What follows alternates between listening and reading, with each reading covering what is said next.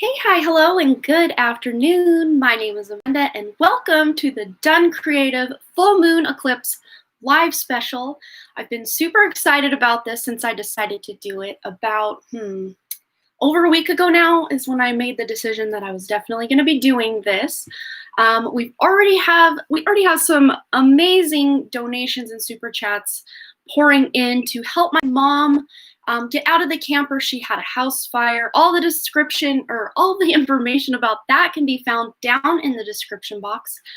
So all of your super chats and PayPal donations are going to help my mom recover from her house fire last July of 2019. So I always want to say thank you guys so much for all your donations and your love and support you're sending to her, and she appreciates it as well.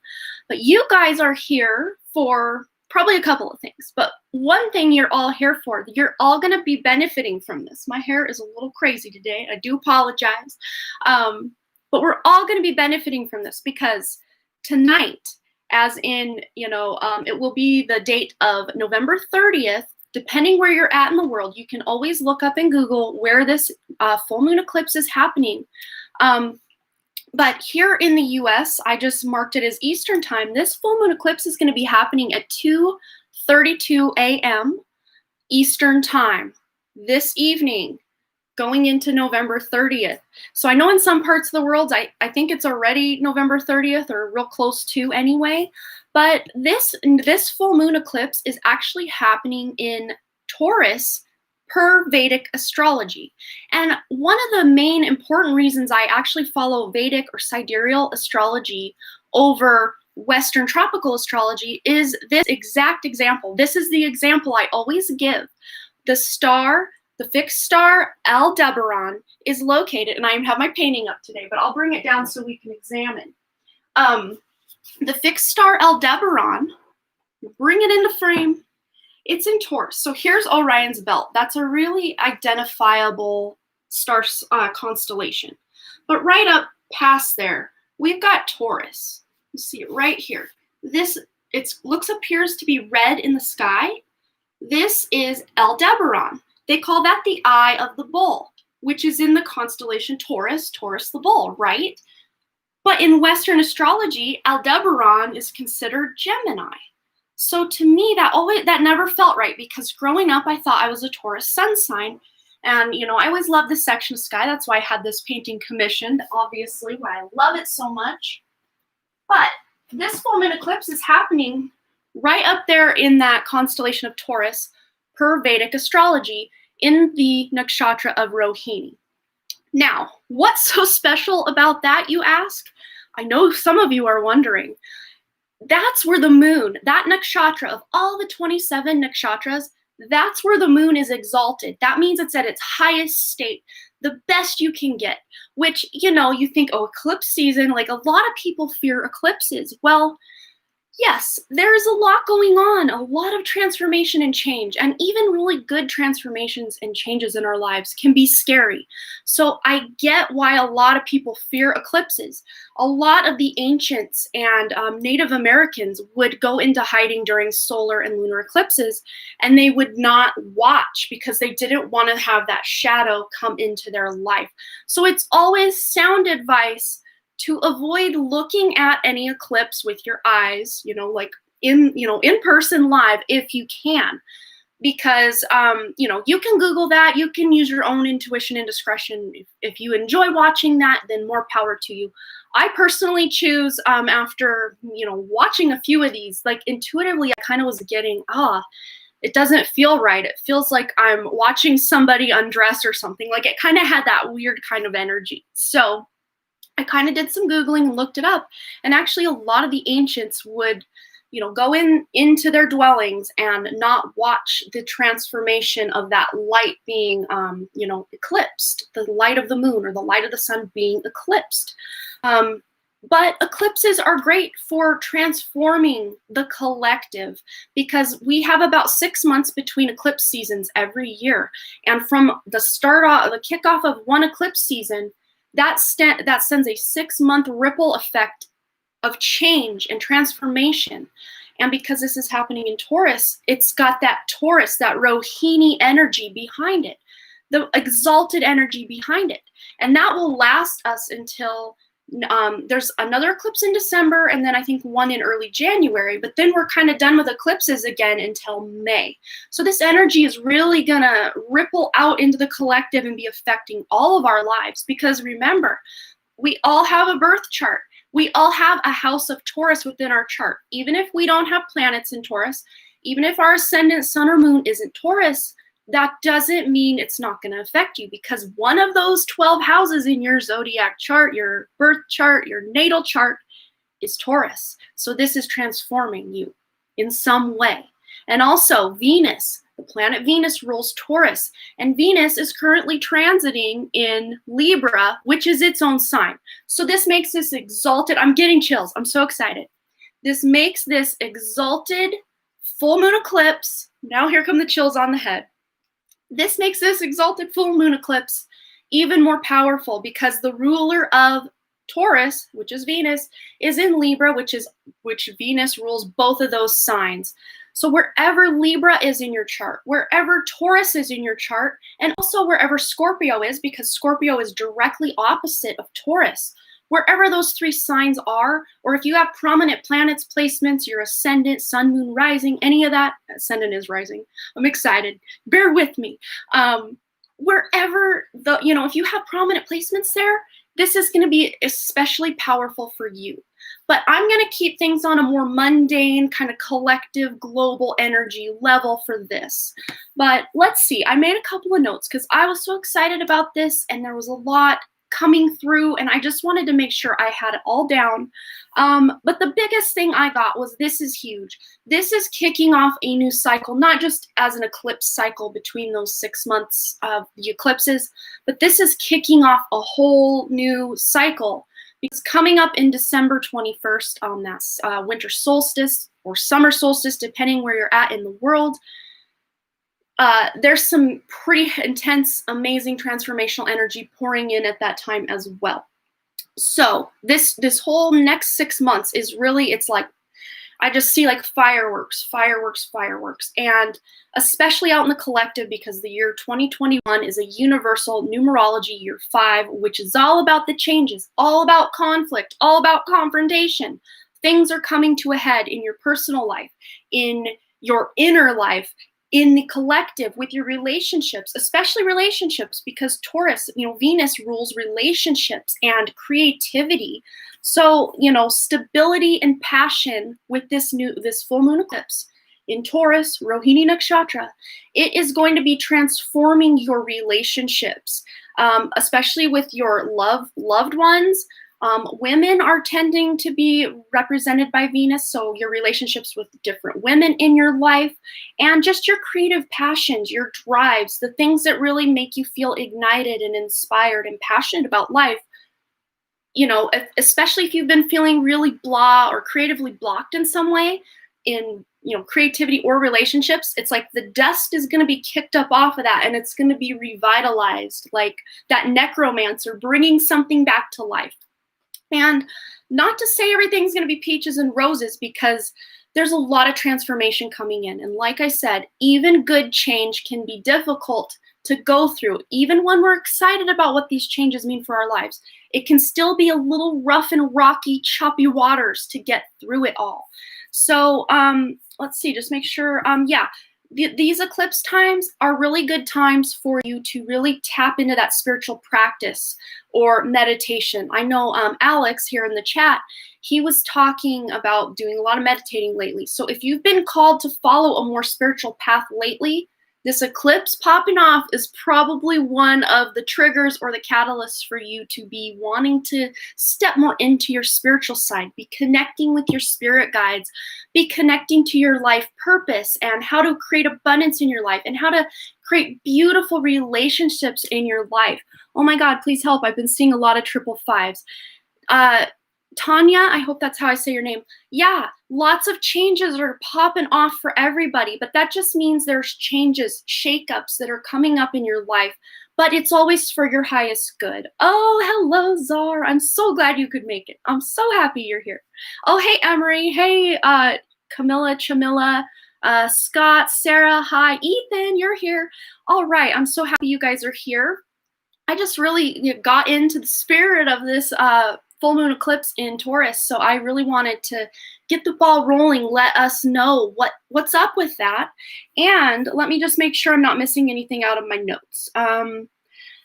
Yeah, basically, eclipses are a time of ending. So when you're hoping to, like, if you are wanting to start a new project tomorrow or even next week, it might really be a hard time to actually start. And I know in a lot of these recent readings, we've been getting a lot of new beginnings. It's that the energies of these new beginnings is becoming available, but you just jumping in it's not quite the right timing yet. But that does not mean you can't start planning and healing what's coming up to be healed, dealing with past traumas, and releasing what's not serving you so you can make room for that new beginning. Because this eclipse is bringing a lot of endings, especially in the collective.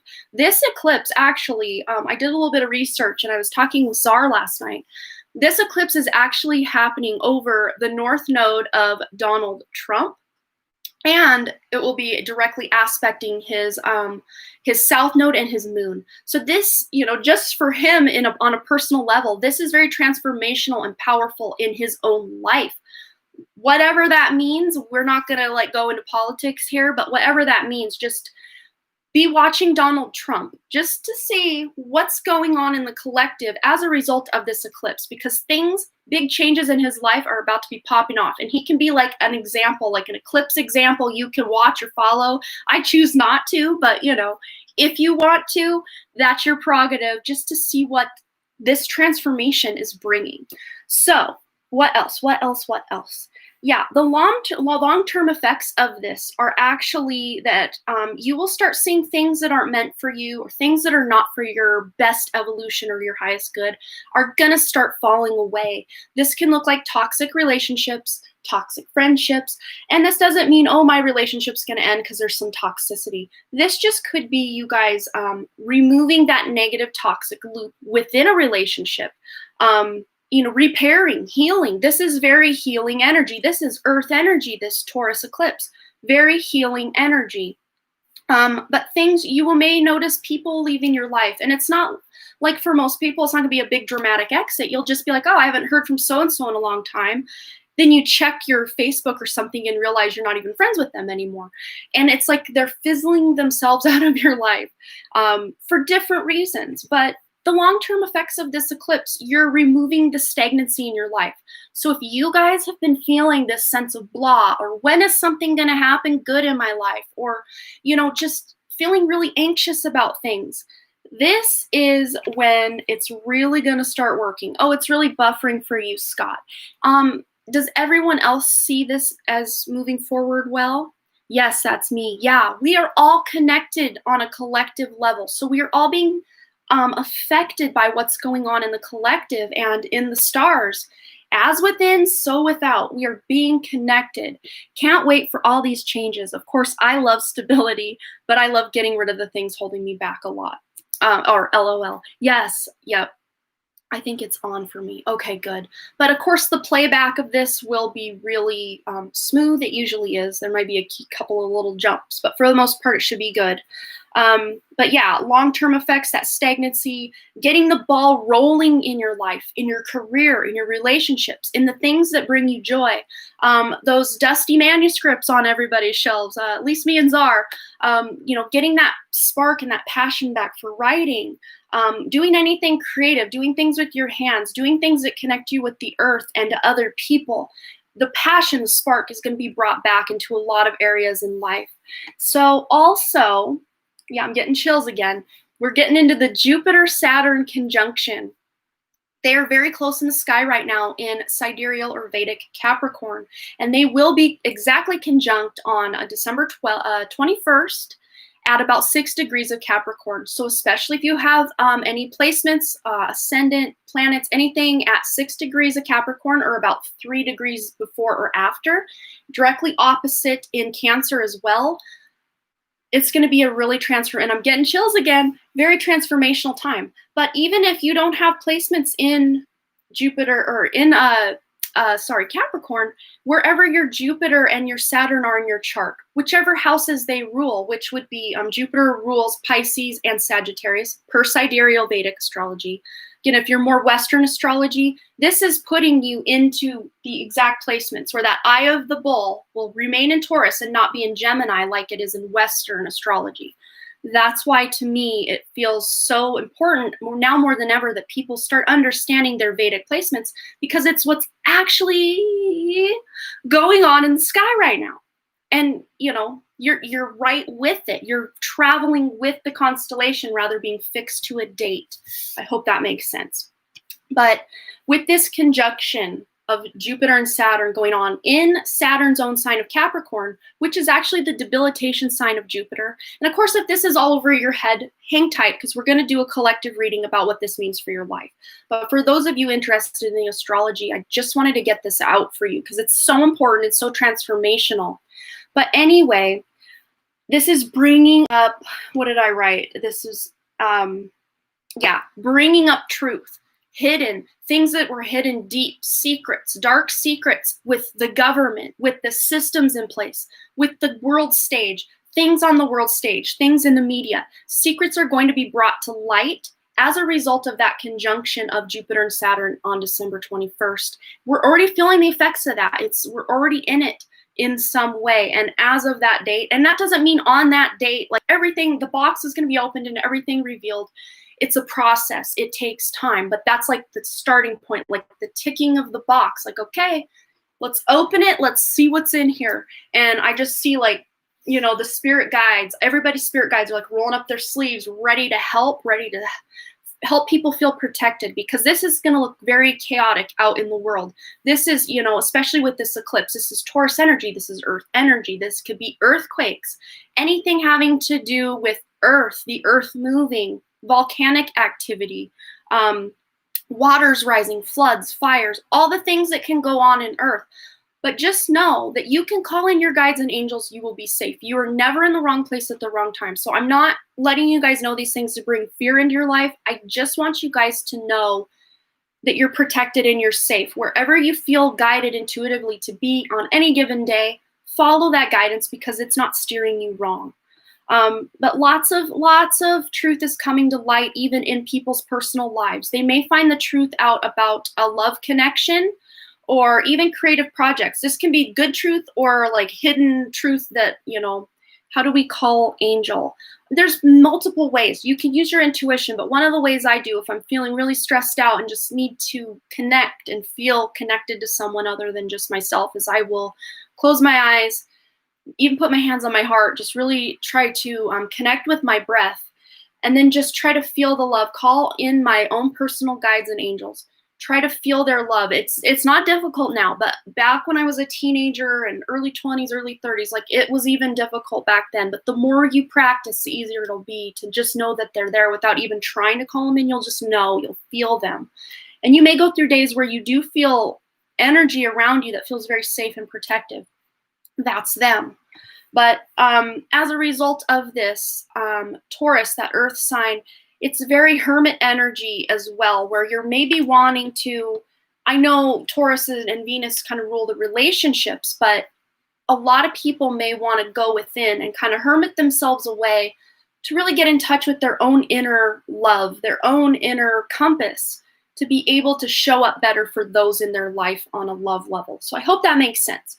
But now that spiel is done, I think I got everything said that I wanted to say, but I want to get some information how it's going to affect anybody that's watching this or listening to this later on. If you're hearing my words right now, this message is for you. This reading is for you. So what can those hearing this message right now expect in their own lives as a result of this Taurus eclipse going on November 30th? We already had one pop out. We already had two pop out. Let's see what we got. Yeah. Oh, wow. It makes so much sense. Earth energy. That's that Pentacles energy. Very Taurus energy. A lot of people are, these two are almost opposites, because the Four of Pentacles is all about hoarding money or feeling that lack mentality. Like, if I spend $1, oh my gosh, how am I going to make up for that? I'm never going to. So a lot of people are dealing with, thank you so much. If I am not here to answer the question, I probably will, but here it is again. Okay, one of my mods, can you guys keep her question so that when we get to her, we can do that, and then I can remember to write down her timestamp. So Earthy Diva, you can come back when this video is posted, no longer live, and check the comments. One of us will write down the timestamp for you, so you won't miss that, even if you have to leave. And we can do that for anybody. Just let us know, and we'll get that on and popping for you. But back to this. This is a lack mentality with money, abundance, safety even. Just feeling safe where you are is a very earth energy as well. So if this eclipse is maybe even bringing up these dark, just hidden, repressed feelings of that lack mentality, not feeling like you're enough, not feeling like you have enough, not feeling like you can put that, build the security in your life that you want, which is a very collective energy with, 2020. But look, I'm getting chills. But look, on the other end of this eclipse transformation, we have the Ten of Pentacles, which is absolute financial abundance, financial security, feeling safe in your own environment, in your own skin. You're going to feel safer. You're going to feel more protected. You're going to feel like you don't, not that you're pushing people away, but like you don't need others' reassurance to feel safe. You'll just feel it from within. You'll feel it with your guides, your spirit team. It's like they all have your back. They're all like horseshoeing around you, coming in. And many of you, as a result of releasing these lack mentality beliefs, you're going to start bringing in that coin, that abundance into your life. And yes, this is awesome. It's totally resonating. Yes, the reason it's resonating is because this is for all of you. And I'm getting major chills again up and down my arms. And now here come the crown tingles. This is huge because so many people on this earth, with the way the media is set up, with the way the different systems are set up, we are taught from a very early age that we lack, that we need to make up for something, that we're not good enough as we are. All the makeup ads and the, sex sells and all that. Like, we need to buy these things, consume. This is a very consumption. Taurus loves the luxuries in life. It's bringing all of this up to be examined, to be healed, to be released. And then in some ways also to be embraced. Like, realizing you can bring the abundance into your own life. You don't need to wait for some savior to do it. You're getting your power back. Every single one of you. It's like the gift from the universe is we're all getting a major chunk of our power back. If we're willing to take these eclipses, you're a Taurus good hot, then yes, this is on and popping for you, for sure. But what's going on is we are being brought home to ourselves to remember we are powerful beings having the human experience. But that doesn't mean we have to live in lack and live that monk lifestyle where we don't own anything and we just spend our whole day praying. We can still be in the world, but not of it. And, enjoying the luxuries in life. Just because it's spiritual doesn't mean it has to be a lack mentality. That's what a lot of spiritual people are learning, because they think, well, if it's spiritual, it can't be tied to, money and luxury or anything. But really, it can. You can have the best of both worlds. You can connect all of those chakras and align them and be on the earth, but not of it, and just be really connected both to the earth and your guides and your higher self, etc. So what else do we need to know as a collective? Again, if you're popping in right now, this message is for all of us. This message is for you if you're hearing it. What else are we transforming during these eclipse energies? Ooh, I'm getting chills already. It's going to be a good one. I can feel it. What are we transforming? Whoa. Yeah. Look at that. Yeah. 7 of Cups. So what I was saying earlier about those creative projects or just this sense of stagnancy, we're moving out of that. This woman is so confused because there's so many different things she wants to do. So many hats. I'm being directed to her hat. She's like, I want to wear so many hats. I want to be a designer. I want to be a doctor. I want to be this. I want to be that. Like, she's so frantic with like all the things. Yes, preach. This is for us, you guys. This is for all of us. But this woman who's having a really hard time deciding what it is she wants out of life, Those decisions are gonna, like, it's like a window that's all dirty. I see it being cleaned, like it's being cleaned so that we will get that clarity we all seek in our life. And of course, the cups are very emotional. So many of us are going to be very emotional. We're going to have long buried emotions coming up to be expressed and healed and released. Because when we try to tamp those emotions down, they just keep, I always call it my backpack full of bricks. That, you know, we carry our past resentments, our past traumas, all the BS that we deal with in our lives, but we don't want to address it right then. We tamp it down, we put it in that secret backpack or that secret closet within us. But then when something triggers that pain, someone says a mean comment or someone does something to you or cuts you off in traffic, it's like it's banging on that trauma door, like to be released.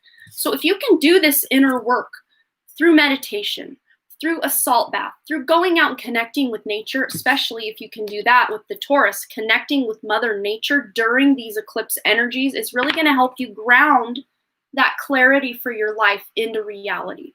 So I also want to grab, where is it? Here it is.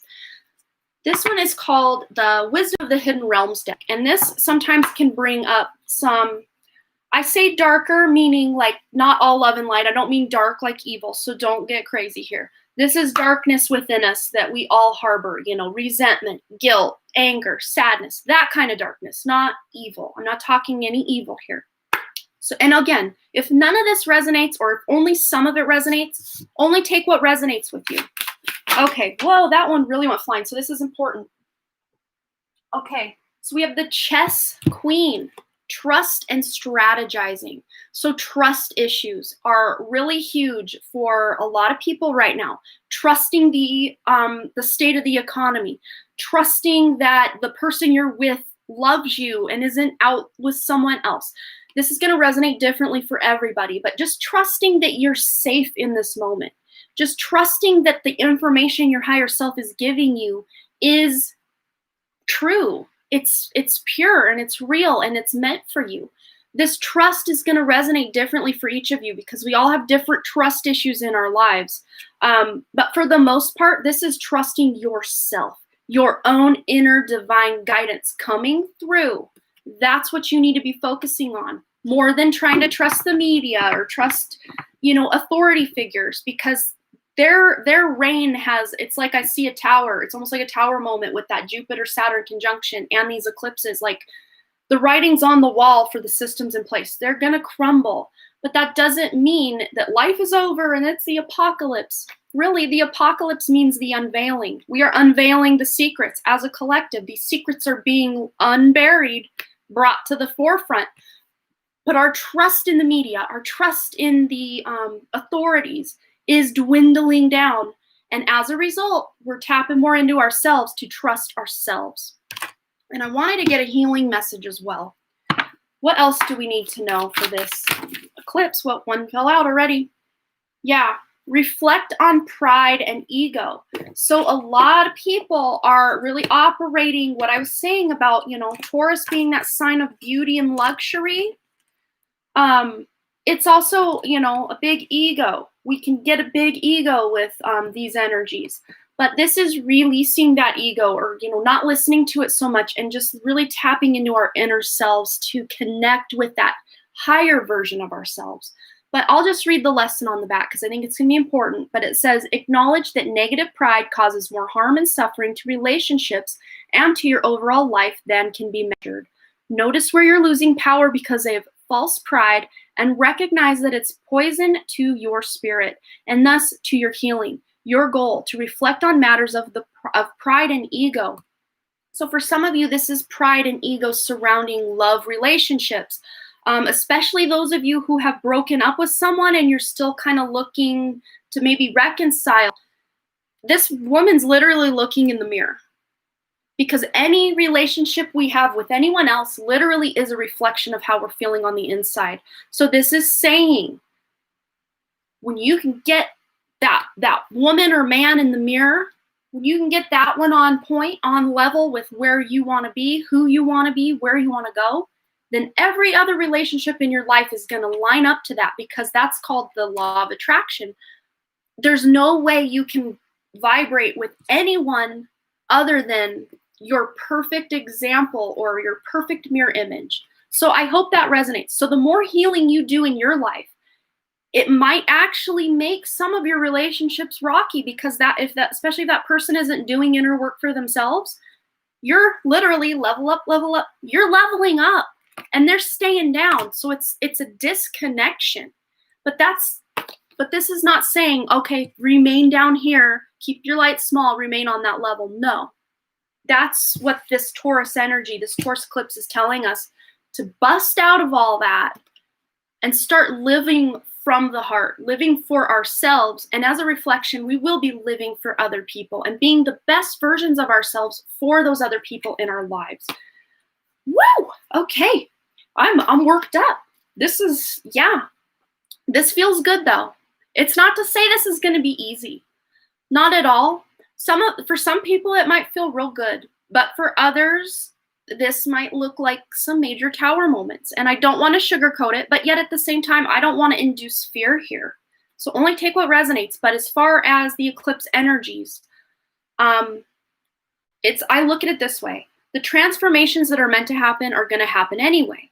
But if you're, you're putting your intentions into it and you're involving yourself in these energies to not just let this wild horse drag you all over with the energy, but you're taking the reins and directing this energy where it's needed best in your life, you can really smooth that rocky road or those choppy waters of the eclipse and actually navigate in the direction you want to go and use it to your benefit rather than just being tossed to the waves. So I think that's all I'm getting for the most part for our eclipse energies for most of us. But if you have further questions about that in the readings we're about to start doing, I can't English today. I was so excited. It's all like jumbling now. But if there's anything you want to know further about what we've discussed for you personally that we can get into more personally for you, all you have to do is say, how is this eclipse affecting my life? And I can go into that further for your specific life. Woo! Okay, so if you felt that, go ahead and put an 1111 in the chat if you felt that. And I'm going to put these back, and we're going to get ready for our very first super chat. And right after that, we're going to have, we had Desiree listed 3 times. Okay. But right after that, we are going to, it looks like the chat is about 10 to 15 seconds behind where I'm at. But what I was saying is we're going to do our first super chat reading, which I think is Sarah, or Saartje. I think that's how you say that. And again, I apologize if I'm not saying your name right, but you did kind of put Sarah in parentheses for me, that name would work for you. So Sarah, or if you prefer another name, Saartje, this is your question. So it's your turn. We're starting with you, and then we're going to do our very first free question. So if you are waiting for a free question, hold those off until we are almost done with Sarah's question, and then I will go ahead and, we're really lagging. We got 11:11 still kind of coming in. I don't know what's been with my lives lately, but I'm like 10 to 15 seconds ahead of everyone else rather than just 2 or 3. Sarah's just fine. Any current general message advice for this full moon eclipse from Spirit? Ooh, yay. We're really getting into this eclipse stuff. All right, let's find out for Sarah. And I'm glad that you were able to come back from, I think it was so it's been about 8 days since we last saw you, Sarah. So I'm glad you were able to come back and get your super chat reading. And again, thank you so much for your donation. It really means a lot to me. Okay, Sarah. Any current general message advice for this full moon eclipse from Spirit? Thank you so much. Okay, one already fell, but I'm not looking at it. It's facing me on the table here, but I'm not looking at it yet because I want one more. Okay. Oh, we actually have 3 on the table for you, Sarah. And I just realized I don't have my music going. I normally start that before we get going. There we go. It might be a little too quiet though. Let me get that turned up just a bit.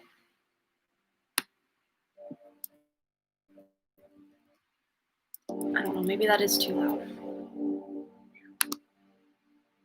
That doesn't feel too bad. We'll just leave it there. If the music's too loud, please let me know.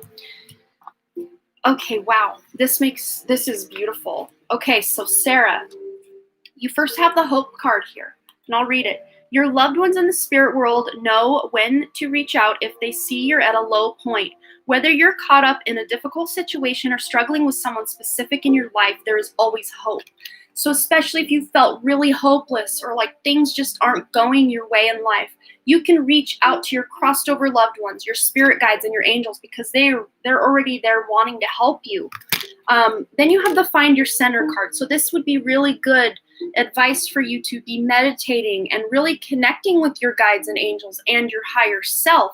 But it says your outside world is a reflection and a manifestation of what's going on inside you at this time, which we said in that reading for all of us. So that's boom, right on for you. When the outside world becomes so hectic and stressful that your anxiety starts to overwhelm you, then this is an ideal moment to stop and ask, when was the last time I checked in with myself? So getting real present in the moment, meditating, connecting with your breath, getting out in nature really will be important for you to really get recentered, especially if you're operating in a high stress level environment or you're just anxious all the time, operating with anxiety, depression. Connecting will really help you out. Connecting with the earth, with your guides, with your inner self is going to help you immensely. You also have the caregiver card. We are with you, and Spirit has its own way of recognizing the care and love you provide to others, especially at the end of their lives. Just as you receive care and love at the start of your life, caregivers often focus all their attention on their loved ones and often neglect their own concerns and well-being in the process. So especially if you've been giving to other people, that Taurus, that new moon or full moon energy, that eclipse energy for you, Sarah, is going to be putting you back on that pedestal front and center for you to be taking better care of yourself. Heavy on the cleansing and meditation. Good. You're already on it. Yeah. Because look, these two purple cards remind me of the crown chakra. The red is the root chakra. So you're already getting in alignment and doing the work. You're already putting in the work. So just keep doing what you're doing. But I want to get you a self-care message just to see what your guides want you to know about giving yourself more care and attention. Woo. Yeah. Oh, well, it says here, make an altar. And, 1 + 6 is 7, very spiritual. So I don't know if you have a lot of crystals or pictures, just candles, flowers, things that you want to create an altar. Or if you already have an altar, this is just validation that that's a really good move for you to be meditating in front of your altar, just like she's doing here. And you can look up ways to create an altar. It doesn't have to be all witchy and fancy. It can just be as simple as a candle, some little knickknacks that bring you joy, some crystals, whatever resonates for you. But that would really help you feel like, yeah, they're showing me like it needs to feel like it's important. And of course, you can meditate anywhere, any place. I recently bought my first crystal. Yes, I haven't gotten an altar yet. And like I say, to me, this is my altar. Like, I will come in here and sit in front of this and do my meditations a lot of times. But sometimes I'll meditate right before I go to bed as well. But, just decorating it up for your own personality, just for your own enjoyment. Because to me, when I come in here and meditate, it feels more fancy and important than if I'm just laying downstairs, hanging out on the couch and decide to meditate right there. This feels a little more fancy and like high class, very Taurus vibes compared to the other way. So just making it kind of a ritual, making it fancy and important and fun for yourself. And that's going to be, specific to you, however resonates for you. But what else? What else for Sarah? These energies. Yeah. I mean, it's just reiterating what we said. So that reading that I did before was really on point for you, Sarah, connecting to the earth. And I don't know, do you have Taurus or earth energy in your chart? Taurus, Virgo, Capricorn. And wherever these houses are in your birth chart. And also Capricorn is ruled by Saturn. Virgo is ruled by Mercury, and Taurus, of course, is ruled by Venus. So wherever those planets are in your birth chart, will help you realize where these transformations are taking place in your personal life. Okay, so I hope that resonated for you, Sarah. Yeah, they're just pretty much kind of building on what we said at the beginning with that collective reading. And if you are just now joining us, I did about a 27 or almost half-hour reading for everybody watching. So you can go back when this is over and watch that, because there's going to be important, valuable information for you to really level up your life using these eclipse energies. The information was on fire. It was on point. Resonated so much. Appreciate your message so much all the time. Thank you, Amanda. Oh, you're so welcome, Sarah. I appreciate you all the time as well. Okay, my mods have my list, but we're going to be taking our first free. I did see a super chat come in. Thank you so much, Leo Moon. I do appreciate you.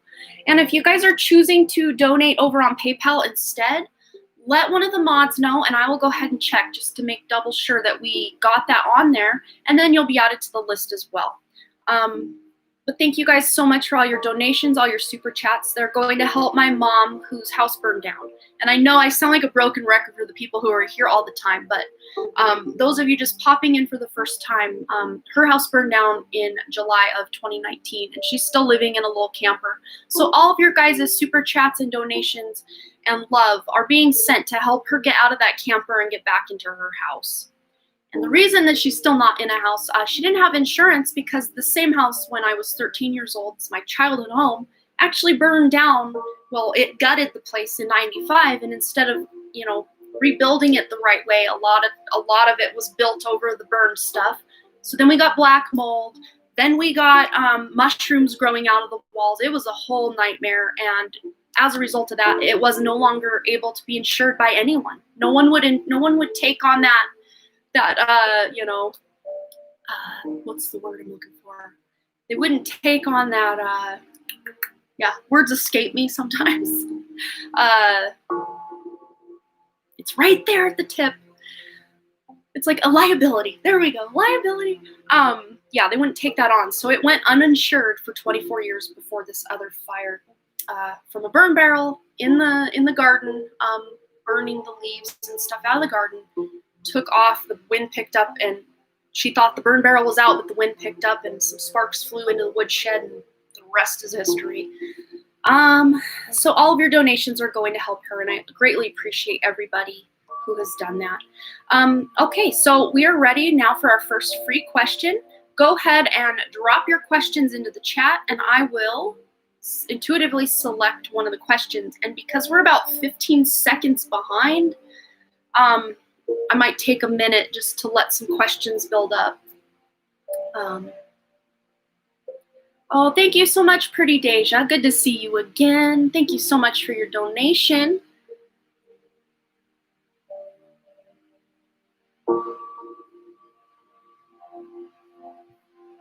And we will have one of our mods add you to the list.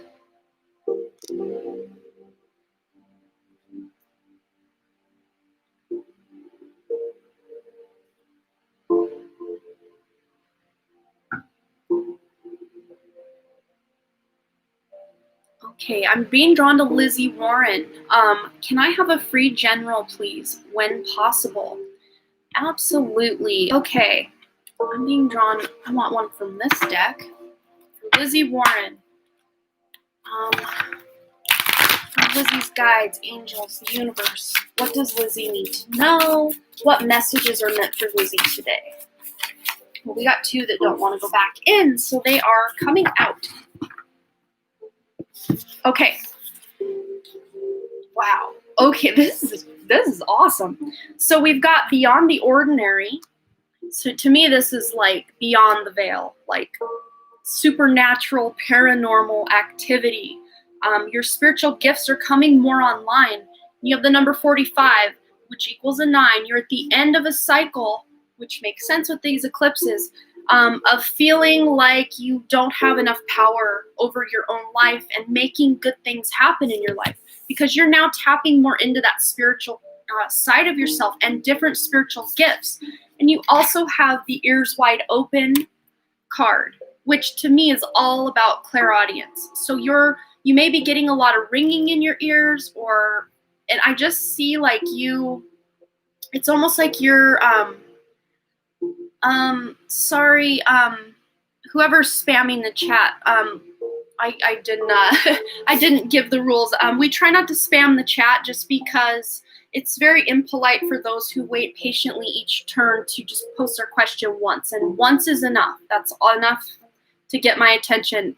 But if you do keep spamming, I'm gonna have a mod silence you for a little bit because it's really distracting for people. So please and thank you. But Lizzie, so yeah, clairaudience. So you may be getting a lot of ringing in your ears, and the clock is on 44. Yeah, and you have a 33 here, Lizzie, as well. Master number 33. 44, that's that. Your spirit guides, your angels, your spirit team, they are coming in to like help you, the big support, building a new foundation for yourself and I just heard career as I said that, so I don't know if you're looking for a different job or you're wanting to build something new within your career, but you have major support to be doing that, and it's very creative energy. Ascended masters and archangels want to work with you to help you bring this new creation to life, whether it's a creative project, a business, whatever, however it resonates for you. But your clairaudience, you're going to be hearing, music. Like that's where I was going before I got distracted. So I apologize. I'm coming back. At least I came back full circle. But Lizzie, it's like almost like you may be laying in bed at night and you're like, what is that? Is that me? I hear music. Like you're hearing music, but it's not coming from anywhere. I hear it in my mind a lot. Yes, it's coming from inside your mind. That's where it's coming from. It's because your clairaudience is coming online even stronger.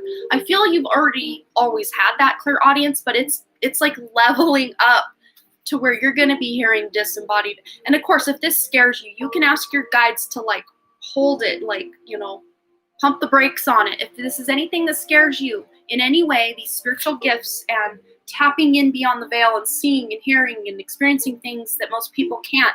If that scares you, you can tell your guides it scares you. They probably already would understand you on a soul level that it would scare you and be very easy and light about it.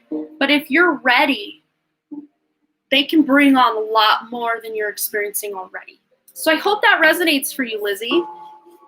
Short snips of voices known to me at night. Yeah, that's your clairaudience really kicking in.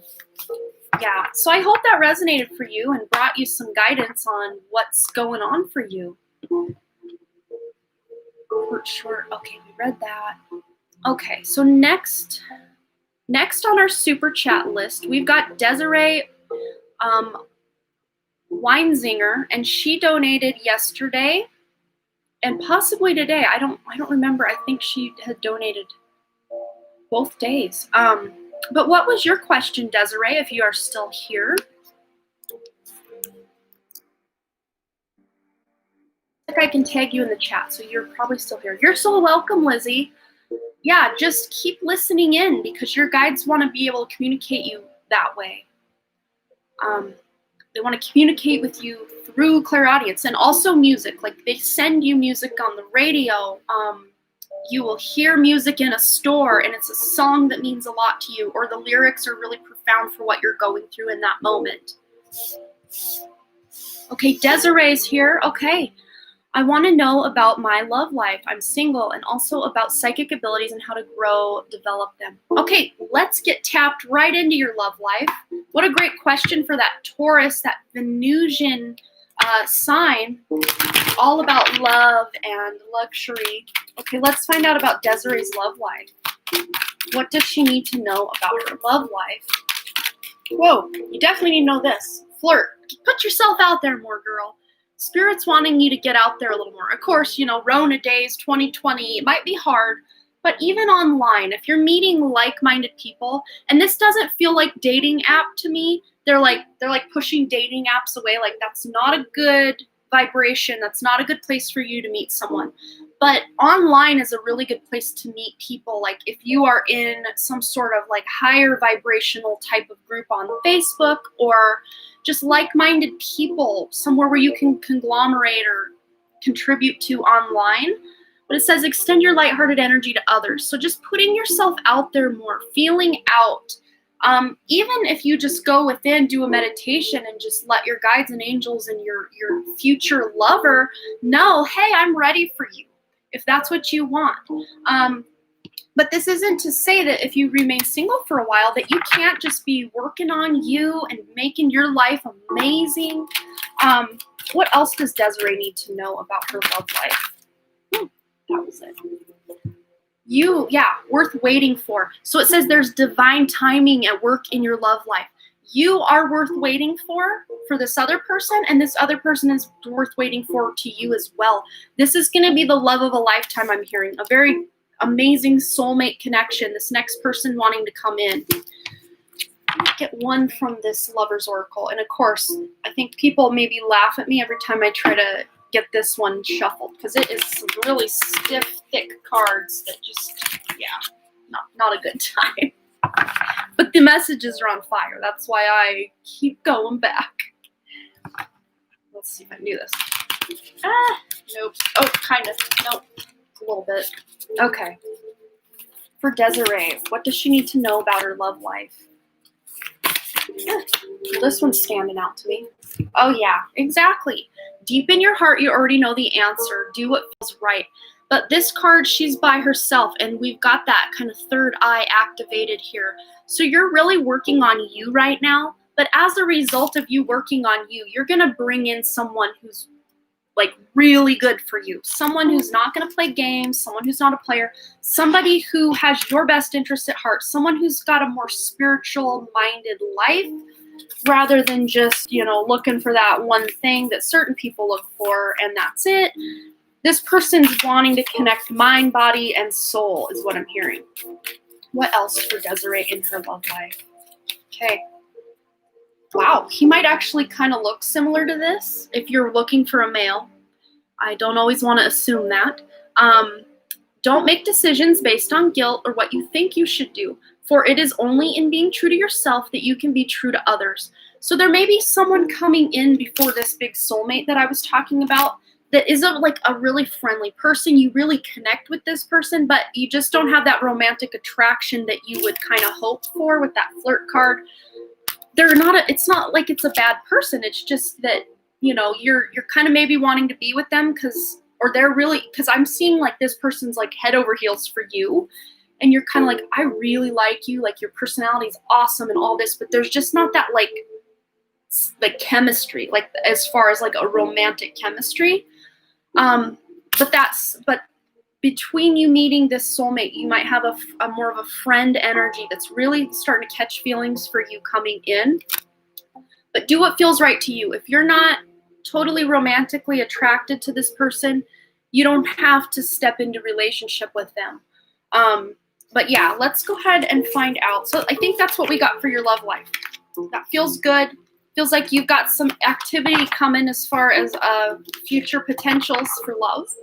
So that's always nice. And what do we need to know about her psychic abilities? I think that was the question for Desiree. Let me just scroll up just to double check. How to grow and develop psychic abilities. Okay. I'm going to get some information from the archangels because they're the ones I like to go to when I want to level up my psychic abilities. Go back down the chat so I'm not missing anything. Okay. For Desiree. Her psychic abilities. What can she do to develop, enhance those psychic abilities? Wow, wow. Okay, so these two really go hand in hand for me. We've got peace and gentleness. And this feels like with yourself. Being more gentle with yourself, not being so hard on yourself as far as, oh man, I didn't do that right, or this psychic connection just isn't working, like not beating yourself up about it. It says, be very gentle with yourself at this time. Surround yourself with gentle people, situations, and environments. And this is really pulling me into letting you know about what we were saying in that collective reading at the beginning of this live about kind of hermiting yourself away and releasing yourself from friendships that are like energy vampires. People in your life that just suck your energy is really what I'm seeing. But also, we've got that peace card. Peace comes from remembering that only love is real. Just distancing yourself from situations that are drama, that are toxic. is really going to help you clear your aura, clear your energy to be able to connect with your higher self, with your guides, with your angels, with whoever it is you're wanting to connect with. But we also have clear your space. So it says, get rid of clutter, clear the energy, like I was just saying, clearing that energy clear the energy around you and use feng shui. Or there's also Vastu Shastra, which is a more Hindu way of like that. Feng shui is, I believe, Chinese. Vastu Shastra is from India. And it has done some amazing things in my life. I could probably follow it even more and get more benefit, but just rearranging your space can really help the energy flow in differently, Desiree. But getting rid of clutter, like in your closets, clutter on your countertops, that's going to help you, because we were talking to Alex yesterday with his spirit guide. It might have been yesterday or the day before, how guides and angels, they don't like having to go through the clutter because it's really hard for them to connect with you. So keeping a really, clear space if you can, or just keeping decorations and things to a minimum will really help you be able to not have that cluttered mind as a result of seeing all the clutter around your home or your room.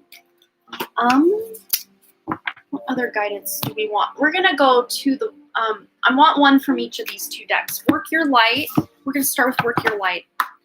How you can connect to these psychic abilities for Desiree. How can Desiree connect to these psychic abilities? Woo. The Great Gathering. It's coming together. Intuitive hits and soul tribe. Yes. Oh, wow. That's powerful. Because with you taking that time away, stepping away from those who are toxic to you and really just hermiting yourself away and doing that inner work, doing some healing, as a result, it's all going to come together. You're going to get in contact with people, especially online, that are your soul tribe members, which I have actually met a few of my soul tribe members here in this chat, in this very, live chat that I have here on my channel. And also just through being online, I've met a lot of soul family members that way. But you're going to be getting intuitive hits more. So your third eye is really going to start opening for you, Desiree, just as a result of you being more gentle with yourself, clearing your energy, clearing your space, keeping your life as peaceful and drama-free as possible. Is going to help you level up big time. And yeah, with that intuition, I'm really being drawn to the blue of these figures and then the purple. So third eye and crown chakra activation. You can even do crown and third eye chakra activations here on YouTube. Different meditations. That'll help you. That will help you majorly get your intuitive gifts and your psychic gifts on and popping. Okay, what else does Desiree need to know about these psychic gifts?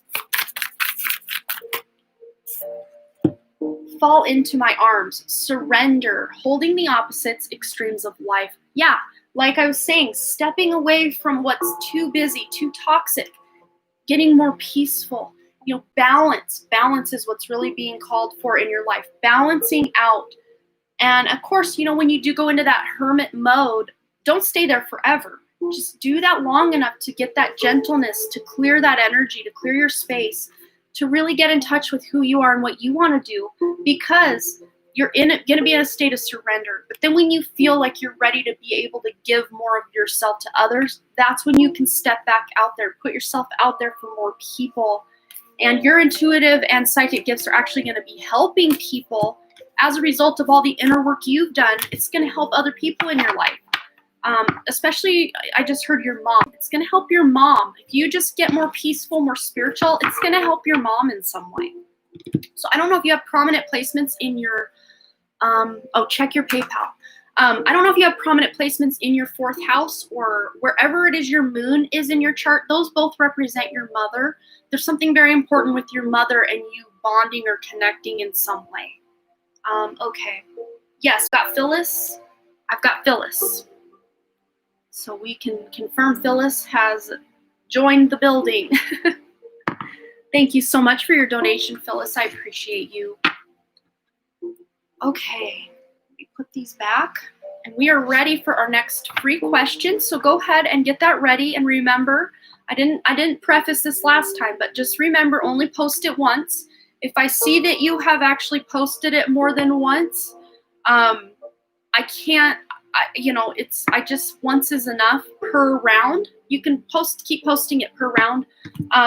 But if you're disrespecting other people that would like their question answered, I will not be selecting that question. So I hope that makes sense, just to give everyone a fair chance.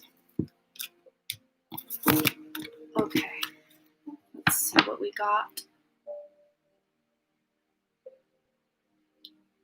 Definitely something to do with your mom. Okay, so you got the message for that, and I think you have the information that you need to be able to move forward with that, Desiree. So I'm glad that resonated for you. Okay. I'm a little behind here in the chat. I got to scroll up again.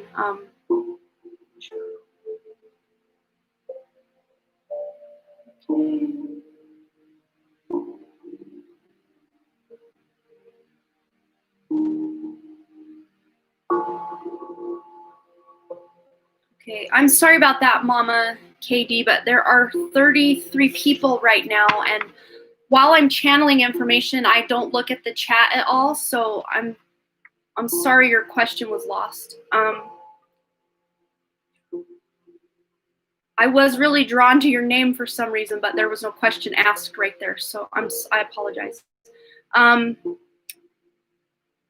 Okay, I'm being drawn up to Elizabeth Williams. I would like to know what's next in love with me, please. Katie and Libra. Okay. Is Katie the name you're going by then? I just want to clarify that. What's next in love with Libra?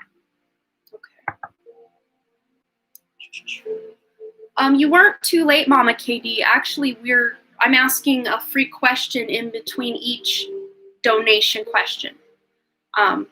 Okay. So for Katie or Elizabeth, yes, my name, yes. Okay, Katie. What's next in Katie's love life? She's a Libra, I believe. That's why you put the Libra in there. What's next for this dear Katie? What's next for this dear Katie? In her love life. Okay, there's two that are kind of calling out to me. So we'll see what we got. Okay, wow. Okay, this to me feels like a past energy that you're still kind of going through. This isn't somebody coming in. This is already on your radar. You're freeing yourself from someone who was deceptive in the past, a past ex, or someone you were kind of jiving with that you're like, what? There's like games being played. There's deception going on. But this isn't something coming up ahead, I don't think. This is something past, an ex. But you're still reeling from what happened with that connection or lack thereof. This could have been even like a no contact, or like you just had a big blow up and went separate ways. But it's time to take back of your life is what it's saying. To free yourself from that past connection. Yes, trying to. He hurt me really bad. Yeah, so that's why that's coming through. Oh, thank you so much for your donation, Claudia. I really appreciate that. One of my mods will go ahead and get you added to our super chat list. Thank you so much. But yeah, you're working right now, hun, to heal. And you can even be using these eclipse energies to heal your heart.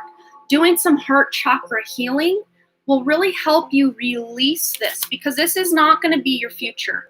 You can get underneath and heal. Dig all that he has done to you up, all that hurt, all that pain, all that resentment. Dig it all up from the bottom, all the way up by the roots, and really work to heal and release that by doing heart chakra healing, heart chakra meditations.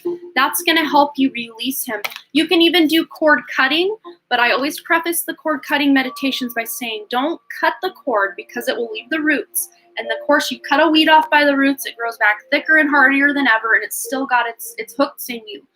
When you do a cord cutting meditation, you need to remove it. So do a cord removal or cord pulling out by the roots. Envision, even if you're doing the cord cutting meditation someone's posted, don't see it being cut, see it being ripped out by the roots and going back to whence it came. That's what I'm saying. So you can free yourself from his energy by doing such a meditation. You can even envision this with yourself. You don't need to go on and find any specific meditation. Just use your intuition to what feels right for you. But let's find out what's coming ahead. what's coming up for you after you're doing this healing. I feel like you're going to be in this kind of hermit mode, kind of healing yourself a little bit with these eclipse energies. Because a lot of people are going to be doing some healing in this time. But after that healing, this is what you can expect. We got two popping out. My God. Oh, I've got chills. Oh my goodness, girl. Okay, we've got my beloved and twin flames. Wow. You're bringing in your twin flame. So if you had felt like your ex was a twin flame, I'm getting the fact that that was a false twin. Or if you felt you had some sort of soul connection to him, it was actually a karmic relationship that you needed to experience to be able to clear karma. So I hope that's resonating for you, Katie. But yes, please, I've done a couple cord cutting things, but I haven't tried pulling. That's probably why you couldn't quite get that energy out of you, because those roots are still there and they're like pulsing. Still like that open sore is what I'm seeing. But the My Beloved card says, though we may be physically apart, spiritually we are always united. For love transcends space and time. Nothing is missing. This is your current energy. This is where you're at right now. But just because you're not with this next twin flame, just because you're not together yet, doesn't mean you can't be, doing your healing, releasing this ex, and then stepping into, oh, Mama KD, this is funny because when you, with that weird kind of, I was really drawn to your name. This could also be the exact information you need, Mama Katie. That's how those pick a cards work. When we're drawn to something, that means there's a resonance. So if this resonates with you and this isn't even your reading, you can still get information because it's absolutely for you if it's resonating. But just because you're not with this person yet, Katie, doesn't mean you can't connect with them. Because I feel like maybe you're already feeling this connection. There are some other guys showing interest, but he's not my usual type. I don't know about twin flames because he's pretty different than I am. Well, twin flames can be like almost like the same person, or they can be an exact opposite. It's something you're kind of going to have to use your judgment with. But you can be connecting energetically and psychically, telepathically with this next connection, this twin flame here. It says your passion ignites, because the more you can connect, of course, heal first and in the process of, but do your healing. Then be connecting with this beloved, your next twin flame, because I feel like he is already reaching out and trying to connect with you energetically, like trying to pull you into his life, because he's also doing healing. That mirror image. He also dealt with an ex that really hurt him, and he's healing from that. In effect, he's going to start pulling you in, and then you guys are going to be united. So I hope that resonates. That was really... I'm glad, that felt really on point with your situation. But as far as the guys you're kind of, they're showing interest, or the guy that's showing interest, I don't feel that's the one that these cards are talking about. This feels like it's someone different.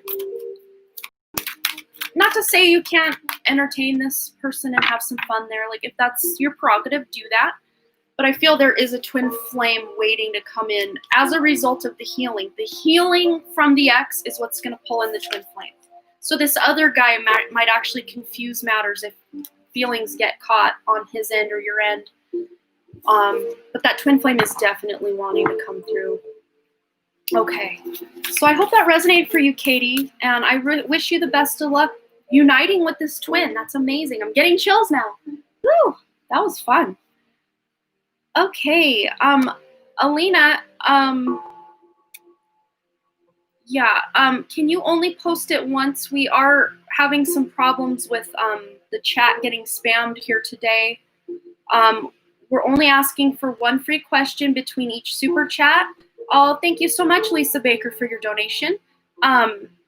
We're now on to our next super chat. So if one of my mods, maybe they have already posted the list, or let's see. Super chat. So we have Earthy Diva or Deva. Am I pronouncing that wrong? Deva? Earthy Deva. I think you're next. And after Earthy Deva's question, we can have another free question. But of course, when you post your free question, only post it once, because if I see someone spamming, I will just not be drawn to that. I will go in between the spamming of that and find a question. So I hope that makes sense. Okay. Thank you from Earthy Deva. My question is, what can I do to help with studying? It often feels limiting and burdening to me. It's an old cycle I'm closing soon, luckily. Also, there is a suggestion on relationships. I am already working with a trusted psychologist. I have a lot of trauma around it, okay? But I'd like to have further confirmation and inspiration about it. Okay. All right, so we'll start with your first part of this. With the studying and why it feels so limiting and burdening to you. And yeah, it does feel like an old cycle, and that's why it's really feeling like it's a heavy load right now during this, that Taurus eclipse that's happening this evening for, where I'm at, on the 30th, November 30th. So yeah, let's find out why you're feeling this burden of the studying and why it's just so difficult and feels limiting. Wow, we already got, the burden has been reached. We've tapped into that already with the first card that fell. Yeah, okay. So with that burden, you feel this is a very heavy load. It says lighten your load. You feel like this just cripples you almost because we've got the passion card. This thing you're studying, you're not passionate about it. If you were, you couldn't get enough with the studying. You'd want to know everything about all of it. This is just letting me know that your load will soon be lightened because yes, that end of that cycle is approaching for you. These eclipse energies are going to wrap this up for you. And then where you move on from there, you will be getting that passion reignited. Like I was saying with the Taurus, reigniting passions for that. See how on point this eclipse reading for the general of this chat has been for each personal person? It's insane to me. I love it. But you're getting that passion back. And I have a feeling whatever it is you're studying, you're going to find a way to incorporate that into the passion. But it won't be the end-all be-all of what you're going to be doing because you're lightening your load from the burden of what that entails. I hope that makes sense. But there is this major passion being reignited in your life surrounding your creativity, surrounding your relationships, and your career is what I'm hearing. I'm being drawn over here and then to the Moonology deck. Since we're in eclipse season here, we might as well be drawn on those moon energies. Woo! Yeah, we have the outdoors, which was a major theme of this eclipse, connecting with nature. Go outside, get some fresh air, and connect with nature to relieve stress, that heavy burden, to release stress and gain new creative ideas. Everything we just talked about. I love when this all ties up together with a pretty bow, and your Taurus sun as well, where boom, there it is. The soul is that Atmakarka, what you are incarnated to do, your sense of purpose. So this eclipse is transforming you to get that inspiration. Now I'm getting chills. That sense of purpose in your life is being relit because that spark felt very dim for a while, but it's going to be an inferno very soon. Look how inferno-ish that looks. It's like she's dancing in a volcano. It's so hot. But anyway, the outdoors, connecting with nature. And even if you can't get out, like if it's cold where you're at, connecting with nature, you can do grounding meditations. You can, what I'm seeing is like doing like a salt bath or getting grounding crystals, black tourmaline, obsidian, shungite, any crystal that makes you feel like you're connected to the earth. You can even use your intuition on that. If you don't have any crystals, maybe just buying one. If you can't get to a crystal shop, they sell them like on eBay and other places online.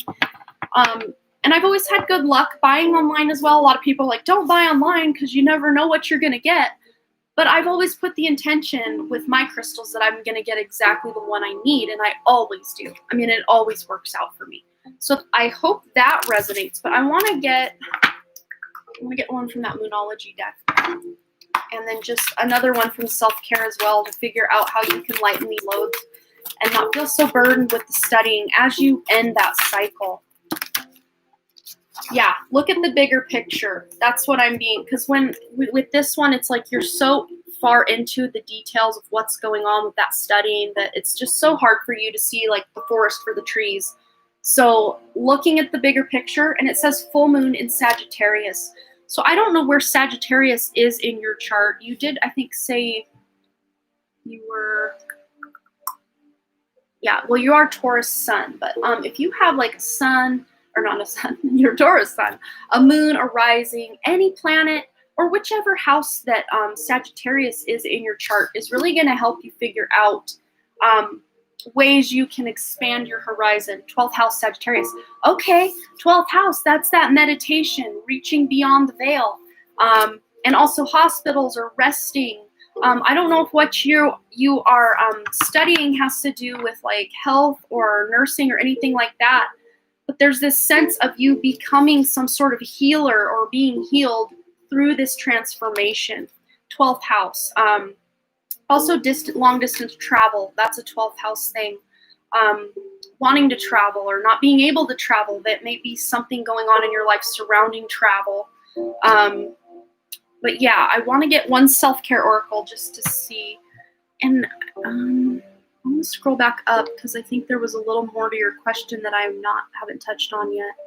Oh yeah, that's right. The relationship. Also, if there's a suggestion on relationships, I'm already working with a trusted psychologist. I have a lot of trauma around it, but I'd like to have further confirmation about it and inspiration about it. Okay. All right. Well, we did have that passion pop in, so that could be a bleed over into the relationship, kind of like I was talking about earlier. But what kinds of self-care can you do to kind of not feel so heavy? Languages, but I'm really into healing. Well, languages does make a lot of sense with 12th house because that's long distance travel, going to places far away. So languages other than your current, the one you speak, language in general feels very global to me. And look, you're holding the whole world. Languages, the world, the languages of the world, like that's very worldly energy to me. But what can you do to kind of lighten the load on that? Beauty ritual. Just get, that's very Taurus as well. Feeling luxurious, feeling very beautiful, very Venusian, really getting in touch with that Venus within your chart is going to help you ground this burden. Ground it so you can be at the end of that cycle to get your new beginning. So go get your hair did or do it yourself. Do your nails. Just do the things that make you feel better in your own skin. And this could even include inner beauty as far as just, making you feel really comfy, cozy, watching a favorite movie. This just feels very pampering to me. Taking a beautiful salt and maybe flower petal bath, get luxurious with it. We're talking Taurus here. And as that Taurus sun, you love luxuriating yourself. You probably don't a lot because Taurus, a lot of times, they like to save their money a lot. So you probably don't spend a lot of money on yourself. But then there are those other Tauruses, depending like with Mercury's influence, because Mercury usually travels, well, it always travels pretty close to the sun. But usually it's some more Mercurian sun signs or if Mercury's close to your sun where you're not want to spend, but then there's those other Tauruses that all they want to do is spend. So wherever you fall on that spectrum, hun, do what feels good for you for beauty on the inside and outside. That's really going to help you ground and get past the burden of this. So let's move on to your relationship question. So as far as what you were saying, you were doing some healing from trauma. So you're wanting to ask about a new relationship, and let me just clarify that before I jump into it. You're wanting to know about a new relationship.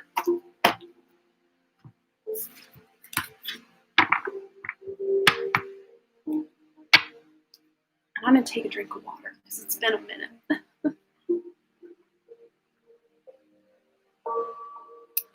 Yeah. So you must have influence of other stuff going on, just not straight up Taurus sun that just wants to like be fed grapes and bathe in the lap of luxury. So you're probably very practical about your luxury. But this is saying treat yourself.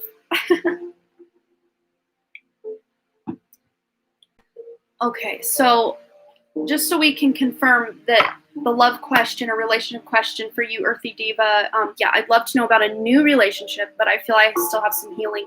Yeah, and I can feel that with that heavy burden. A lot of times, even when we have good things going on in our lives and we're studying things we even maybe do enjoy, if we've got a lot of healing to do, a lot of trauma that's stored in our bodies, that just makes us tired in general. Like, trauma makes us tired. It drains our life force, our energy, because we got to keep dragging that backpack full of bricks and traumas and resentments along with us for the ride. When we can start healing and releasing that, we feel lighter, we feel happier, there's more joy, we find joy in the little things. Instead of, getting all mad if we get cut off on traffic, we're like, oh yeah, no, go ahead. And it's like water off a duck's back. It means nothing. But when we're just all up in our trauma and needing that healing, every little thing can set us off. So healing is a good idea in general for everyone at all times anyway. But especially when you're looking to attract love into your life, because the one that popped out is exactly what I was knowing. I should have said that. That card's going to pop out because it just did. Yeah, we got the retreat card and we got separation. You're separating yourself from that trauma. It says it's time to disconnect from the world. And remember that last card you had, the world was on your shoulders. You don't need to carry that burden anymore, not just with the studying, but having to heal from this relationship. You're releasing this trauma, these toxicities. And if you missed what I said earlier about the cord removal or cord cutting, you can go back and to that other love reading I just did, because that's so important for almost anybody with any kind of relationship. Even the relationships we want to keep in our lives, if there's a negative or toxic cycle within that relationship, we can still do a cord removal. That doesn't remove the person from our lives. It just removes that energy that's kind of became that toxic loop or toxic cycle we can't break out of. It frees you to create a different cycle. I hope that makes sense. Let me know if you don't know what I'm talking about with the cord removal or cord cutting. Of course, cord cutting I don't advise because it doesn't really heal anything. Cord removal by the roots, that's where the healing is at. But with the separation, it says time apart from your partner is on the horizon. But because you're single, this is past and slightly future, because you are retreating, you are healing, you're hermiting yourself. This new moon or full moon eclipse in Taurus has really been on point for everybody. Needing to hermit, needing to go and lick our wounds and heal from the things that have been building up from past relationships, from past traumas in our lives. It's all coming up to be healed. But let's see if there is some love on the horizon for you. I mean, I feel like there is. It's just healing is a huge thing for the collective right now. Many of us are healing. Even those in relationships are healing from, cycles in relationships that aren't making us feel the best about ourselves or the relationship. We've all got weird little quirks with partners, with children, with parents, with whoever at all times. So for Earthy Deva, what does she need to know about a future lover or connection? Wow, yeah, there's someone waiting, and it's all contingent on you healing. And of course, when you're healing, it also probably represents that this person you're going to eventually come into contact with is also healing. But look, it's the sexual union card. Honor the place in one another where you are one eternal soul, for there you will find true bliss. So like I was saying in that other reading, these readings are very collective today. You may even want to go back and watch that other if you didn't, Earthy Deva. But it's, with the X's and all of that, you're bringing in something better, but you can't bring that in with that backpack full of bricks. There's no room in that backpack to put anything else. So start unpacking those traumas, unpacking those things that need healing, and you're going to have lots of room to carry new, fun, exciting things along for the ride. I hope that makes sense. But there is that person who wants to unite with you. They are also doing a lot of healing right now as well. And you can contact this person through meditation, contact their higher self, communicate with them telepathically, and just let them know you're healing and you're going to be the best version of yourself for them and for yourself that you can be. So beautiful. Yes, I know what you're talking about. Okay, good. So you're on it. You already know what to do. I think that they're like, yeah, she's got it. She's got enough to work with. We don't want to overburden you anymore because you already got a lot going on. I think you have enough information here that you can even watch this back a few times and get more information and more little nuggets out of it that you can work on. because we're all putting in the work. And when we put in the work, especially with that Taurus energy of that eclipse, Taurus is that slow and steady. Hard work will pay off with Taurus. Every time, guaranteed. Stamp of approval, guaranteed. Taurus is a very hardworking sign, and they are not looking for instant gratification or instant results. Of course, as a Taurus sun, there are times when, you know, as a Western Taurus sun myself, there were times that I'm like, I just want it now. But then I always think back, it's like, I don't want to ever win a lottery or anything like that, because for me, the journey and the hard work and the effort and the blood, sweat, and tears is what makes me really appreciate what I do eventually get. So I hope that makes sense. I have a feeling, same vibe, same tribe, that you're feeling the exact same way. So when you can put in this healing work, it's really going to pay off in amazing ways in your life, in all areas, not just in love, not just in your studies, but all areas. So I hope that resonated for you, Earthy Deva. That was beautiful. Lots of healing going on these days here in the chat. Woo! Same. No thank you, lottery. Yeah. I'm like, well, if I won the lottery, then like, what's the point of even trying to do anything? I mean, of course, you could always go do what you love, but, you know, I do what I love anyway. Like, that's just how I live my life. Thank you so much, Robert, for your super chat donation. I greatly appreciate it. One of my mods will go ahead and get you added to the list. And we're now ready for our next free question. So if you have a question that you're wanting answered for free, go ahead and pop that in the chat right now, only one time. If you're spamming the chat, I will intuitively be guided somewhere else. So only one time, please. Okay. See some stuff coming in. Okay.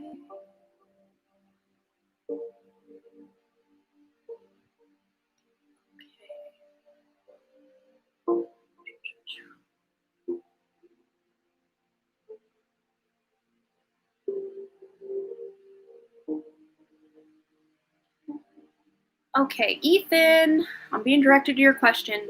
What will my psychic abilities, what will be my psychic abilities exactly once I develop them? Okay, let's get into spirit and find out what your abilities are going to be. Being drawn over to spellcasters. So we'll start here and see what we get.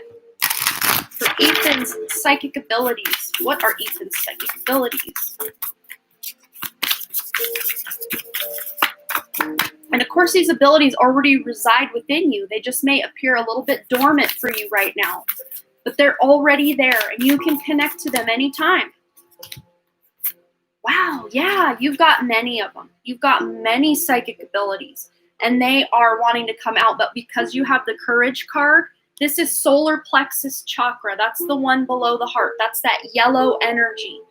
This is calling you to step into your power more, to connect with your confidence, your sense of purpose in this world.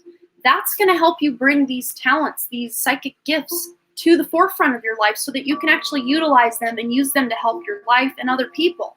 So really doing that solar plexus chakra work is really going to help enhance this.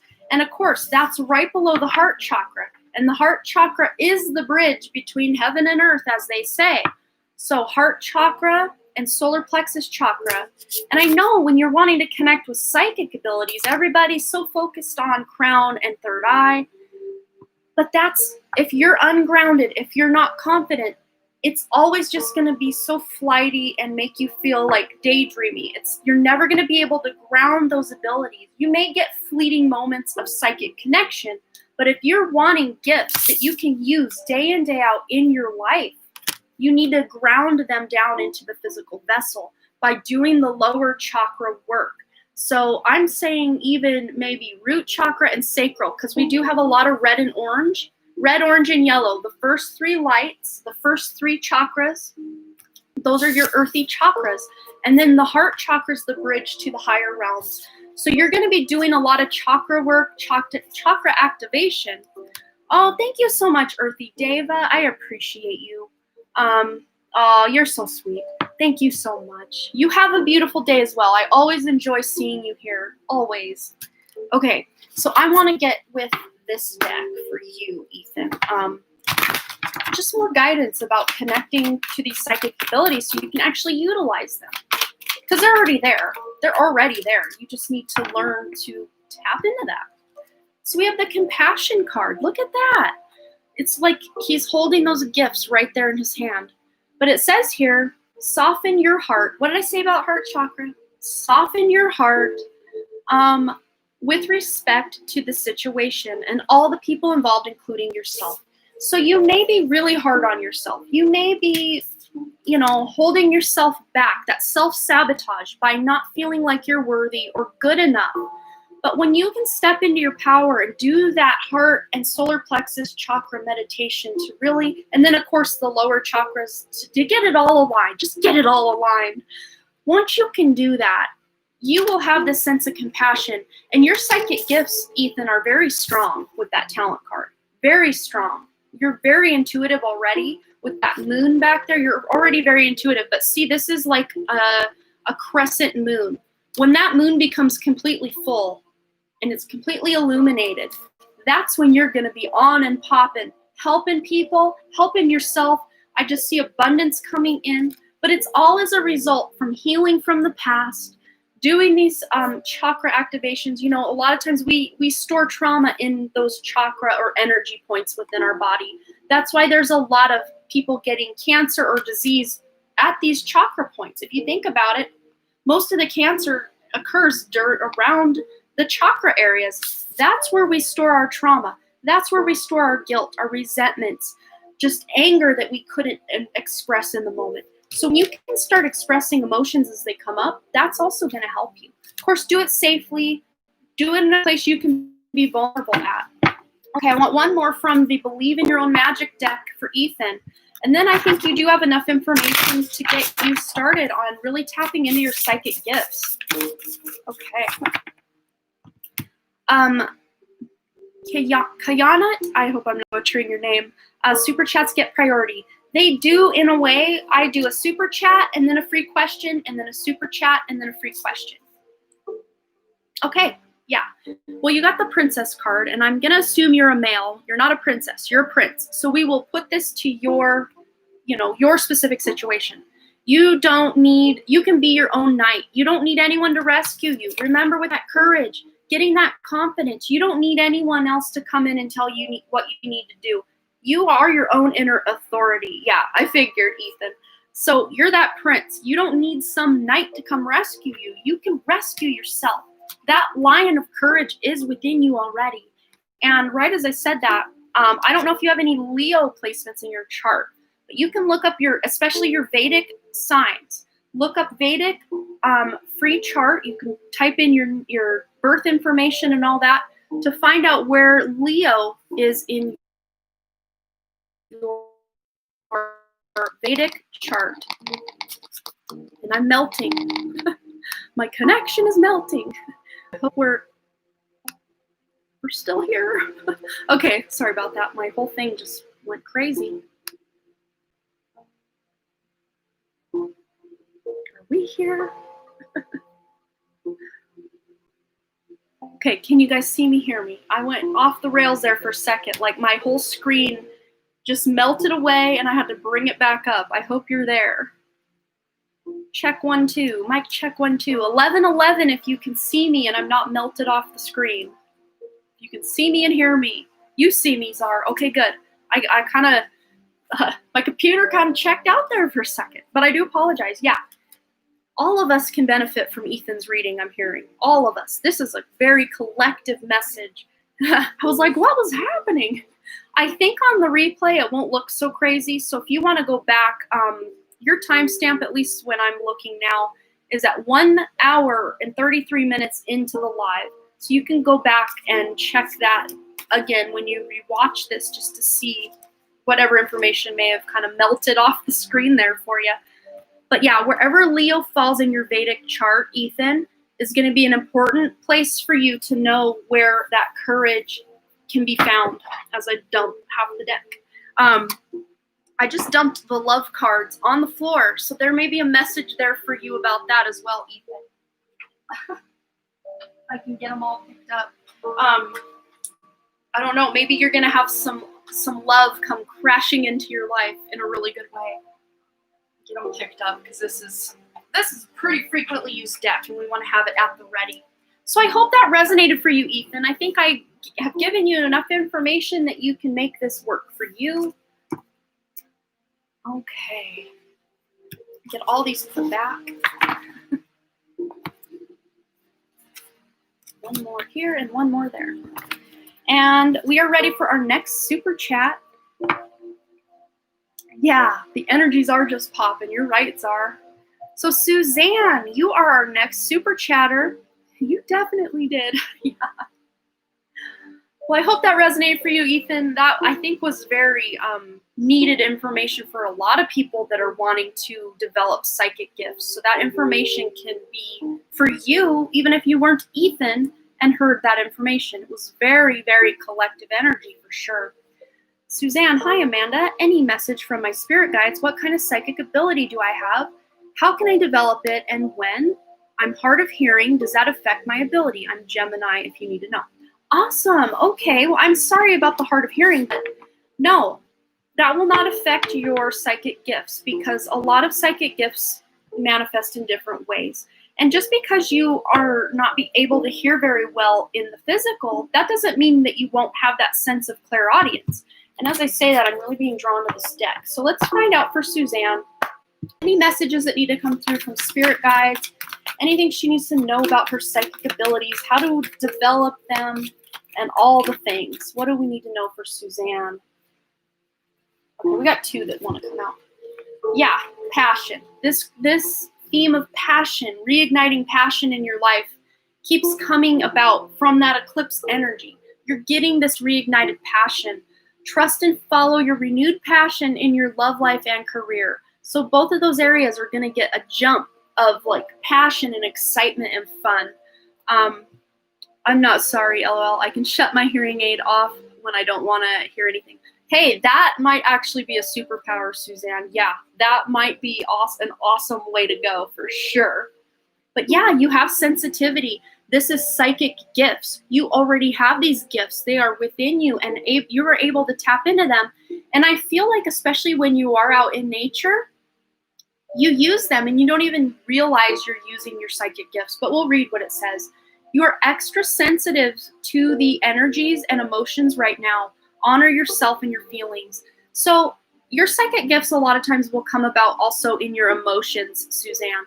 So you may be overcome with emotion, feel really sad or depressed out of nowhere. And you're thinking, well, where is this coming from? I was having a fine day until like 2 minutes ago, and now I'm really crying and all of that. It's because you are an empath. You're someone who picks up on the collective energies. So especially if there's a day where there's a catastrophe somewhere in the world, it's almost like you can pick up on it as it's happening and you start feeling tired or lethargic or ill or sick in some way where you just feel like you pick up on, even if it's across the world, you pick up on that. But you also pick up with animals, with nature. You would be someone, I'm getting major chills as I say this, you're someone who can communicate with nature spirits, sylphs up in the sky, fairies, you know, whatever it is you believe or resonate with, elementals, earth elementals. You are really connected. So I'm just picturing you as a child being very connected to the earth. And maybe as you grew up, you lost that connection a little bit. But you're going to be able to keep and build that connection with the earth and the earth elementals as you grow older. You're only going to deepen that connection because you're here to heal the earth, Suzanne. I don't know if you know that, but you're here to heal the earth and make it a better place, to leave it better than you came, what it was when you came. That's what I'm hearing. Yeah, it is very draining, Lisa, being an empath. It's intense work, but you know, the earth angels, the empaths, they're here to feel all the healing and the emotions and pain that other people just are not willing to do, because it's got to get transmuted so we can evolve to the new earth, to a 3D earth. You had 3 starseed cards come out. So this is intense. This is big stuff. Yeah, look at that. Deep cellular healing, Suzanne. Arcturus energy. You're an Arcturian starseed from Arcturus. Do you see how that's spelled right there? If you don't know what that is, you go look that up. Arcturus. Arcturus. Look that up if you don't know what it means, because that's going to give you some profound information about who you are on a soul level and where you come from. I don't feel that's the only star system you've been a part of, but you have major energy coming from this star system, and it's amazing. And I'm getting major chills now. But this is all about physical and emotional healing. You are healing on a physical and emotional level. And I just heard, and I know this sounds hokey or a little woo-woo or out there, but you're also you're like starting to heal the hearing issue. You're healing that. Your physical body is healing that issue. As these ascension energies come in for our DNA to upgrade and for us to all level up, level up, level up, level up, you're healing your physical body of ailments that you've had for a long time. And getting in that connection with the earth is going to help you get that Arcturian energy flowing in your life. You have Arcturian guides that are working with you very strongly in these times, and they're helping you heal. Yeah, you have the Cosmic Heart card as well. Devotion, potency, make your life a moving prayer. And when I see that word moving prayer, I'm being drawn to nature. Walking meditations, walking through nature and just being in a really beautiful, meditative, prayerful type of gratitude type of state. I've been so connected with the moon and nature. Now it makes sense. Absolutely. Arcturian starseed in the house with Suzanne with the Cosmic Heart. Yeah, you're much like Czar and I. Cosmic mutt, and I say that so very lovingly. A cosmic mutt. You've been everywhere. That song always pops into my head. I've been everywhere, man. I've been everywhere. You know that song? You've been all over the galaxy, incarnating, trying to make things better, trying to level up. It's amazing. Yeah, and you got double mission as well. You are a light worker starseed, Suzanne. And you serve the world just by being who you authentically are. Releasing the burdens of who parents told you to be, lovers told you to be, other people told you to be. You're releasing that, and you are becoming your true, authentic soul self. You're becoming more of that self by connecting with your guides, by connecting with your angels, and just by healing yourself. You're healing your own body. You can even do healing meditations because, in my opinion, all healing that is done is self-healing. On some level, when we go to a doctor, we are giving them permission to heal us. They're not the ones healing us. Tarot readers aren't the ones healing us. It's just we're allowing them, the energy to flow through the doctors, the tarot readers, the counselors, the whoever, to heal us. But we're doing the healing ourselves on the inside. So I hope that makes sense. But you are a healer as well, Suzanne. With that earth connection you have and that Arcturian energy, you can heal a lot of things. You're healing the earth just by being here. Your energy is healing to the earth. So I hope that resonated for you, Suzanne. That took a very powerful, beautiful turn. I love it. Yes, that makes sense. Oh, good. Yeah, we're just bringing clarity into the house. That's all we're doing. And the reason it makes sense, you've already known this information. I'm not telling you anything new. You already knew this on a soul level. I'm just kind of validating it and kind of maybe bringing it up for you to remember. So I hope that resonated, and I loved that. That was so much fun. That was very powerful. Okay, you guys, those of you who are ready for your free question, go ahead and if you're wanting your free question answered, go ahead and put it one time. We don't need to spam, just one time is enough, and I will intuitively select our next free question. And this whole time, this one hair right here has been bothering me. I don't know why, it just is. So I'm gonna fix that so I'm not continuing to touch it. Maybe I made it worse. Not that you guys are here to see what I look like. That's not what this is about. Okay. What was the timestamp for mine? Okay, Suzanne. Wow, we're at 1 hour, 43 minutes currently. So I would say start about 1:35. It'll probably be a little early, 1 hour, 35 minutes. It'll probably be a little before your reading, but I'd rather that than you miss part of it. So that's a good starting point for you. Go ahead and write that down and you can go back and visit it then. Okay.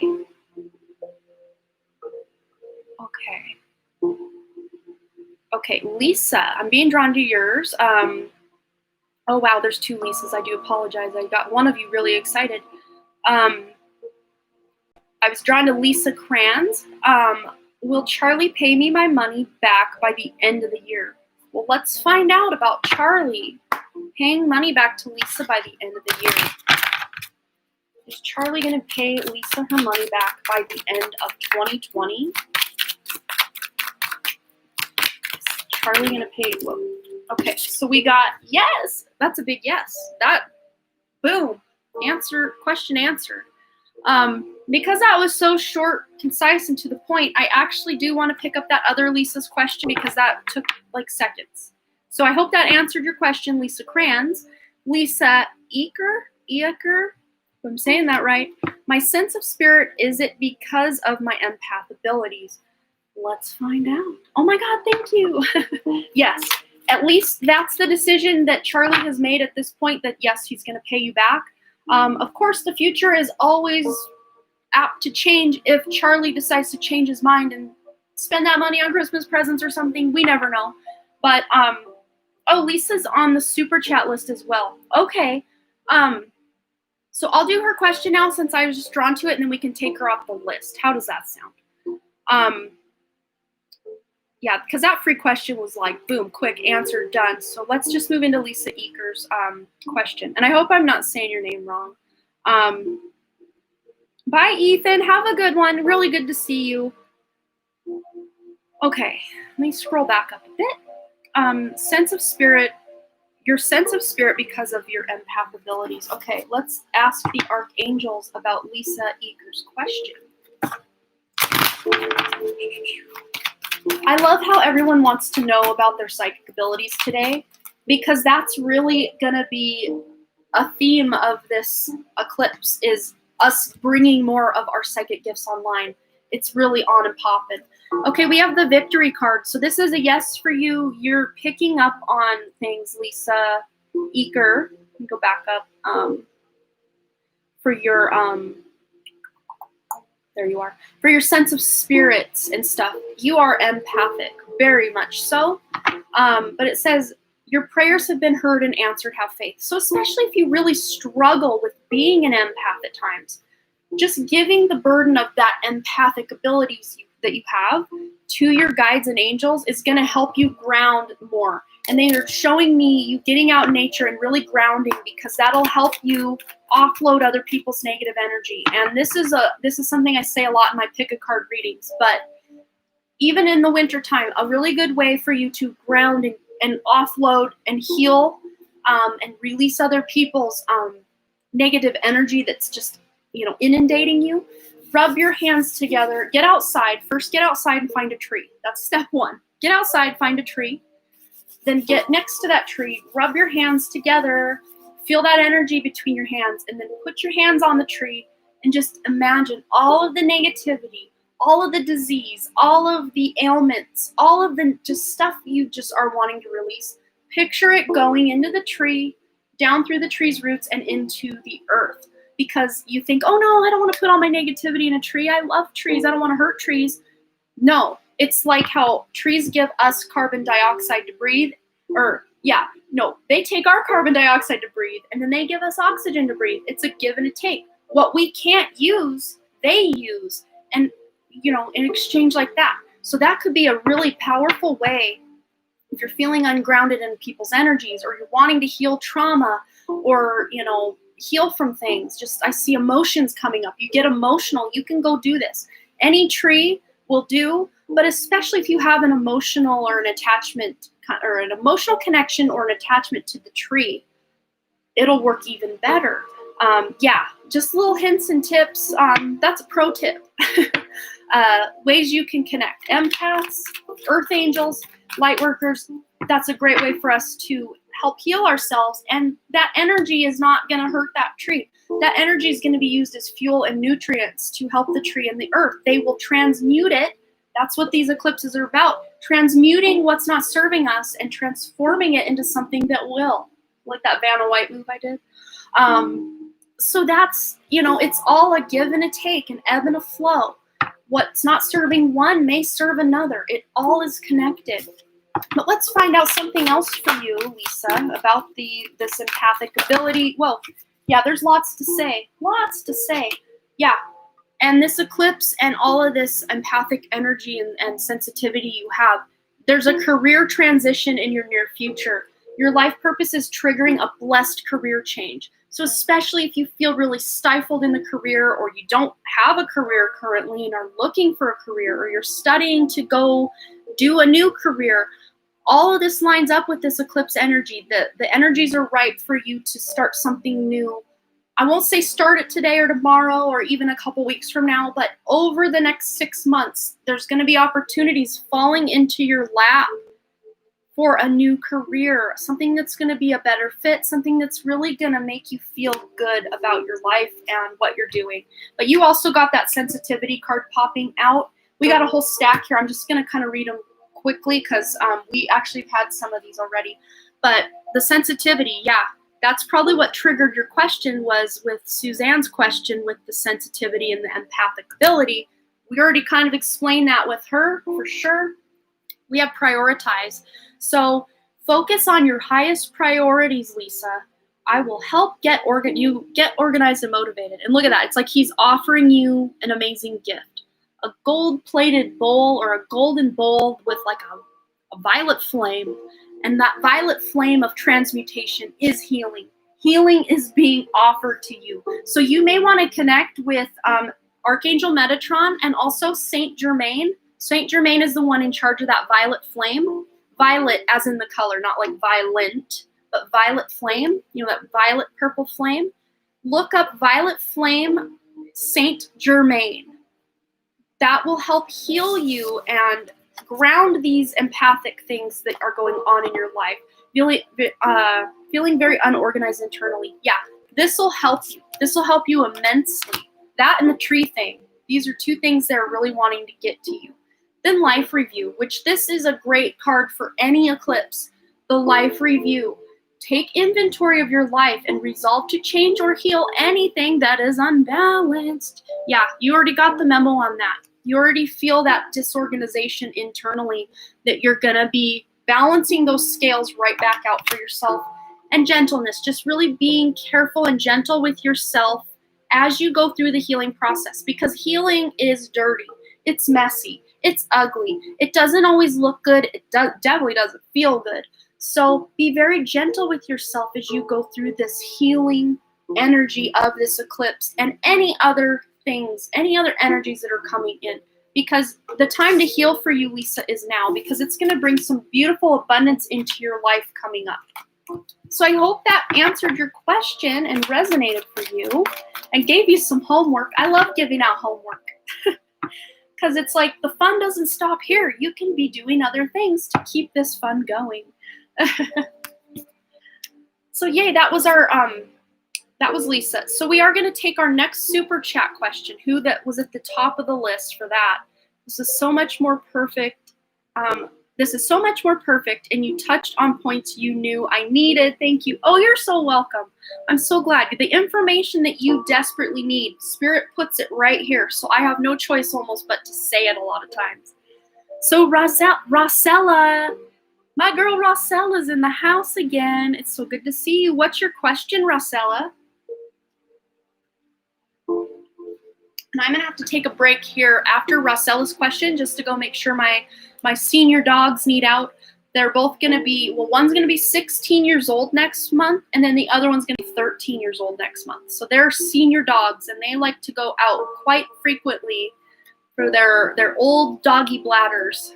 So I'm going to let them out here after Rosella's question. Hello, Rosella. Hello. So what was it you would like to know today, Rosella?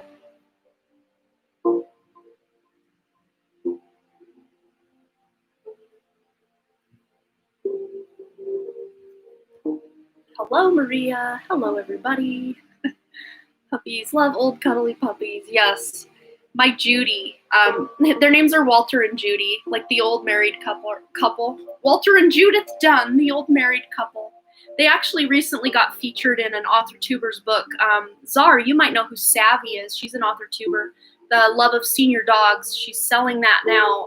Walter and Judy are both in that new book that she just released, and I felt so honored that she included them. It was so fun. Okay, so for Rossella, she must really be getting her gears going for her question. Yeah, this chat is booming, Chocolate Cookie. It's a fun time. We call it the High Vibe Tribe.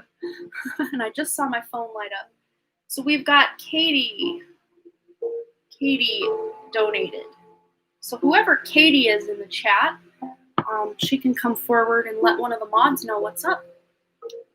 Rossella says, anything my spirit guides want me to know about any gifts. Is my sister one of them now? Ooh, I love that question. I'm so sorry about the loss of your sister. But you know, the loss on the physical, she's still with you in the spiritual, for sure. Oh gosh, me either, Czar. I feel so bad. I've just abandoned AuthorTube completely, both in posting videos or watching. I feel like a degenerate. Been focusing all my information and opportunities and energy over here on more, I don't know, would they call it TarotTube? I have no idea. I don't even know if we're a thing. I know we're a thing. There's obviously a lot of tarot readers on YouTube, but I don't know what we call ourselves or each other. I don't know. TarotTube sounds fitting. Okay. Let's see. Let me just make sure Rossella's spirit guides. Anything her spirit guides want her to know. And is her sister one of them now? What do we need to know for Rossella? One. Got two. Oh, and that one slid, so we're taking it. We've got a packed house here with the information. Okay, wow. Yeah.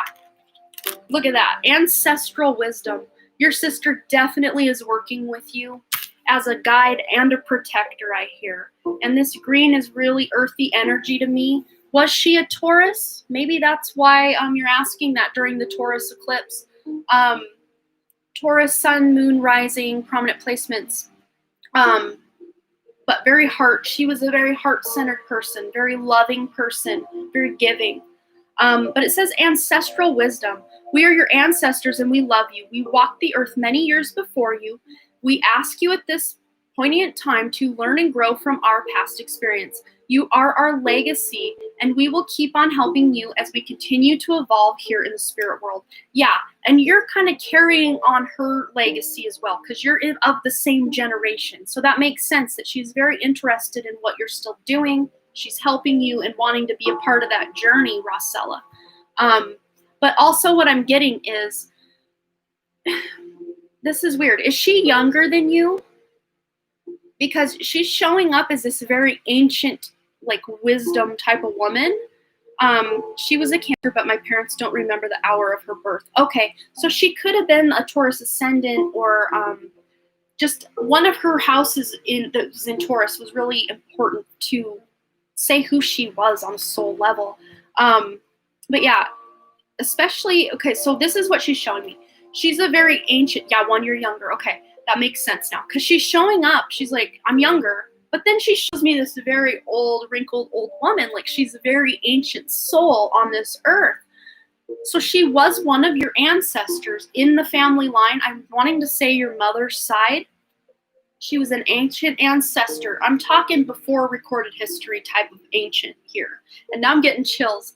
But she's been many lives on this earth, and you and her travel in lives together, and you guys kind of bounce in and out. You know, I'll pass before you, then I'll be your spirit guide, because here's what I'm seeing. You guys always incarnate together as often as you can, and the reason you guys incarnated so close in age is because you are so connected on that soul level, soul power. Wow, I'm getting so much chills. Major, wow. She's showing me, yes, you guys mean so much to each other that you would miss each other too much if you just let one of you incarnate and the other be the spirit guide. That's what she's showing me. So it's like each life, you guys incarnate together pretty close in age. But there have been times where you've been each other's mother or father, that type of thing. But usually you guys are siblings or very close cousins or something. And what happens is one or the other of you will pass away way before the other, because there is that like tag team, like, okay, I'm going to pass away first in this life. I'll be the spirit guide. Okay, next life, it's your turn to pass away first. Then you can be my spirit guide. She's the only one I felt she was family in my family. Yeah, absolute. Now, major chills. And look, she's offering you so much support. Soul family. She is your soul mate, your soul family, soul tribe. She is still very much with you. And I'm really being attracted to that wing right there. She shows up. Oh, I'm getting major chills. She shows up in your life. I don't know if you can see all those bumps. Look at that. Chills, goosebumps. I like to put out the evidence so you guys can see. Wow, that is strong. She shows up in your life as birds or sends you bird symbology. But she's showing me this coming summer, or when it really becomes warm where you're at. So if you're already coming into summer where you're at, this will be soon. But if not, this will be like summer of 2021. What I have, no, you have bad camera. Yeah, I really do. It's just my webcam. But what she's showing me is she's going to show up. She's going to incarnate as a bird. And this bird, be watching for this bird, Rossella. This bird, look, she's in both cards here. This bird, wow, I didn't even realize that till just now. She's also in this one. This bird is going to have a relationship with you. This bird is going to tap on your window. This bird is going to sit in the tree and talk to you when you're outside. This bird, next summer, your sister's going to be incarnated as a bird, and she's going to be hanging out with you in the physical, just of course in a little bit of a different way. But of course, as well, her higher self is still up there as the spirit guide, still helping you out. My ears are getting really hot. Wow. Anyway, soul power. It says, always remember you're a soul that comes with a body, not a body that comes with a soul. Your soul is your true essence, and you have unlimited supply of soul power at your command whenever you need it. And just as I said, she's up there incarnated as your spirit guide, but your higher self is also your spirit guide in all the time. Is winter soon? Yes, I'm always noticing birds. Yeah, and because you notice birds, that's why she chose a bird to come back to you through. Look, that egg, she's going to be hatching a new life this next summer, just so she can get closer to you, because she misses you. She misses being able to be, she's with you on that spirit level, but, she can only be real close to you for so long because the energy and vibration of the earth is so much lower than where she's at that it's really taxing for her to try to keep that connection. So if she can incarnate as something that's not going to be here that long, like a bird, it's really going to help her. She's like, it's kind of a selfish way that I'm coming back, but I need to. I just feel the need to. But I love it. But look at all these other spirit guides that are holding this egg and bringing her back to you this next summer. I have full body chills. This is insane. This is amazing. But I'm really being drawn to, I keep thinking this is like some sort of mic cord. And there's just feathers, but I keep looking at this real quick and thinking that's a microphone connected to a cord. But see, this cord is just a continuation of this person's silhouette here. That's telling me you guys are still very connected on a soul level. And you, Rossella, are really connected to your higher self as well. But yeah, she's giving you a lot to work with as far as, yes, I'm definitely your spirit guide, and this is what's going to happen, and we're gonna be besties here hanging out in the yard with the bird. So let's find out. I'm going to be going to this Work Your Own Light Oracle to find out what some of your gifts are or what you need to know from your guides about your gifts. Those two for sure. Okay. So we have the Age of Light. You've been training for this for lifetimes. What did I say about you guys incarnating together, lifetime after lifetime, coming back? But she's really clarifying this reason for me now. This next summer is going to be a very important time for you energetically, Rossella, to where it's spring into summer. So when the birds start chirping again in your neck of the woods and you start seeing babies being born in the nests, that's when you need to be on the lookout for your sister coming back, because she says the energies of my throat kind of went a little weird there. The energies of what's going on this planet come summer of 2021, it's going to be really intense, both for the good and for like the destructive. But as long as you're high vibe, you're not participating in that destruction. You're participating in the leveling up and the beautification and the creating something new. That's not to say you can't see other people in your life or on the news or whatever going through destruction. But what it's saying is, it's like you're immune to that, but she wants to come back and just assure you that you're safe, you're protected, that she's a physical representation as this bird, that you're protected, safe, and guided through this next year. Because look, there's a lot of craziness going down on this earth. Lightning strikes, earthquakes, like I was saying in the eclipse, and now my face is getting really hot. But she's saying, okay, especially if you're planning a trip somewhere specific this summer, if you're getting intuitive nudges not to go, stay home. But where you live is safe. Wherever you live or are being called to live, you're going to be safe. Yes, you're safe, absolutely. Because this is saying no. This energy of the old earth crumbling is not for you. That's not the way you're going. You're going to the leveling up. So you're avoiding a lot of this. So just really be using your intuition this summer about, especially if you're traveling out of your area, because your whole area, wherever it is you are in the world, Rossella, you're safe, you're fine, everything's golden. But there are certain catastrophes and stuff going on in the world at any given time. And people sometimes will be, people that love to fly, they'll get this real intense desire, they're going to catch their flight. They have a panic attack, can't make the flight. And then that flight crashes. Stuff like that happens all the time in the world. But you're going to be using your intuition to avoid anything that would have taken you out. That's what she's showing me. You're very safe. You're very protected. She's showing me this again. You're that egg. You're in this protection of all the guides and angels. You're very, very safe and protected. So even if things are popping off in your neck of the woods, just know you are safe. Your infinite or intimate bubble of family and friends are safe. You're safe. So that's really what's coming through. And my face is so hot. Your sister's got some amazing energy. And I can't wait to hear, hopefully we're still doing these lives and you're still around come summer when you start noticing this specific bird that keeps wanting to hang out with you. It's going to be very evident for you, Rossella. So I hope that resonated. That was so fun. Oh my gosh. Wow. I loved it. Okay. Now, we're ready for our next free one, but I was going to take a break and then I didn't. So have your free question ready. Don't post it quite yet because it's going to scroll past and then you're like, oh man.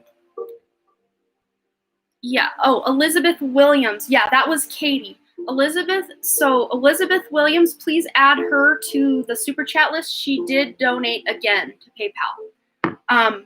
I'm going to take a quick break to let my dogs out.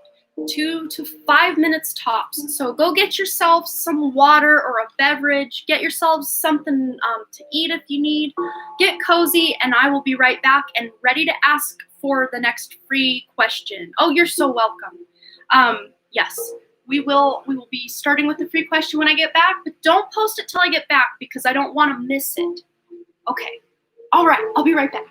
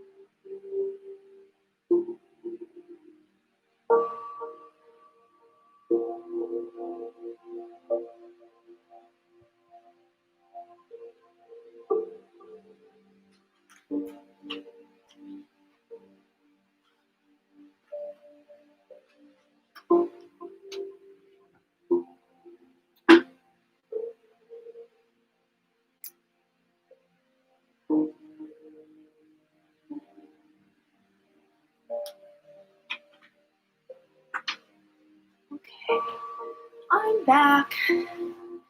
All right, go ahead and post your free questions and go.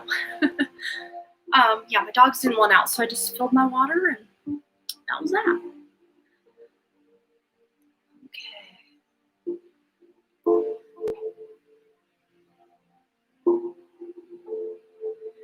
You love my setup, by the way. Oh, thank you so much. Yeah, it's fun. I like to change it up once in a while. Normally that big painting isn't there, but because it was expressing right exactly Aldebaran, where this new moon eclipse, full moon, I keep calling it new moon, full moon eclipse is happening, or lunar eclipse, if you will, is happening, I just want to put it up there for everyone to see today.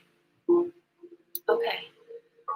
We've got Carolyn CB. I'm being drawn to your question. Hi, Amanda. Should I keep writing my book? I love this question.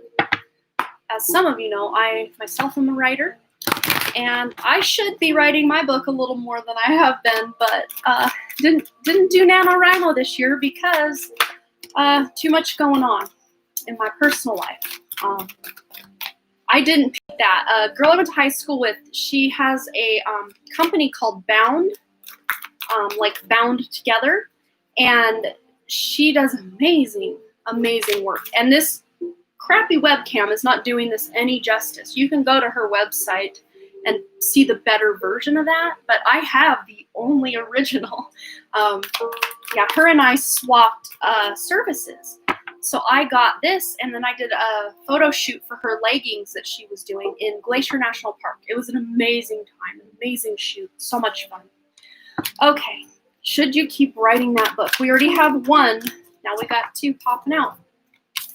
Yeah, this is definitely an idea that is needed. You're going to be nurturing this book and bringing it to life. This is something you need to continue.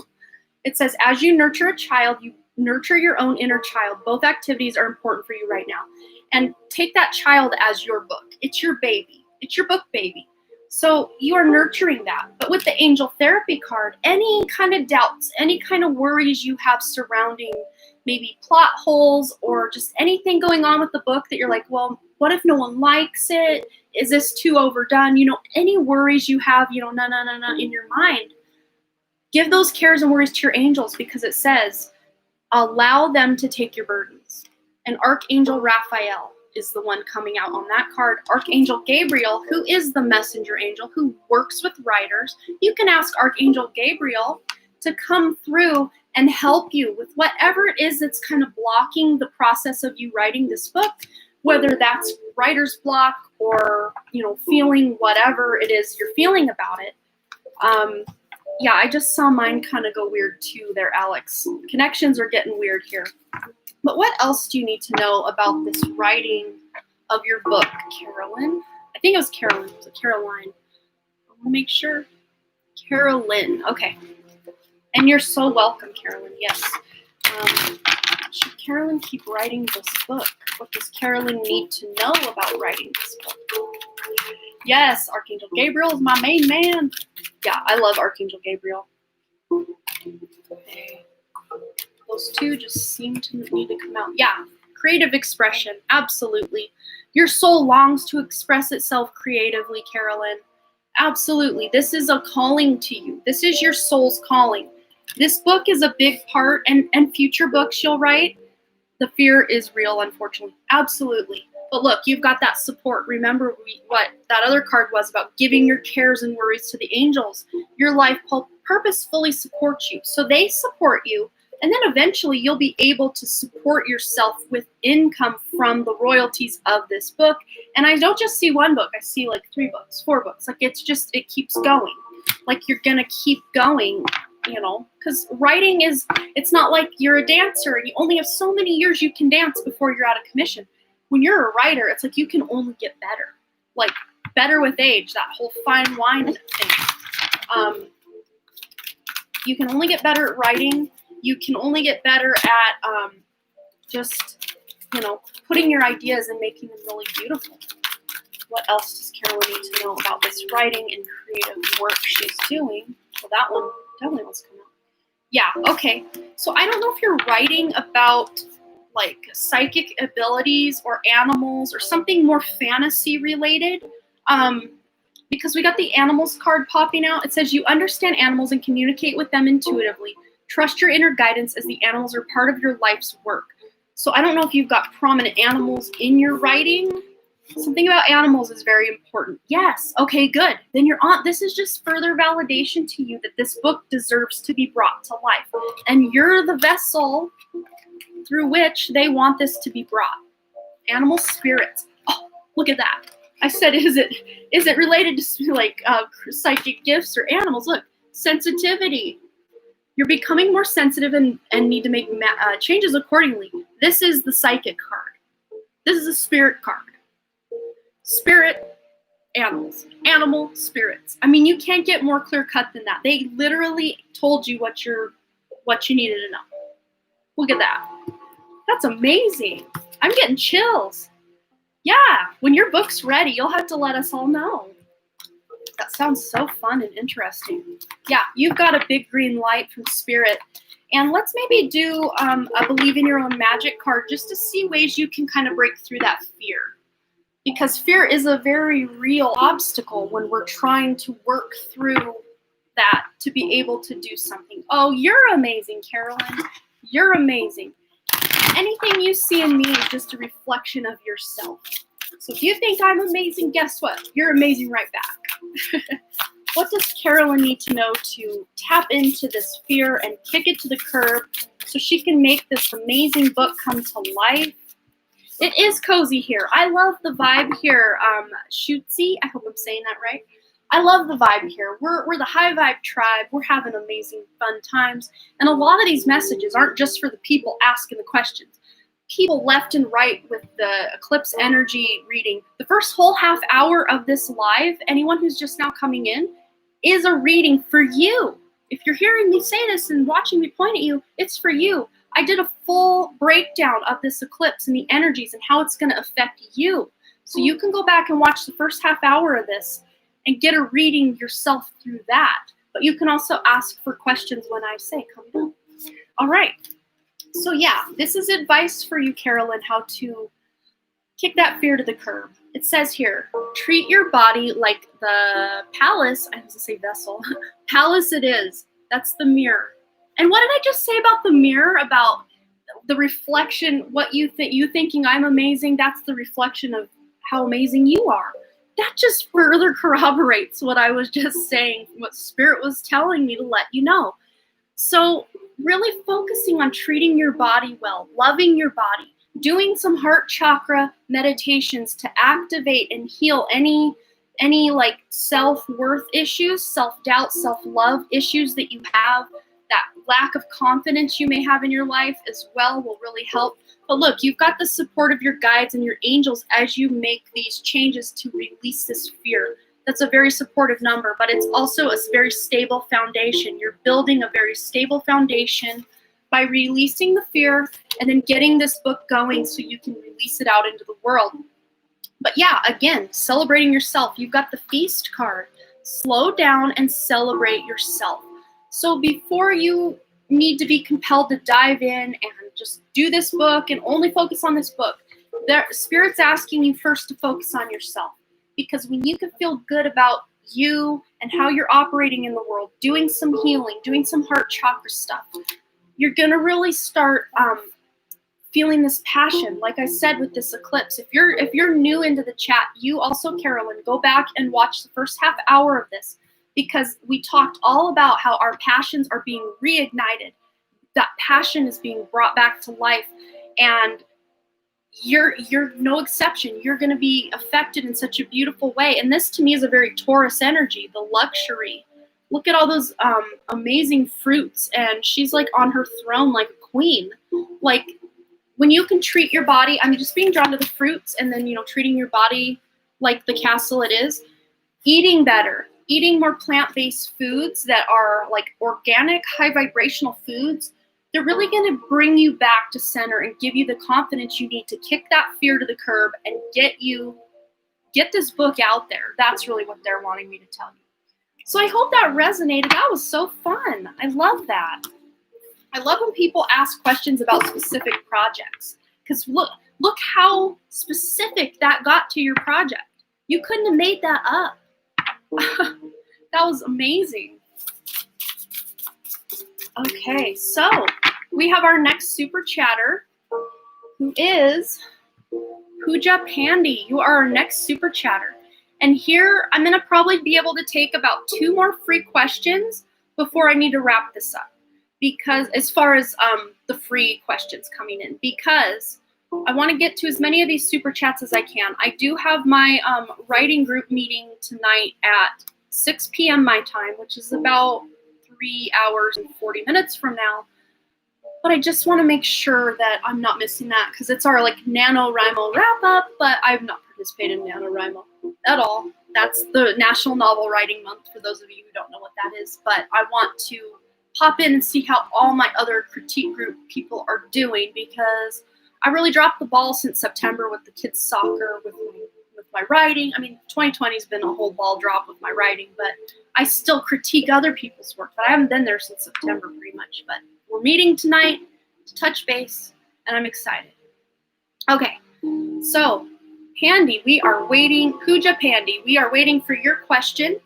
And then we will be taking, I will be taking free questions right after Pooja's reading. And then I'll do 1 more super chat, and then 1 more free question after that. So 2 more free questions, and then I'm going to wrap up the free section of the live and focus on the rest of the super chats. Okay, so Pooja Pandy wants to know about my psychic gifts and how I can tap into them. Absolutely. Okay, we're really being drawn over here today. This deck is getting its workout today. Okay, for Pooja Pandy, writing groups are great. Yes, I love my writing group. They're on fire and they give me what I need, but I haven't been writing much, so it's been hard. Okay, Pooja Pandy's psychic gifts. Whoa, yeah, okay, that's a good one. There's a career transition card popping out. Okay, so we've got the career transition. So the psychic gifts you're wanting to bring online and you need to explore are actually going to help you in your career, or help you find a career that's better suited for you, or just dynamics within the career you already have are going to be more fulfilling on a spiritual level. I hope that makes sense. But then you have, with the Archangel Michael card here, crystal clear intentions. So as far as your psychic gifts go, Pooja, be clear about what you desire and focus upon it with unwavering faith. So if there's a specific gift that you're wanting to develop, really focus on it. If you're wanting to open your third eye, if you're wanting to connect with specific spirit guides, have the intention when you go into meditation that that's going to happen, that you're going to connect with and find, the energy, the information that you need and in that moment. But let's find out what your gifts are. Okay.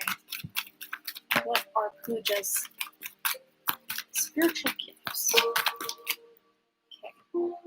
So we have leadership. You are somebody, it says it's time for you to assume your leadership power and position and lovingly guide others. You're somebody who is like a leader on the other side.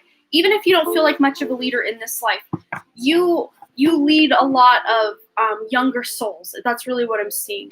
I think lately I'm tapping into my clairaudience side. Okay, I am sure though. I would say if you're intuitively thinking that's what's going on, that's absolutely what's going on. But let's see if this deck will let us know about that. You are safe. Yeah, that's a theme. Everybody's safe. We're safe from what's going on in the world.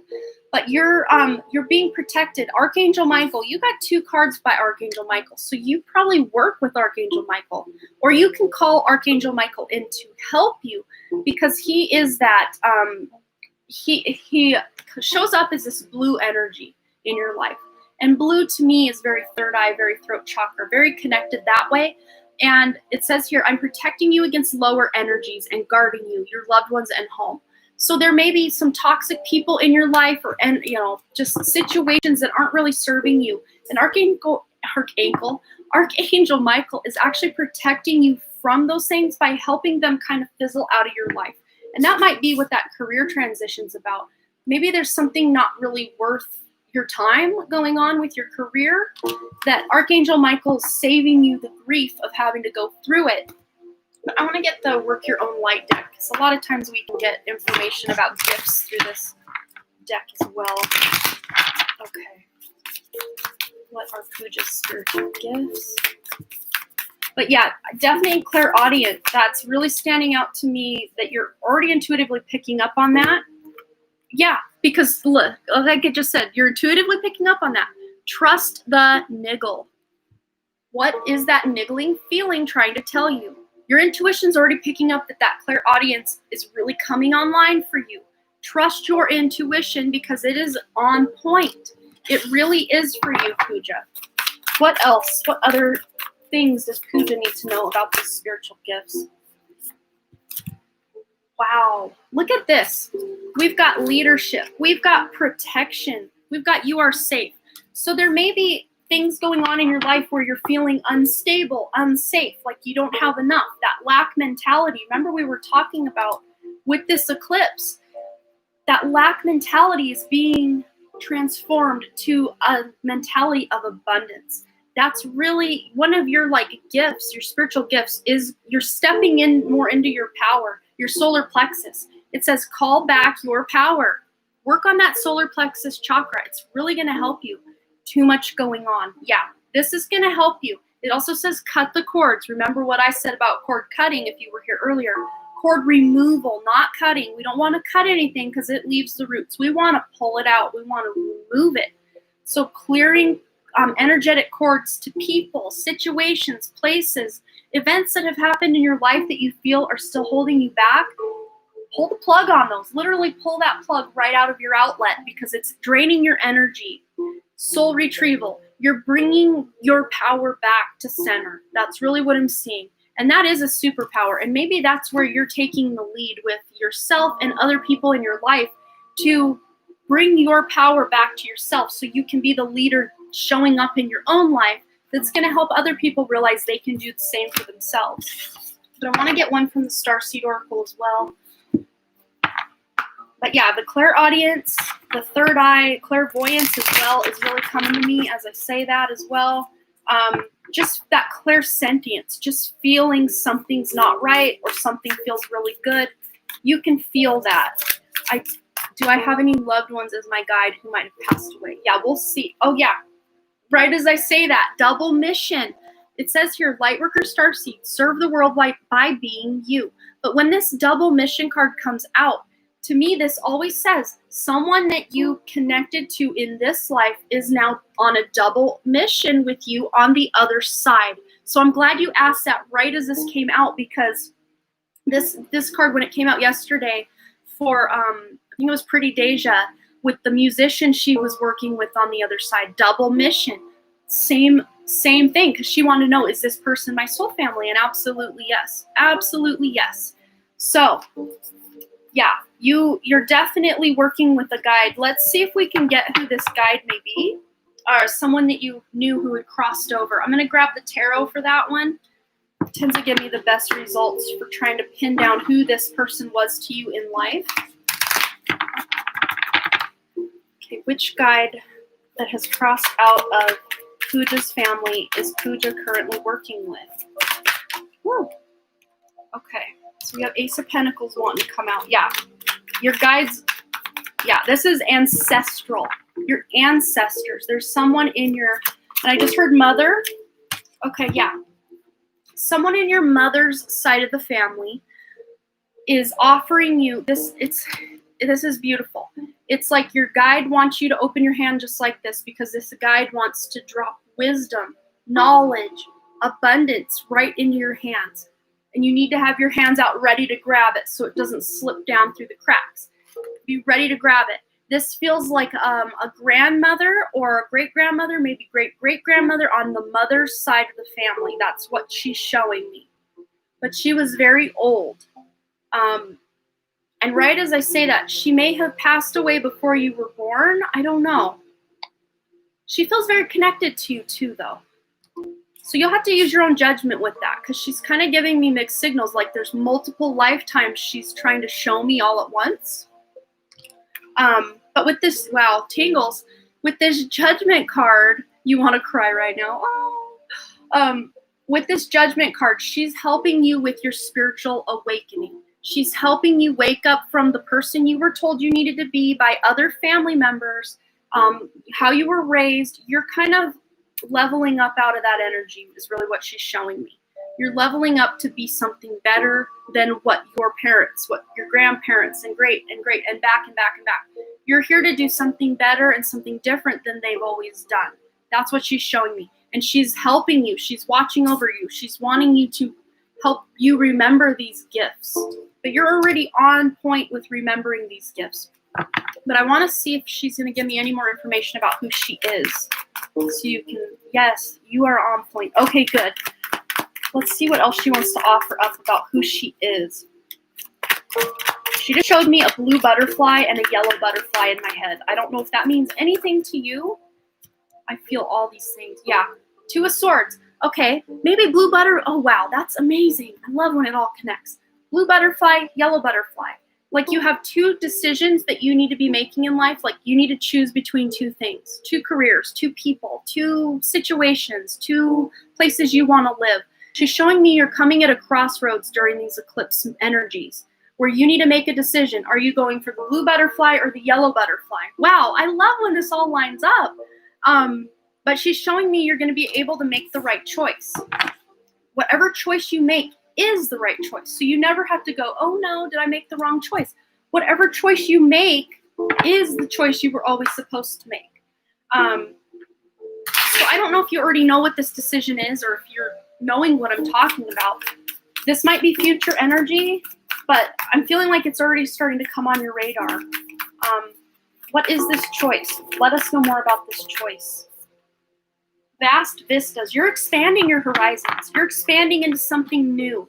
So if there's a choice you have between staying the same or expanding, you're expanding. You're changing. You're changing into something. You're evolving into something better. With these eclipse energies, it's no wonder. You're expanding into something better. You're moving beyond what you've always done into doing something greater.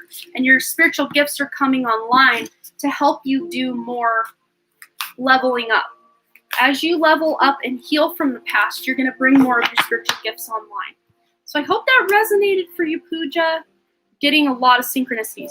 Yeah, when there is a lot of change going on in our lives and, a lot of shakeup with energy, we start getting a lot of synchronicities, both for the bad or the good. I mean, bad, good, it's all relative. It's all for our highest good in the end. It's all for our soul's evolution in the end. Whether we look at something as negative or positive, it's all about growth. It's all about evolution.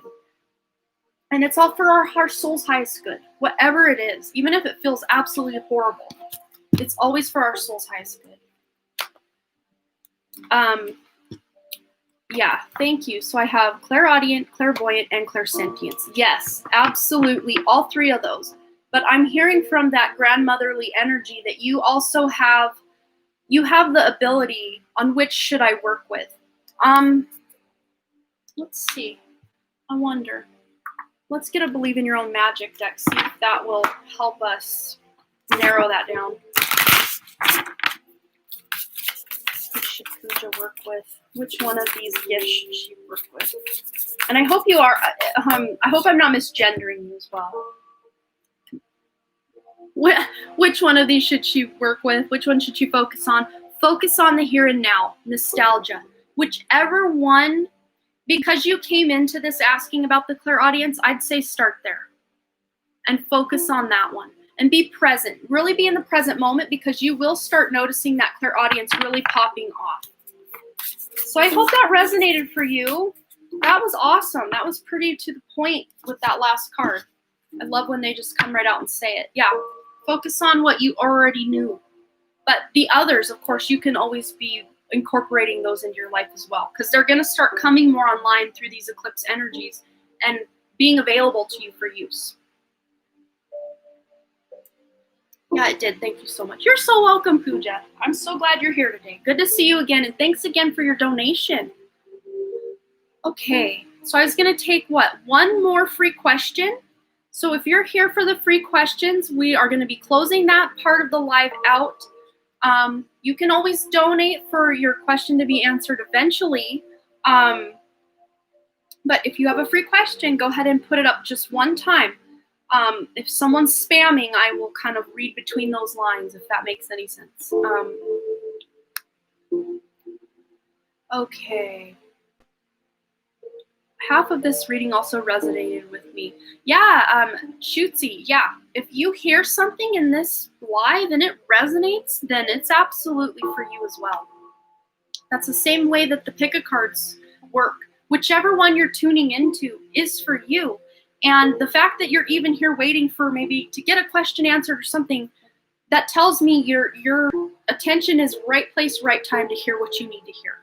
So your guides are also working through these other people's guides, through my guides, through me, to get you what you need to know. Okay, Philo, I'm being attracted to your question. Hello, tribe. I'd like to know about my spiritual gifts and talents as well as how can I be of service to a higher level? God bless. Oh, that's beautiful. Yes, everyone wants to know about their gifts because it's time, because we're all leveling up. Level up, level up, level up, level up. I always do that. I love doing that. Yeah, we're all bringing more of these gifts online. And with these eclipse energies, now is a great time that we're starting to see these gifts.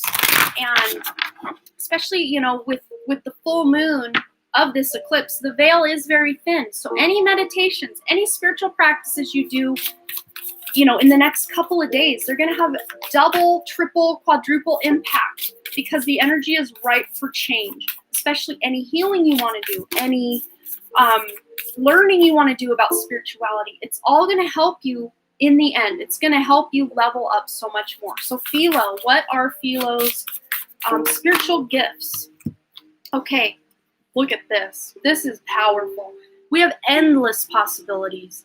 You have the number 38. Look at that. 3 plus 8 is 11. Master number 11. You are awakening your spiritual gifts. Like I just said, that awakening. 11 is that number of awakening. And it's a master number. You can look that up to find out more information if you want, Philo. But you have a very vast, deep well of gifts that you can tap into. My next live will most likely be next Saturday. Kids are going to be back in school 2 days a week, so I will be back to my normal work schedule, filming pick-a-cards and all of that.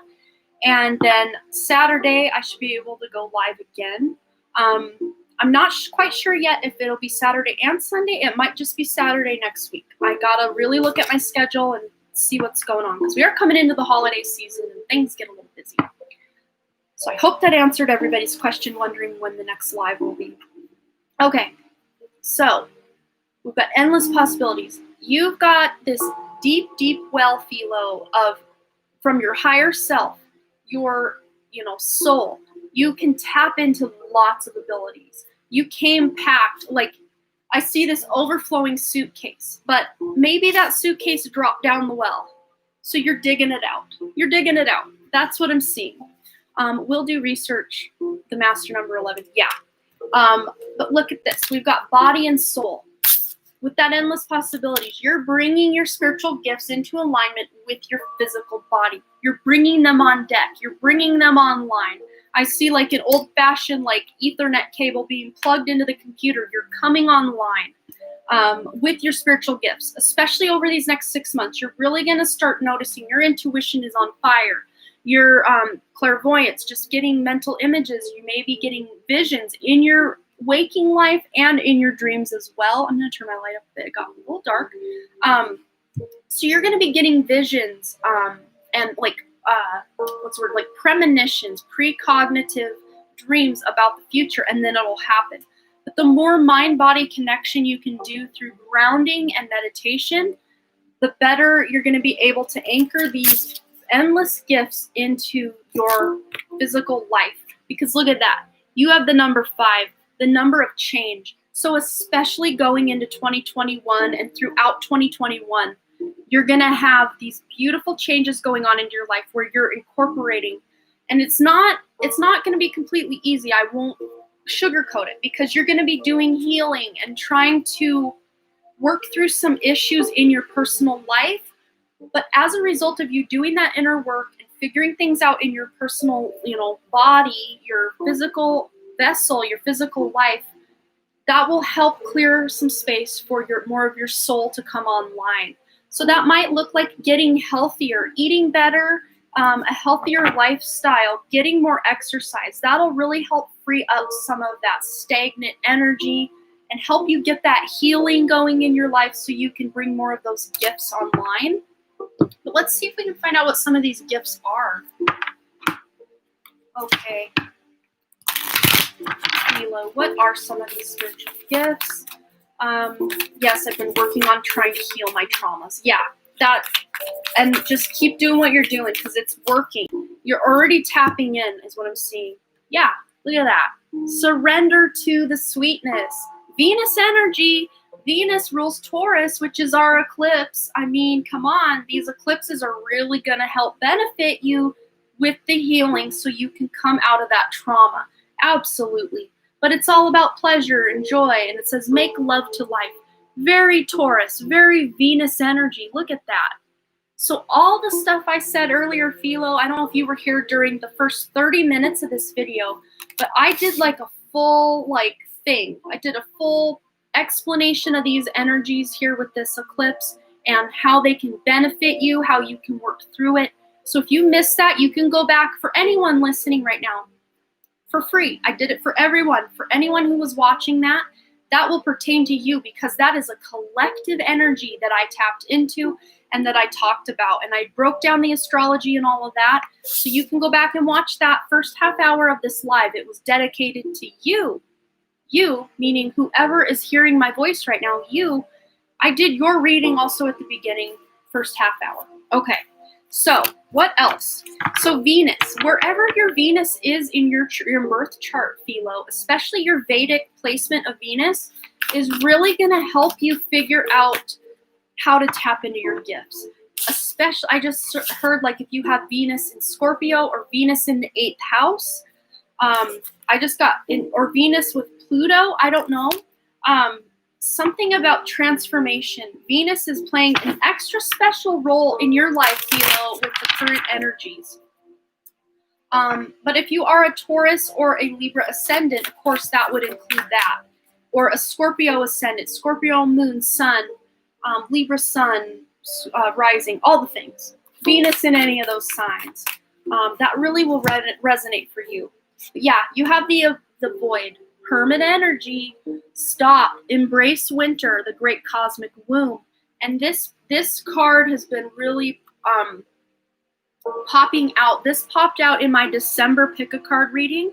I don't know if you select that pile, if you had watched that. If you haven't watched that, the December pick a card reading for everybody is totally picked up on all this eclipse energy and what's taking us in with that Saturn and Jupiter conjunction going on the 21st of December. But if you haven't watched my December pick a card, Spirit's saying go watch it because there's going to be messages for those of you who maybe were upset that you didn't get a free reading today. You can go watch that because there's going to be some dire, amazing, beautiful information. Dire and beautiful. But it's going to help you. It's going to help you. That's what they're saying. Of course, if you don't want to watch it, don't have to. But if you want to, extra homework for those of you who want a little more information. But you're taking care of yourself. You're hermiting yourself away to really do that healing. Yeah, I'm still streaming, Lizzie. I'm still going. And thanks again to Czar and Alex for modding for me today. I really appreciate you guys so much. You've given so much of your time to me the past couple of weeks that I've started doing these lives, and I really appreciate all that. So I hope that resonated for you, Philo. That was some powerful stuff. You've got a lot of transformation coming up, and I think I gave you enough to work with that you can really get started on that. Okay, so next up on our super chat list, we have Desiree. And that did close out our free readings for today. I even went a little longer than I wanted to for the free readings, but I was called to what I was called to, so I kept going. But we're 2 hours and 44 minutes into this live, and I'd really like to get through as much of this super chat list as I can before having to push that tail end of that over to next Saturday's live. But I am going. I love these live. Yes, thank you so much, Jen. But all of you guys, I'm trying to go live at least one day of the weekend. The weekends are best for me just because I've got 2 boys and my husband will take them out to my in-laws' house so I can just focus on you guys and not have to hear the boys playing and fighting and doing what they do in the background. Do you mix card decks together? Because I've seen you pull out Moonology ones. Yeah, look at this. I've got, I don't know how many, I think I counted 24 decks out. I've got a lot more than that on my shelf, but these were the ones that were needing called for the Eclipse energies. But if you guys missed any kind of free question and you're disappointed, I just started doing these lives about 3 weeks ago, and I try to do once a week at least. This weekend I did 3 days in a row. I'm like still wondering how I had the energy and all of that to do it, because after Friday's live, I had an aura migraine that just wouldn't quit, but it's because I accidentally went live before I wanted to. So I couldn't do all my, preparation and meditation and connection to have that energy flowing through me better. So it all pooled the back of my skull and just created a little bit of an ish storm. But I worked it out. But yeah, what's going on now? If you were here for the free live, I still did something free at the beginning of the first half hour of this video. Was a collective reading about you're crazy, girl. Oh yeah, I really am. I still don't know how I made it through that. But I've done my due diligence to really get myself in a good state. As I say that, my throat chakra starts going. But I'll be here as long as I'm energetically able to. Most people that do these lives with tarot readings will go maybe 2 hours tops, but a lot of them are like 40 minutes, an hour. Like those are the ones I see. The first one I did was like 3 hours, 33 minutes. The second one I did was almost 6 hours. I mean, I still don't know how I did it. But we have up next on our super chat list, Desiree Weinzinger. We're still waiting for you. Good Hot 1, 2, 3, 4. Leo Moon, Pretty Deja, Phyllis Glenn, Claudia, Robert Richardson, Kayanat Bokhari. Oh, I hope I'm not saying that wrong. Elizabeth Williams, which was Katie. And then Caress Me, Poonam, and Mary Martell were holdovers from last weekend and Friday. Okay, there's some little housekeeping done and taken care of. Oh, you're wonderful. Thank you so much, Deanna. I appreciate that. You're wonderful too. You could go on 24 hours if you really wanted to, LOL. Yeah, I start getting the migraines and the headaches if I'm channeling too long, unless I start grounding myself for a while in between. I probably could if I really prepared for it. But my problem I think I ran into Friday was I've been doing intermittent fasting, and they say you're not really supposed to do that when you're during your moon cycle, which I am. And so I kind of didn't, I'm like, why am I so weak? Why do I have an aura migraine? And that, you shouldn't be fasting so much when you're on your cycle. So I learned, lesson learned, spirit. So do we have any of our super chat people in the house? Do we have Desiree Weinzinger? Do we have Good Hot 1, 2, 3, 4? Do we have Leo Moon? I think what I'm going to do to keep things rolling is just whichever. Okay, Good Hot gave me their question because they knew they had to leave in case we have to move on. Okay, yes. So if you, I'll send you energy to continue. Thank you so much, Scott. Yes, you're still here. Okay, so Desiree, are you still here? If not, we're moving on to Good Fun. I keep saying Good Fun. Good Hot 1, 2, 3, 4. Because there was someone named like Good Fun 30 that we did like that very first week. So Good Hot 1, 2, 3, 4. We'll get their question answered. And then Leo Moon. So let's do Leo Moon. Leo Moon is here. Go ahead and post your question, Leo Moon. And then on deck would be, we'll do Good Hot 1, 2, 3, 4's question. And then Pretty Deja if you're here. Phyllis Glenn if you're here. Claudia if you're here. Robert Richardson. Any of you guys that are here, if you've heard your name, please be close to be able to post your question right when you hear it so we can keep this moving. We're in sync, LOL. Yes. Yes, yes, yes. Leo Moon. If you're still here, yeah, we'll post Good Hot 1, 2, 3, 4 toward the end if we've got people actually in the chat ready to post the questions. See you soon, dear ones. Oh, thank you so much for stopping in, Russella. Good to see you again. Let us know about your sister returning as the bird. That is so amazing.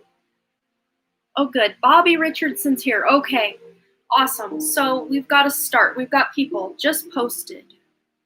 Leo Moon. I'm probably talking and not listening or seeing. Okay, what can I look forward to with this eclipse? Perfect question for what we're doing today. And I'm being drawn over to spellcasters. Okay, for Leo Moon. And I'm going to assume you have a Leo Moon because of your name. Okay, what can Leo Moon expect for the eclipse?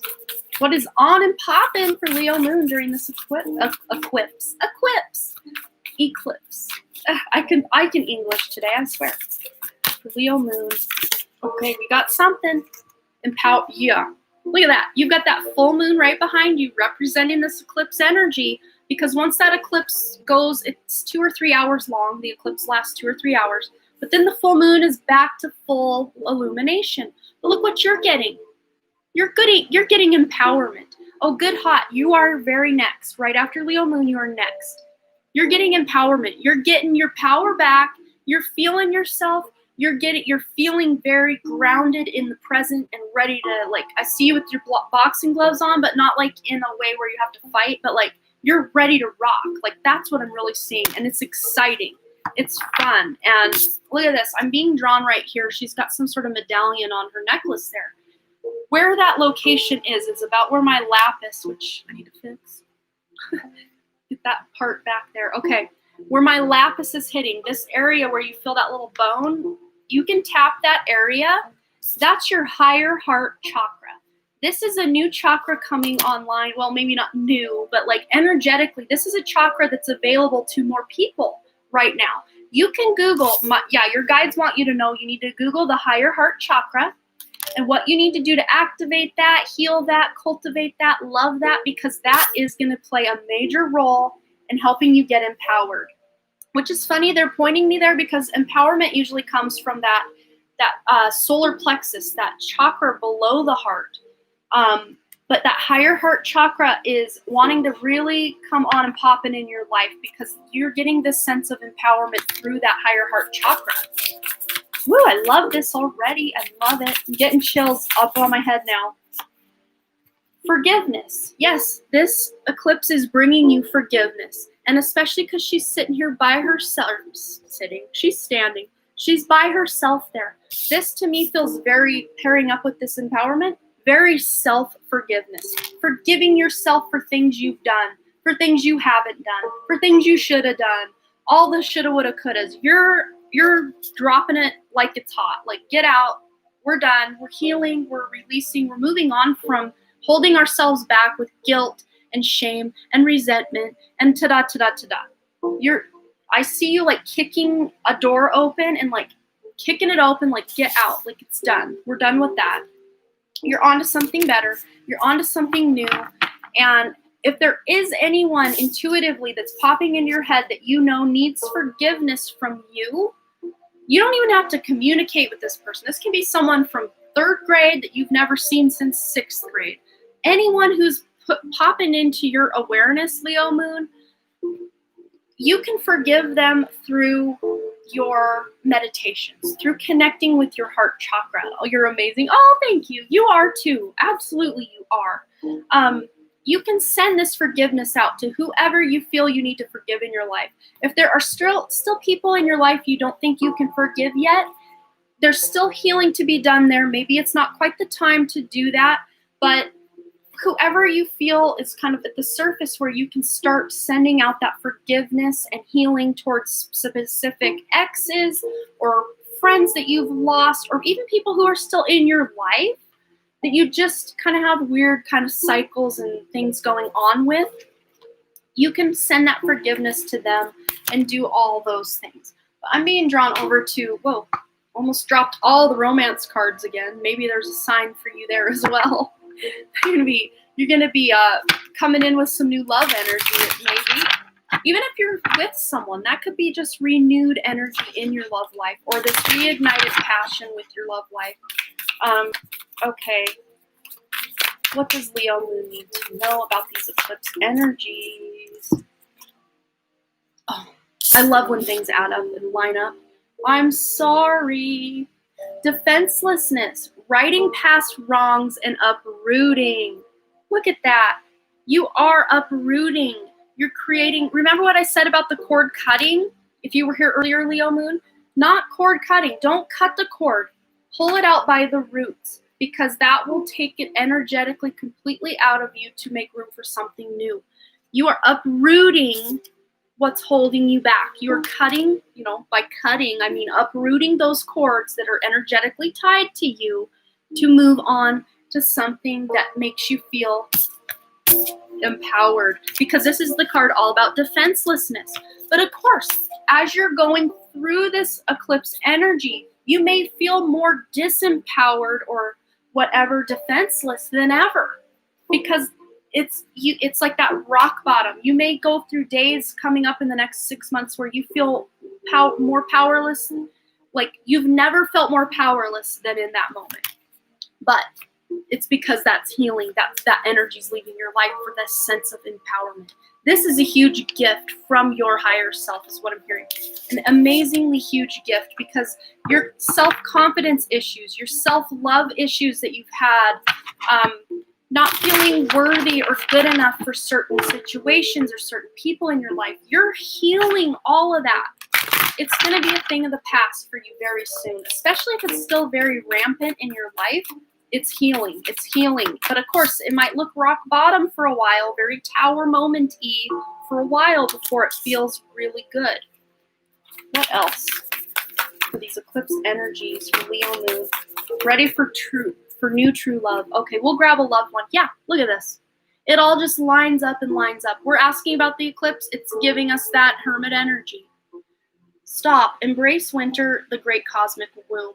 And okay, yep, I knew it was coming. When I mentioned that December reading earlier when we got this card, because this card came out, and with that card also came Kurt Cobain. Kurt Cobain works with a lot of light workers, a lot of starseeds, a lot of writers, musicians, artists, tarot readers. Kurt Cobain is on and popping with this eclipse energy. He's ready to help. So I don't know if you listen to Kurt Cobain or Nirvana's music, but that might be something that can help you hermit yourself and heal from what's going on.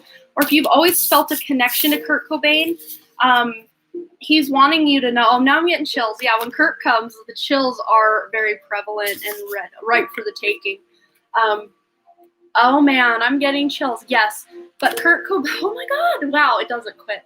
But Kurt played a very major role in my Kundalini awakening. He literally was there holding my hand, and I'm like, oh my God, is that Kurt Cobain? But yeah, he likes to help people, especially those who have hit rock bottom. He's over the BS with the systems and the control on this planet. That's why he's not here anymore wow, who knew? Yeah, he's not here anymore incarnated. He's on the other side because he has so much more power on the other side. And he left such a huge legacy just in the 27 years that he was here that it's still putting a ripple effect out into the ether. Like, he didn't need to stay here much longer because what he meant to accomplish was done and is still being accomplished. And new generations are feeling just as close to him as the ones that were here when he passed. So you have some sort of connection with him as well. We can maybe unpack that. This eclipse energy. Tell us about Kurt's connection to Leo Moon. Yeah, Kurt inspired the book series I'm writing, and he's in it and everything. Like, it's a whole thing. It's amazing. Yeah, Messenger. And oh man, Czar, what I sent you last night about my hypnosis, I guess I'll just spill the beans for everyone here because he's bringing this up for a reason. He was at that hypnosis as well, Kurt. But what happened was I had a hypnosis with a past life regression. She calls it, I think, interpersonal hypnosis. It's basically quantum healing hypnosis, but her own version. It's Alba Weinman. So if you just search in YouTube, if any one of you want to see what I'm talking about with my whole spiritual evolution, you can go watch my past life regression, my hypnosis. YouTube, this. Alba. I can't type when I'm so hyped up. It makes me too excited. 151. I'm session 151. You can Google or put into the YouTube search Alba Weinman 151, and you'll see my big hair and my eyes closed. But he's sending Kurt. Okay, this is all coming full circle because the basic theme of my hypnosis was me stepping into my power. It's no wonder this is coming out for you, Leo Moon, empowerment, because this is where I got my empowerment. Oh my God. Wow, I have full body chills. This is on and rocking. This is rocking my world. I could probably just be doing Leo Moon's reading for the next 10 hours at this point.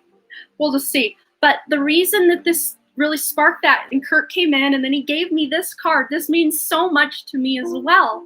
What's going on is in that hypnosis, and if you choose to watch it, you're going to get downloads for what you're here to do as well. There are downloads upon downloads upon downloads packed in that hypnosis that I had that were spreading to anyone watching it.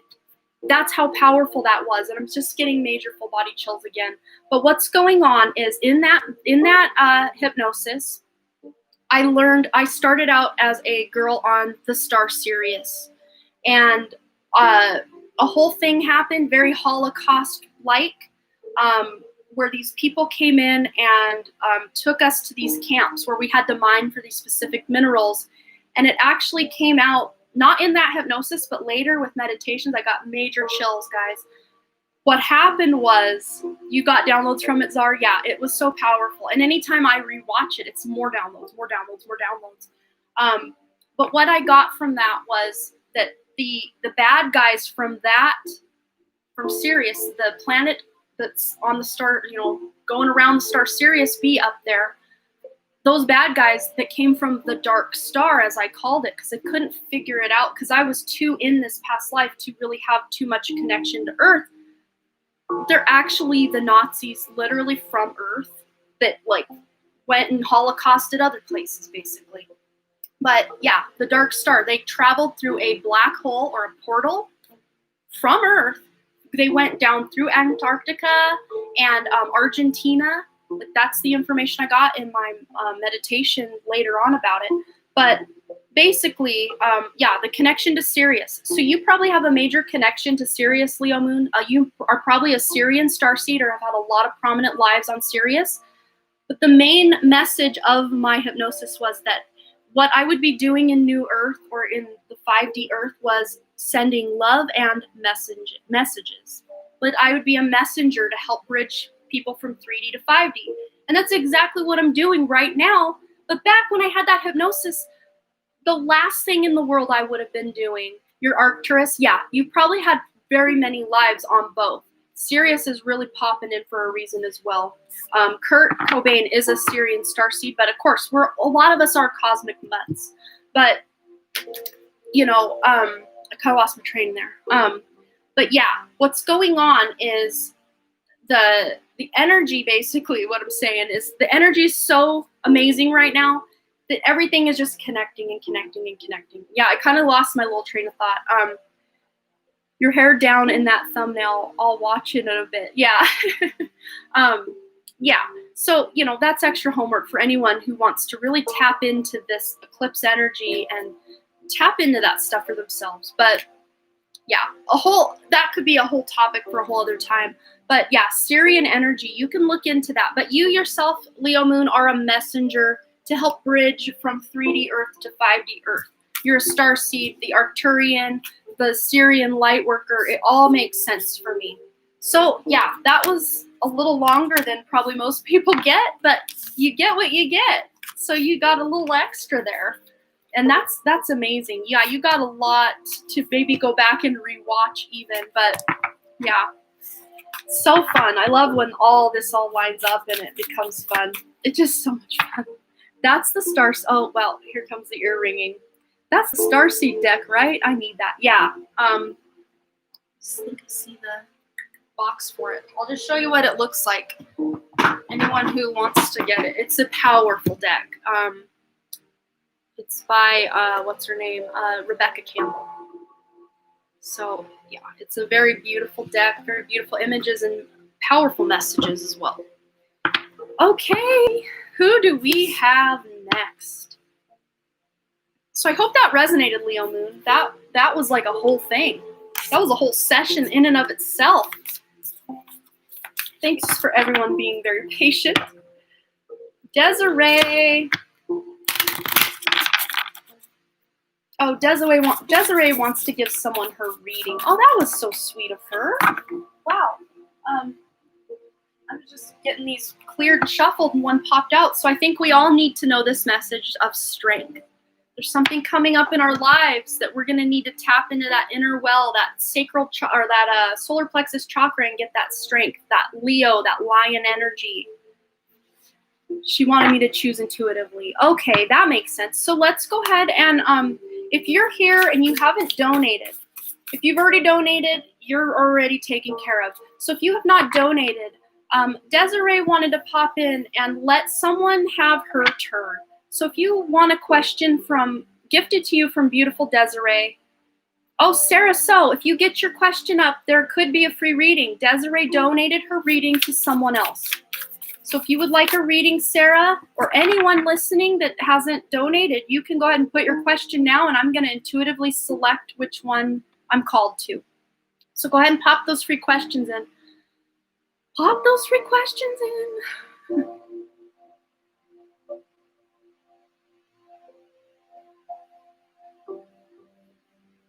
We give everybody a few moments.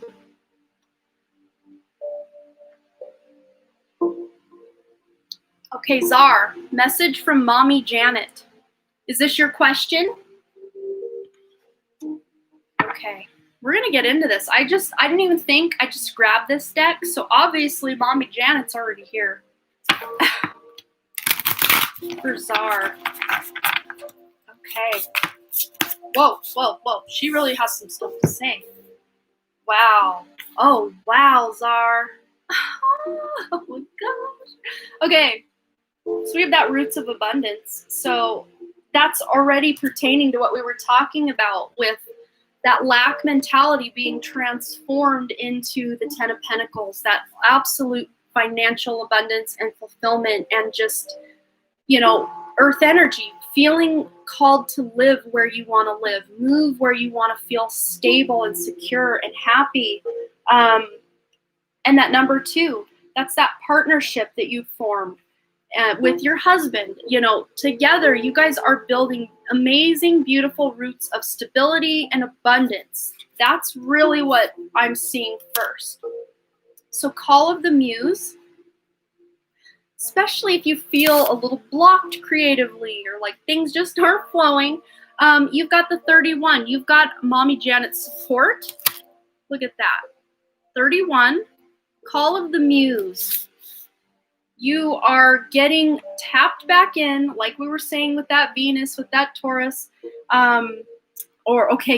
Any info on her death or about Eric? If we made the right choice cutting him out. Okay, yeah. She just want to get this started by giving you this big hug to let you know, hey, look, you've got abundance in your future. You've got inspiration in your future. Look at that. I just love how beautiful that card is. But she is still around you and supporting you all the time. And is this your mother-in-law? This is what I'm feeling. She's like, I'm the mother-in-law. She supports your art. Yeah. And this feels like she's the mother you always wished you had and didn't get, but then you got her and then she was gone. That's what she's showing me. Oh gosh, chills. Holy cow. She's a strong energy. Very loving though. Very green. Very heart chakra. That's probably why you have so many crystals that are green. She's making you buy them. I miss her so much. Yep, mother-in-law. Okay. Wow. Wow, wow, wow. Wow, wow, wow. I'm following. Wow. Okay, she says she first wants to get into some messages just for you, and then we're going to unpack what we learned or what else you were asking. Oh my gosh. Okay, from Mommy Janet. What's Mommy Janet want Czar to know? Does Mommy Janet want Czar to know? Look at that. New beginnings. That's really helping. Oh my God, the chills just don't quit with her. Wow. Everything in life is constantly vibrating and moving, and therefore continuously changing and evolving. Be aware that a new beginning is on the horizon. Have courage and faith, because right now, life is trying to nudge you forward. I saw like a shadow figure off to my side. Whoa. Oh my gosh. Okay, she's got some powerful energy. Life is trying to nudge you forward and move you in a new direction. Move you into a new direction. That, I think, is pertaining to you eventually moving and solidifying, putting roots down somewhere where you feel really called. It's going to become very evident to you very soon where this place is going to be. But she's just basically like, you're already doing the thing. You're already living the dream as far as doing, taking the steps you need to get where you are. Yeah, she likes to play pranks. So yeah, that's her shadow. Yeah.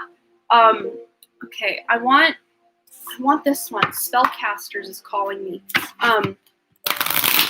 She wants one more message for you, and then we're going to get into the other stuff. Info on her death and about Eric. Whoa. Well, she's got 3 things to say. We've got clarity. What did I just say? You're going to finally narrow down and figure out and get that clarity about where you're going to be moving. And just clarity with your creative projects. Clarity with how you're going to make ends meet. Clarity about all the things. Everything Taurus represents, the abundance with finances, where you're going to live, the earth energy, the heart chakra, the, I said the creative stuff, the love, the new beginnings, it's all connected. But that clarity's coming. But look, you can't. I'm going to walk out of here and just stop now because I can't make this up. Look at that. She's giving you the inspiration back, like she's handing that down to you. But look at that solar plexus. You kind of almost up in, but that's mostly solar plexus and even going down into sacral chakra. She's showing you that you have the power to make oh my gosh. Like this is a double message about getting your groove back with creativity and getting back to it. Because look, blessings. She's blessing you with clarity to return your inspiration. I mean, wow. Yeah, that was, I like words have just left the building for me, which, wow. That was intensely amazing. Yeah, she said get a starseed oracle too. One more for that, and then we'll talk about her death and about Eric. Okay. For Czar. What else does Czar need to know from Mommy Janet? Water your garden. Yeah, that's self-care. Nourishment, body care, tenderness, and rest. You have to be able to have the energy and the power and all of that to move into that beautiful creative energy that's coming back. You need to plant that roots and ground yourself and really take care of yourself and nurture what you've already got accomplished. Your family, you, all of that. You're nurturing that because that's going to help you be able to pour from that overflowing cup. Because especially as moms, we feel like we don't even have anything in our cup, but somehow, some way, we're still pouring from that cup for our children, for our husbands, for our lives. We find that energy somewhere. We always do. But this is going to feel like you're not trying to tap a well that's dry. This feels very abundant, very like the energy, the love, everything is flowing. Of course, she'd choose that card. Yes, water your garden. So was she a big gardener? Because it says water your garden. But definitely about the self-care. She wants you to take better care of yourself, Mama. Okay, so let's get into this stuff about her death. Let's just see what can come up about that. That's so perfect. Of course she'd choose that. Oh, I already read that. Okay, Let's see what the tarot has to say about her death, or any information or energy surrounding her death that needs to come out today that she wants you to know. Oh, hell yes, Major Gardener. Okay, that's just further validation. This is her. This is her and no one else coming through. And now I got major chills again. And my hair's back to do its weird little whatever that was. There, that's a little, Oh well, you're not here for the looks. You're here for the fun. Okay. All right. Mommy Janet. What does Mommy Janet want Czar and Dustin to know about her death? Okay, well, it was definitely her time. She, on a soul level, was ready to go as far as all that. But she's still very much connected to you guys and what you have going on. She's already, like, you know, with those 3 little souls that we talked about a couple weeks ago, she's with them. Look at the 3 of them. They're all with her right now. This is that celebration. She's celebrating with you guys all the time. But basically what she's telling me is, oh, wow, the chills. I love this so much. She could actually benefit your lives better by not being here. And I know that sounds so asinine and like blasphemous to even say that, but it's because she's showing you and Dustin both stepping into who you were meant to be, because you're almost feeling like you have to fill a role that she like exited. So you're gonna have to be, both you and Dustin kind of have to be your own parents to your own inner children now, and of course the parents to your children. But she's still, Ro sees her all the time. Ro probably points to her, and just the same with those little siblings that want to come through, those sibling souls. Ro is pointing to them, laughing. She's probably got a pretty dang good relationship with Mommy Janet. She already does. She's there all the time celebrating. And I just heard the word Coachella, which I know probably has nothing to do with Mommy Janet, but like this reminds me of that music festival called Coachella, where everyone gets dressed up all funky and goes, and like it's like a whole thing. But it's like she's wanting me to point that out because she wants you to reconnect with like moving your body and dancing, and of course music. I know you already have a really strong connection to music, but she wants you to dance more and be more connected, mind, body, and soul, to your music. Ro looks just like Janet and acts like her. It's beautiful. Oh, I gotta say, Ro looks so much like Dustin, just what I've seen, and I'm like, wow, that's cool though that the looks are so strong that they're carrying on. I love that. Okay, yeah, wow. We got this in the general. She's wanting you to know that she passed, but that's the roots of abundance. Look at this. 10 of Pentacles, absolute financial security, stability, living where you want to be. It's almost like if she stayed, you guys would have just been content to just keep doing what you were doing. You wouldn't have wanted to level up. You'd have just felt just fine to keep going and be doing the same old, same old. But her leaving ultimately sparked in you and Dustin and other people in the family a new beginning. And I just heard Eric himself. Is Eric her son? Because she's pushing him forward like next to Dustin for me. Is Eric her son, or is Eric her husband? Because I need to clarify. She's laughing at me now. But yeah, sometimes I don't exactly interpret what they're showing me. No, her ex. Okay, so she's put him next to Dustin to say, okay, this is the father. Okay, to show me there's a family connection. Okay, so she's showing me there may be a new beginning with you and Eric eventually, but it's after a lot of healing. A lot of healing. He's got some growing up to do, is what she's saying. A lot of growing up. A lot of toxicity he needs to release before he should have any part in your lives. So the fact that you cut him out is a bonus for you guys right now. And it will be on his part. He'll eventually reach out. It feels years away. If he's reaching out now, he hasn't done much healing. But if this is years down the road and he's reaching out, I feel there's a possibility that he's turned over a new leaf. Okay. Yeah, so he may have some health issues going on currently. And she's holding this bowl kind of down here by her like sacral area, so that could be like prostate issues or digestive bowel issues. But she's also got it up here with the high heart, the thymus. I'm also hearing thyroid. But he's got a lot of health issues that have manifested into his life, whether you guys know it or not, because of his, I just see him harboring a lot of resentment against other people, feeling like he did nothing wrong and he's blaming everyone else and not taking action or, not taking responsibility for his own actions. That's what I'm seeing.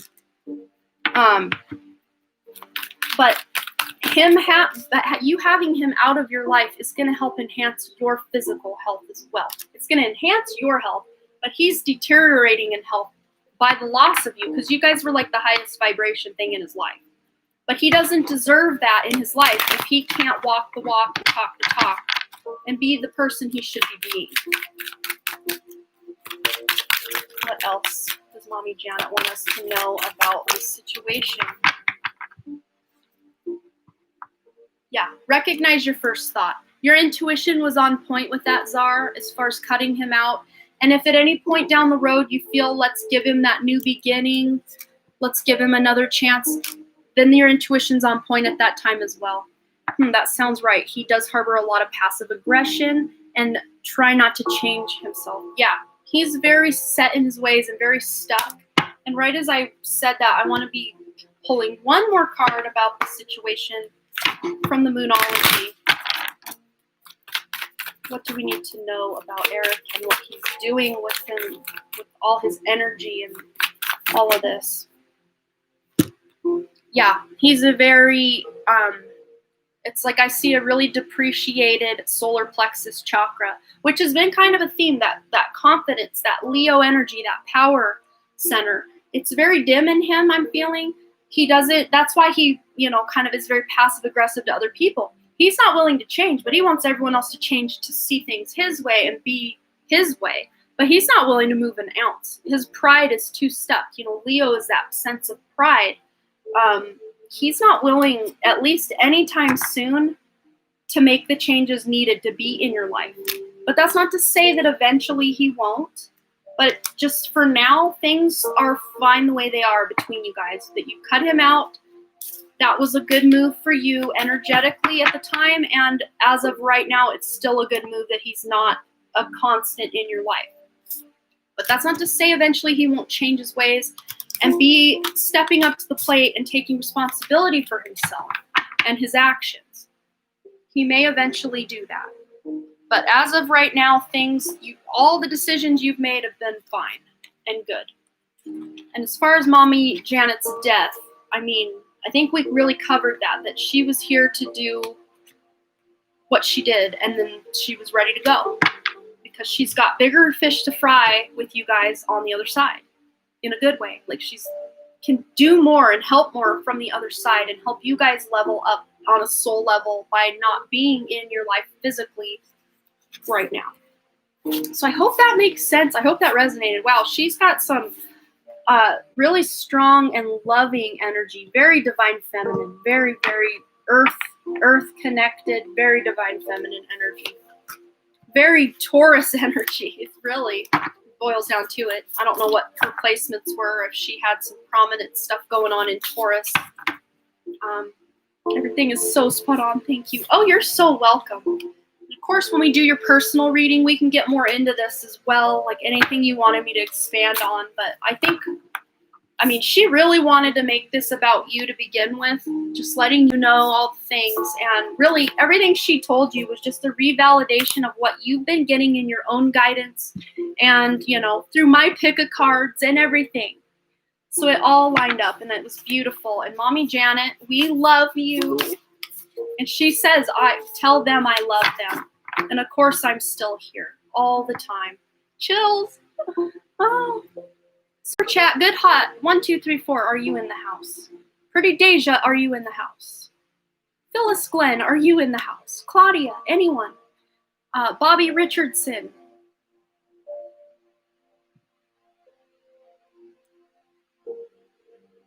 Good hot. My sister died in 2019. Oh, I'm so sorry. Oh, I had my baby in 2020. Is my baby a reincarnation of my sister? And does she have anything oh, it's scrolling. Anything she want to say to me? Like, have I met my true love yet? Okay. So we'll start with the sister and the baby connection. Let's see if there's a connection between the sister and the baby, whether this is the sister or this is like a soul family or any kind of connection we can get. Tell us about the connection between Good Hot's sister and the baby. This one. And this one. Okay. All right, so we have the choices card popping out first. And I'm just going to go ahead and start here. It says, when you accept responsibility for your life and the choices you make, you begin to tap into the power of your own spirit. You'll be able to listen to and appreciate the intuitive wisdom that's inside you and apply it positively and constructively to your outside world. Okay, so what she's showing me, oh, I'm crying so much. So beautiful. That was beautiful. That was a very strong connection we made to Mommy Janet today. I loved that. Oh, love it. So yeah, Good Hot. What is your intuition saying about this sister and your baby? Is this baby a daughter? Because I almost accidentally said daughter. But she's saying your intuition is on point in a way, is what she's saying. And I'll unpack what that means. I just wanted to get a minute of water and chapstick. That it's her. Yeah. Okay. So this is what she wants me to let you know. This baby is her on a level. This is one, it's a boy. Okay. It's a fractal. That may be why she was showing me girl. This is making more sense. Okay. So this baby is a fractal of her oversoul, which means, you know, twin flames are two fractals of a soul, right? So this baby is like, she's the feminine version. The baby's the masculine version. That's okay. I'm unpacking it. That's how she's showing it to me. So this baby is her twin flame. And wow, getting major chills. So technically, yeah, it is your sister's soul. It's a twin flame. It's an energy that is very connected to the oversoul of your sister. So that's why you had that intuition about that. You're on point with that. We have the Seek card as well. It says the power of spirit exists in all things. Everything is made of energy, and every single thing in your physical world contains a fragment of spirit. What were we just saying about it's a fragment of, you know, it's a piece of that oversoul, a fragment of that spirit. I love that. Including you. We are all one with spirit and always will be connected to one another. Yeah, this baby is definitely very connected to your sister and will always grow up wanting to look at pictures of your sister, hear stories of your sister. So it's a good idea to keep your child in the loop of, you know, who your sister was. I love and miss her so much. Yeah. So it's going to be really, I'm getting major chills. It's going to be really important for you to let your sister live on through your stories, through the pictures, through everything. Wow, the chills just don't quit. Because your sister is very connected to this baby, and she's still with him a lot, and he probably sees her and plays with her, much like Czar's daughter will be playing with grandma.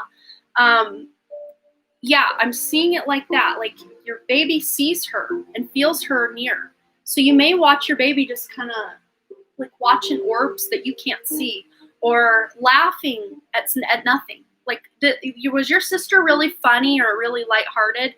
Because he's laughing. He's just showing me laughing. And does he have curly hair by any chance? This baby's got dark curly hair. That's what she's showing me. I feel that. I do. Okay. Yeah, yes, LOL. Okay. She's showing me this baby, and he's like laughing hysterically, like belly laugh, baby belly laughs. So you might be oh, I'm crying. Oh, I love this. Yes. This baby's belly laughing. Say you're cooking dinner or doing something in the other room, and you hear this baby just full on belly laughing. You'll run in there and see the baby looking up at something and just laughing. And you're like, what is he laughing at? Your sister is connecting, and I'm getting full body chills. Your sister is making him laugh. It is hilarious. She loves this baby so much and will be acting as also a guardian angel. He's always laughing. Okay, yeah. He's got your sister's lighthearted spirit is what she's showing me. And oh my goodness, this is intense in a good way. Yeah, trust. This baby is being taken care of by your sister on like a major level. Like, and you'll notice this as he grows up. He's only 2 months old. Yeah, and that's really early for a baby to start belly laughing. So yeah, this baby is very highly advanced as far as spiritual gifts and being tapped in. But with this trust card, it says here, while your logical mind is distracting a supposedly clear direction, your soul's inner guidance is urging you to follow an alternative path. The logical path may be one that you consider safe and more familiar, but you could be missing out on boundless opportunity and so much more. But before I read that, I kind of got sidetracked, and then I remembered right as I finished reading this what she was trying to show me. This baby, it's like he's going to be so protected, you're going to wonder, how did you come out of that? How are you okay? Like she's showing me, and this is nothing to get worried about, but like that there's just this baby's like in a protective bubble, like someone right next to him could be like taken out somehow, and he's just standing there perfectly safe. Like even like and I don't want to like invoke any fear, so I'm not gonna like go into detail about that, but it's like she's showing me that like he shouldn't have been able to walk away from that. And this is kind of more in his teenage years, especially when he gets more wild and crazy with just trying to be a guy and do what guys do. And he's going to be like, she's like showing me like him jumping out of a plane, like, yeah, like an adrenaline junkie. But she's saying that he's very heavily protected, and he knows he can get away with being a little bit reckless because he's got so much spiritual protection, like major spiritual protection. Like he's like Bubble Boy. Like, I don't know if you remember that movie Bubble Boy, but like he's protected from disease. He's protected from illness. He's protected from accidents, from like disasters. Like he's just so divinely guided and like protected, like in a bubble. Nothing can get to him. Nothing can faze him. So he's probably going to be a pretty happy-go-lucky guy, where if someone gets into his face and confronts him, like he's going to let it roll off his back. He's not going to harbor a lot of resentment. He's going to be pretty go with the flow. Use your imagination and you'll see the answer. So he's going to be also very imaginative, very intuitive, but he's going to be very creative. He might actually be someone who can create beautiful stories, maybe even like a movie, like he'd be making movies. What else? She's trying to show me something that's kind of fuzzy. Like I almost picture a movie screen because I said making movies, and then like it goes staticky. He's going to change his mind a lot. Okay, that's what she's clarifying. He's changing channels a lot. So you're going to be like trying to keep up with everything. He's got like his hands in 10 cookie jars, and you're going to be trying to keep up. So he's going to be keeping you. She's showing me. This is so funny. She's like, that girl's going to be losing weight trying to run after him. Like she's sitting there laughing so hysterically, like, girl, you're going to look so good running after that boy, trying to keep him out of this and that. Oh, so funny. What else is she trying to tell us? Oh, I'm laughing. Oh, prayer will help this situation. So especially if you're feeling like you miss her so much. Okay, Pisces moon and is in the 12th house. Yeah. And he's a Libra. Yeah. So he's got a really strong connection with that Libra energy. He's aligning all those chakras. Like he came in aligned, and it'll take a lot to get him unaligned. But he's going to be really connected to the earth, to animals, to all, like everything the earth has to offer, very connected, but also very connected spiritually as well. But prayer will help the situation. So if you really are missing her and just want to feel her near you, pray about it. Talk to her telepathically. Just say, hey, I miss you. I want to feel you. Can you come through? She will come through and send you messages. She's really strong with that. I'm being called over to this deck, which is a self-care deck, but she's saying, no, get it going. There's a message here for a way you can connect to her in this deck, is what she's showing me. Which I would not typically grab this deck. She's making me do it. Was purple her favorite color? Maybe that's why. wow. Okay, this makes sense why she was wanting me to go there. Okay, so it says clear your energy field. So clearing the air with sage, cleaning, dusting, releasing toxic people from your life is really going to help you connect to her better. And her moon sign was in Libra. Okay, yeah, that shows past life or, this life connection. There's a definite soul connection between her and him. That's just further confirmation that this is a twin flame kind of relationship. But you clearing your energy is going to help you connect with her as well. And the number 10, 1 plus 0 is 1, that new beginning that we keep talking about with this eclipse season. You're going to have a new beginning with the relationship with your sister. So you're no longer going to go on feeling after these next 6 months that, wow, I lost her. I can't believe she's gone. It's like the relationship you had with her has transformed. So you will feel like you have a relationship with her again.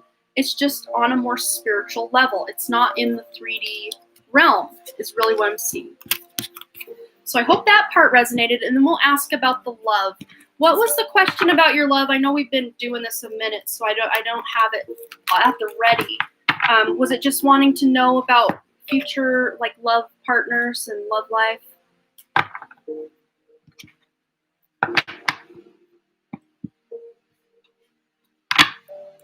What does Good Hot need to know about her love life?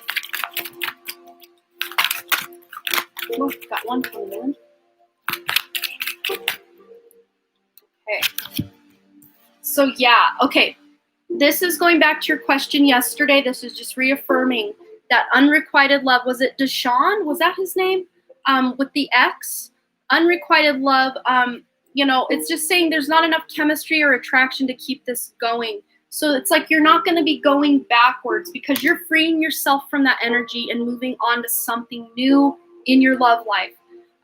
Okay, let my baby father, let go of your baby's father. Okay, so Deshaun was the baby's father. Okay, so yeah, toxic. You're letting that go. Even if he wants to come back, you're like, nah, hands washed, you're out. Bye, Felicia. That's the energy because you're freeing yourself. It's time to take back control of your life, which you're doing. So let's ask about future connections for you. Because I mean, the fact you have a child together, I feel his energy is still going to be in your life for better or worse in some capacity. It's just unavoidable when you share children with someone. But yeah, the next one coming in, it says this could be the one. You've already met the romantic partner you seek. But this could just be you have that telepathic connection to this future person. This doesn't necessarily have to mean you've already met them. But this next person kind of coming online for you is a soulmate connection, possibly twin flame. And I think that's the information we were getting yesterday, if I'm not mistaken. What else do we need to know about this future partner or anything going on between now and then? Okay. Yeah, healing. And I don't know, you might have gotten some of these cards yesterday, and it's just kind of reaffirming the question, the answers yesterday are still valid, that's definitely what's going on. But we have healing. Imagine yourself and your beloved surrounded by light. Feel your relationship being healed this very moment. This could be you healing from the past with Deshaun, but also healing any wounds that Deshaun left behind. So you can call this new person in, so you can start something new and beautiful together. And right as I said that, your sister's telling me, get on that tarot deck. So one more question, or one more message wants to come out of this tarot deck. Well, maybe. It doesn't want to shuffle. She's saying shuffle it this way. It is a beautiful card. I love that card. Okay. Yeah. Page of Wands. You're being inspired to go in a whole new direction with love. And it feels to me this is going to be after a time, though, of a lot of, deep inner healing, that hermit mode. But you're going to come out on and popping. You're ready to get that fire going. You're ready to start something new with this beautiful new divine counterpart. This feels very twin flame to me. So your twin flame will be coming in. Your sister's twin flame's already with you. I love that. But also your twin flame is coming in. And look at that. He may even look like that. Let's get up on there so you can see what he looks like. But I just heard Venus. Just that's what she told me. He's going to have a Venus placement that is really prominent with one of your placements. His Venus might be on your ascendant. His Venus might be conjunct your sun. His Venus might be conjunct your moon. One of your really prominent placements, or Venus on Venus, or Venus on Mars, or Venus opposed Mars, something like that, because this is a hot connection. I'm not going to lie, good hot. I think you're aptly named with the type of connection you're going to have with this next love. And it's like, this could be the one. Where was it? This could be the one. Yeah, this is going to be like a long-term relationship, this next one. So I hope that resonated and gave you the answers you were looking for from your sister and about your love life. Okay, hope that resonated. That was fun. Your sister's a lot of fun. And that baby of yours, he's going to be having a lot of fun with your sister. She's not gone from his life or yours. She is very, very involved. Let's put it that way. She's very involved. Okay, who is next on our super chat list? Oh, what were you wanting to know, Alex? Super chat. Pretty Deja, are you in the house? Oh, Pretty's ready. She's ready. I want light on who this spirit is that has been using my ancestors to communicate with me for the last month or so. Maybe a sun sign or gender, etc. I would like clarity on the messages I'm receiving also. Okay. So, Spirit, let's shed some light on this. Well, one already came out. Some light on this this energy, this person that your ancestors, using your ancestors to communicate with you for the last month or so. A sun sign, a gender. So is this someone you think is incarnated currently, or is this another guide that you're thinking? Love it. You're amazing. Oh, you're amazing. Keep loving on that baby. That baby's awesome. That baby's very protected as well. So the spirit, it's a spirit that's been using your ancestors to communicate with you for the last month. A sun sign, a gender, etc. Clarity. Someone who's passed and crossed over. Okay. So this person feels like a mix of earth and air. We've got earth signs with the pentacles. We've got air signs, which I'll just say them out. The earth is Taurus, Virgo, Capricorn, and the air is Gemini, Libra, Aquarius. Prominent placements in those signs. And this person literally was left out in the cold. So I'm feeling like they got the cold shoulder from their family. They may have even ended their own life, is really what I'm picking up on, because they felt they had no way out. But what's going on is this person had every way out. They could have removed the blindfold. They could have taken off these ropes and just walked away. They weren't caged in by anything. The whole front of this is open. They could have walked away. But look, this feels to me like so many tears were cried.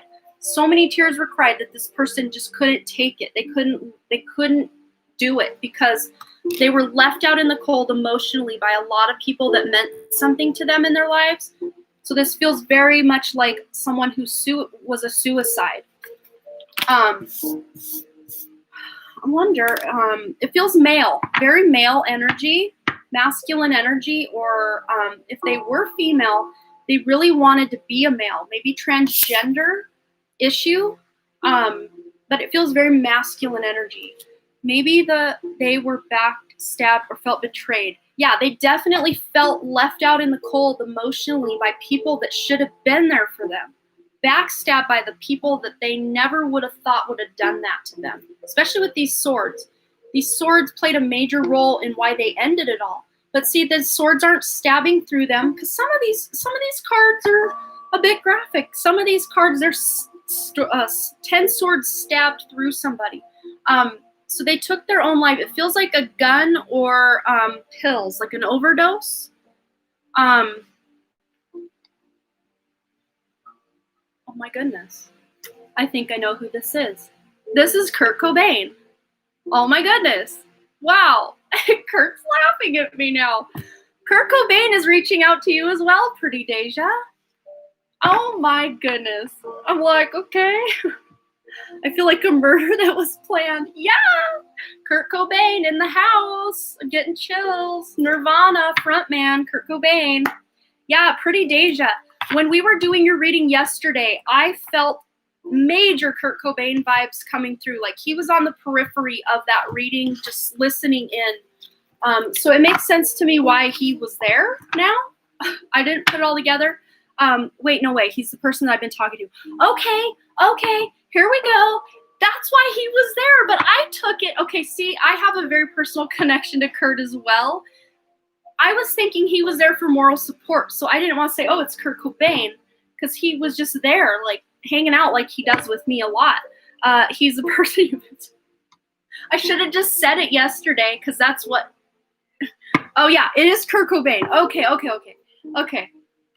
I'm getting ahead of myself. Now I'm asking you. I don't know if that's him. Okay, yeah, Kurt, you crazy man. Yeah, he works with a lot of people, especially people who are very intuitively tapped in, artists, musicians, writers. He likes looking into what you're doing and kind of even influencing and helping inspire things. But yeah, the person you're talking to now, not from yesterday, but now, is Kurt Cobain. Like that, he confirmed that 100%. Yeah, that left out in the cold. And but see, this is where we do mix wires, because I do not believe that Kurt Cobain ended it for himself. He did not. That was something else that had happened to him. But he felt many times through his life like he could have and should have ended it. But he, what we call the Kurt Cobain suicide, he didn't.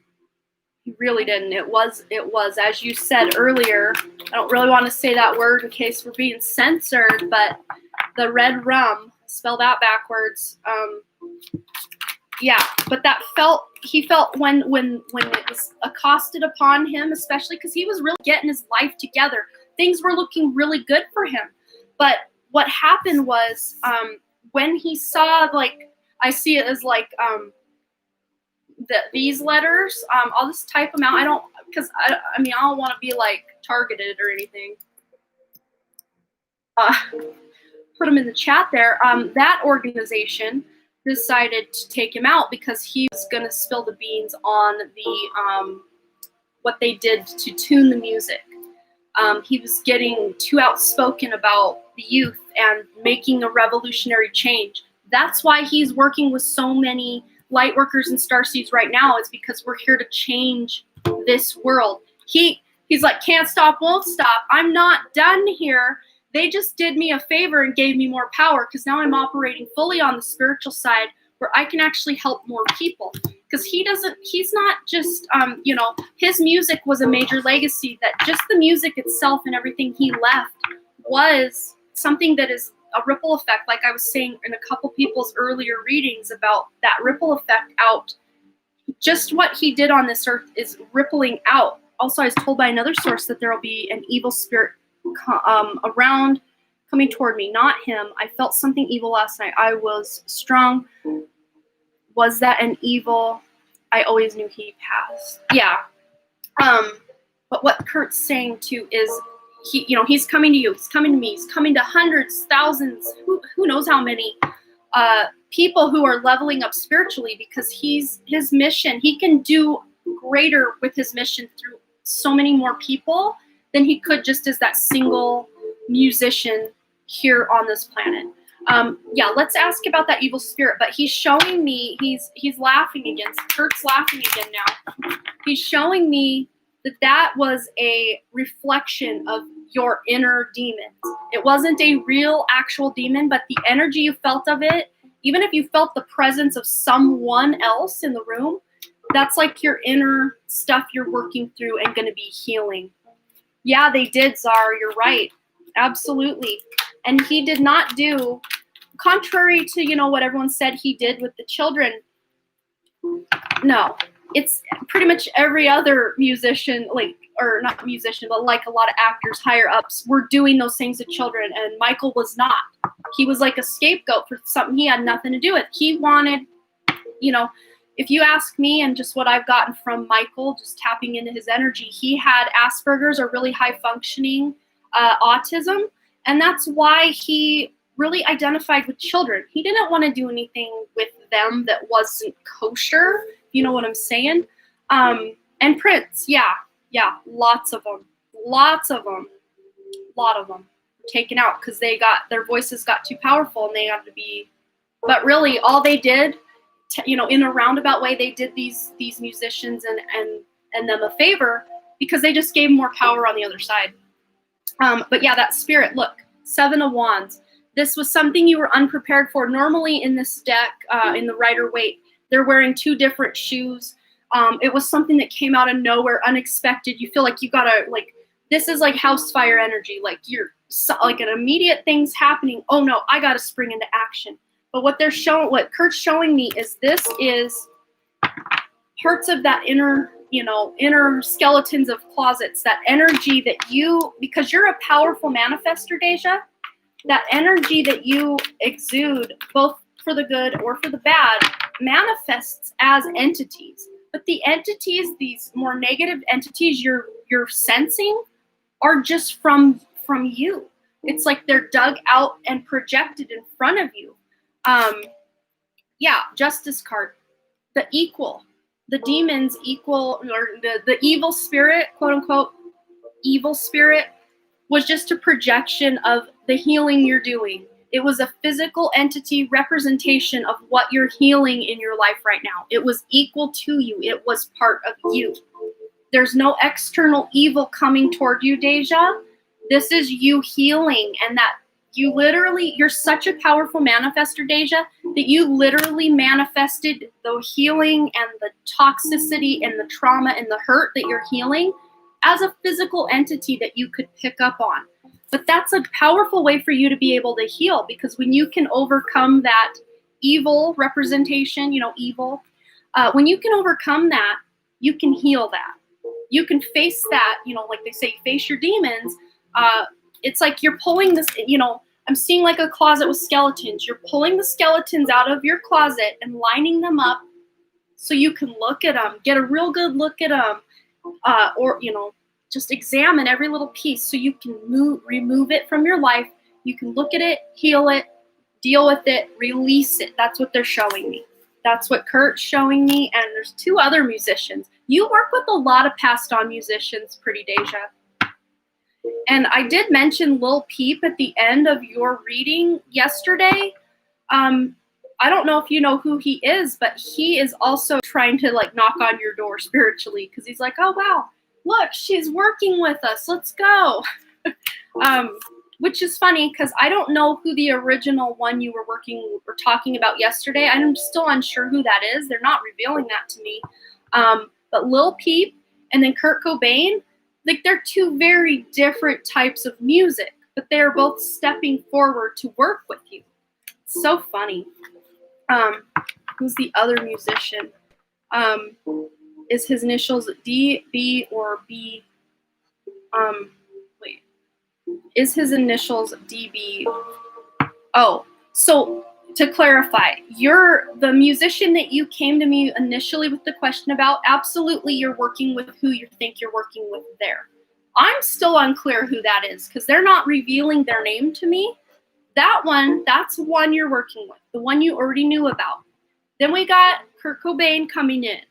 Now we also have Lil Peep was kind of peeping in like at the last part of your reading as well yesterday. So there's 3 musicians, and they're probably 2 or 3 totally different musicians from each other that are working with you and through you. It's you say, is my Nana with me? Oh gosh, I didn't want to look at it that way. Yeah, I know. Healing can be dirty business. But just knowing, Deja, this is where your power lies, Deja. Listen here, hun.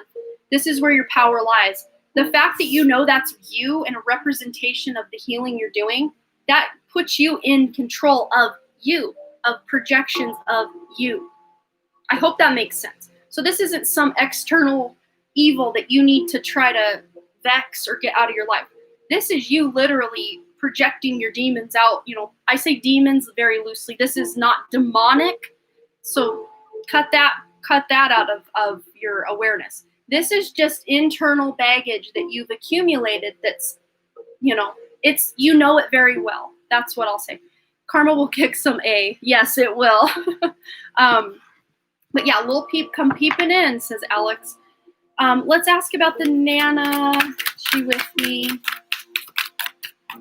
DB and Kurt have something in common, very in common. Okay, so that's maybe why I slipped and said two very different types of musicians, because if Kurt and DB are very similar, then Lil Peep is much different than they are. And all I will say is they're passing, and I knew all about both of them instantly. Okay. So we also, for your Nana, yeah, she's definitely with you. Look at this. She's still here, but just not in the way that you remember her as. Her energy, she still watches over you. She says she's proud of you. She says she wants you to know she's always with you, especially when you're doing things that the two of you did together. She really wants you to know that she's there. But you're focused on the loss of her so much that you may not feel her as much. So it's like she wants you to turn around and see her in a new light. That's what she's showing me. Okay, so I hope that answered your question. But yeah, there's like a whole long line of musicians that want to work with you, Pretty Deja. That's interesting. I love that. Okay, who is next on our super chat list? Yes, I'm crying. I never cry. I miss her so much. Yeah, she's definitely with you. And she says those tears are good. Because remember those spilled cups? I shuffled, but the spilled cups, that's someone crying over spilled milk, crying over what they think they've lost. Those tears are helping cleanse you to be able to turn around and see that she's still with you in a different capacity. So I hope that resonated. Phyllis, you are on deck, and then we've got Claudia and Bobby Richardson. What question do you have real quick, Alex?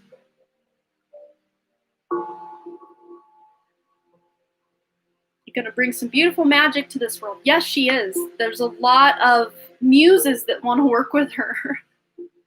Should be focusing on heart chakra healing meditation or heart chakra opening. I would start with healing and then opening, because you can heal what's already going on and then open it further. That tends to be the better, start with what you would consider the lower of the energies. If you need to heal it, that's a lower energy than opening it. So I would start with healing, start with the healing and then do the opening. But always follow your intuition as well. If one day you're feeling, I want to do some more opening, then do that. Just do where you're called intuitively. Phyllis, I would like to know what my psychic gifts are. I love all these questions about the psychic gifts because Spirit is not disappointing with this eclipse. Spirit wants us to be tapping into and working and healing to accomplish bringing these gifts into our lives. So we're already picking up what they're putting down, if that makes sense. So for Phyllis, what are her spiritual gifts? What spiritual gifts does Phyllis have? Psychic gifts. What psychic gifts? And any of her ancestors have anything to say? We'll find out. Star bathing. Look at that. Wow. This is powerful. This is you being activated, being cleansed of the past to step into your spiritual and psychic gifts. Light body, crystal grid, transmission, activation. Your gifts, Phyllis, are going to be on and popping very shortly. If you're already not feeling that, that will come in the form of ears ringing, heart palpitations, feeling really lethargic out of nowhere. Just Google, Phyllis, here's your homework. Google ascension symptoms. Google ascension. I'll write it out so you can see how it's spelled and what I'm saying. Sometimes I talk so fast that no one knows what I'm saying. Ascension symptoms. Hope I spelled that right, but ascension, like you're ascending. Yeah, if you're already feeling tired, weighed down, especially if you feel really heavy, weighed down, even if you've gained a lot of weight lately or in 2020, that weight was put on so you can bring this energy in and ground it into your body. This isn't weight that you've gained because you've been a bad girl or anything like that. Although, we've all been a bad girl at times with what we take into our bodies and stuff. But if there's any extra weight you're needing to lose, this weight is actually serving a really beautiful purpose for you right now, is what they're showing me. And that as soon as these gifts come online and this energy is activated within you, you will effortlessly lose that weight. That weight will just melt away like almost overnight, like it just disappears. You're like, wait, where did that go? Then you weigh yourself and you're like, way lighter, and you're like, what happened? I wasn't even trying to lose weight, and it's just gone. Oh, you're crying.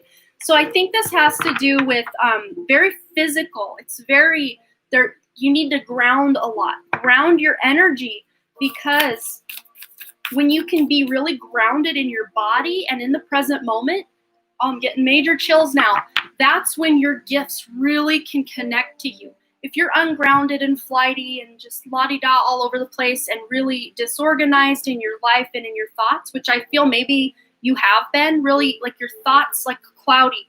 Like I'm seeing like you're like trying to talk to someone and the words won't come to you. Or you walk into a room and you forget why you came into that room, what you were doing. Why am I in this room? What was I coming in here to get? Then you walk out of the room and 2 hours later, you're like, oh yeah, I was gonna grab the scissors or whatever it was. There's a lot of that going on because they're changing the way that your neurons fire. That's what they're showing me. Your neurons are starting to fire in a way that is gonna be where your memory is just instant, where you don't have to sit and be like, well, what day of the week was that? Like, you don't have to sit and search for it. It's like going from dial-up to high-speed internet. That's what they're showing me. Jump in. That's the next card. Andromedan energy. So the Andromedans want to work with you. You can Google this as well. Phyllis, you're getting all the homework. Let me spell it right. Andromo.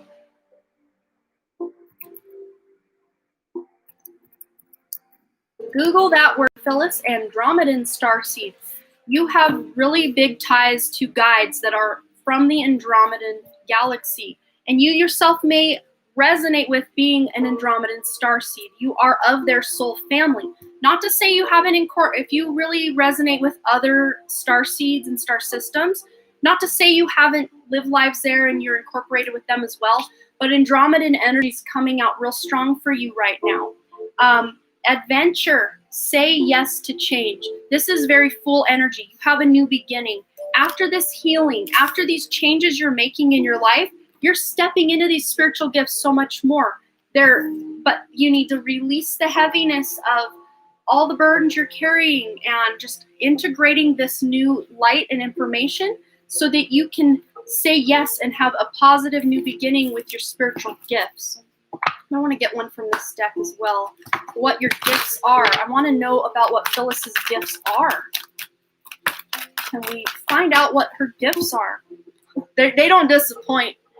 Claircognizance. And that's why you're feeling what I was saying about the brains and the synopsis. Claircognizance is that clear knowing. Knowing something without knowing how you know it. You're really like hyperlinked, tapped in. I love when it all comes together.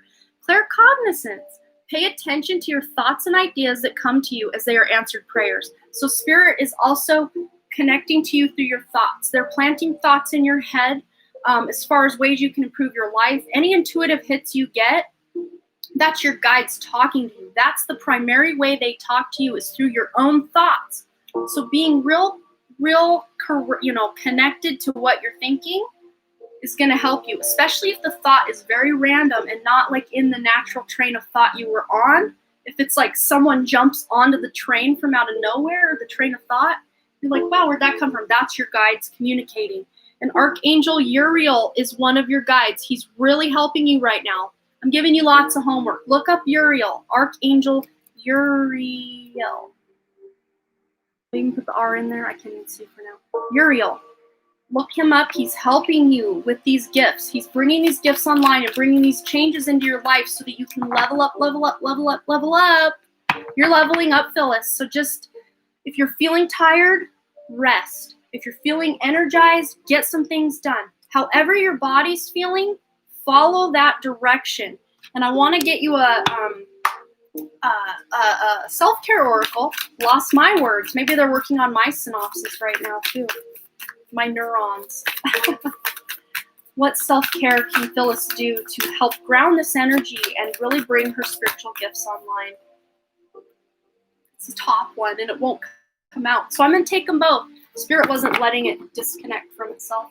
They're connected. And that's funny. I say connected and it says connect with your ancestors. So I don't know if you've been doing a lot of ancestral healing or connecting to your ancestors, or if you feel really, especially the mother's side, Lots of women in this card. I just heard mother, maiden, and crone. Connecting to your mother's side of the family, and you can use the moon and the eclipse to do that. The moon represents the mother. So there's a lot of mother healing going on. So if you don't have a great relationship with your mother, holy crap, that's beautiful. Oh, it is. Oh my God. Phyllis's sanity has left the chat, everyone. Yeah, your mother. Connecting to this eclipse energy and the moon energy is really going to help you heal things in your life and heal with ancestors on that side of the family. But that's not to say your father's side can't get a little healing love as well. That's absolutely up for you. But with the number 14, big changes, big, beautiful changes coming into your life. And of course, even the good changes can look scary at times. So take it slow. If you feel you need to rest, rest. If you feel you need to jump in with that full energy and go for it, go for it. Your intuition, with that clear cognizance that's coming online real hot for you right now, follow it. You also have alone time. That's why it couldn't be separated. Because to connect, you need to be alone. You can't be busy and distracted and doing all these other things. That's the one. Not quite sure what you're referring to, but I'm glad it's resonating. But number 2, there's a partnership between you and a guide that's really strengthening. And it could be an ancestor that is really stepping forward to work with you. Besides just Archangel Uriel and the Andromedans, you also have an ancestor guide that's trying to connect. And it's feeling like, it's like knocking on the door like a light tap. But soon it's going to be like in your awareness, like you're going to be on with it, like really connected and knowing where to go with that energy. But here she is spending time out in nature and just being, one with nature. I was going to ask you if I have intuition. Oh, absolutely you do. And learning to trust that intuition is a big theme of this eclipse for you. Big theme is learning to not doubt your gut feelings, your gut instincts, and knowing that you already know what's right for you. Yeah, I'm excited for her too, Czar. This is very beautiful transformational energy. That's not to say you're not going to have a hard time and have things fall away.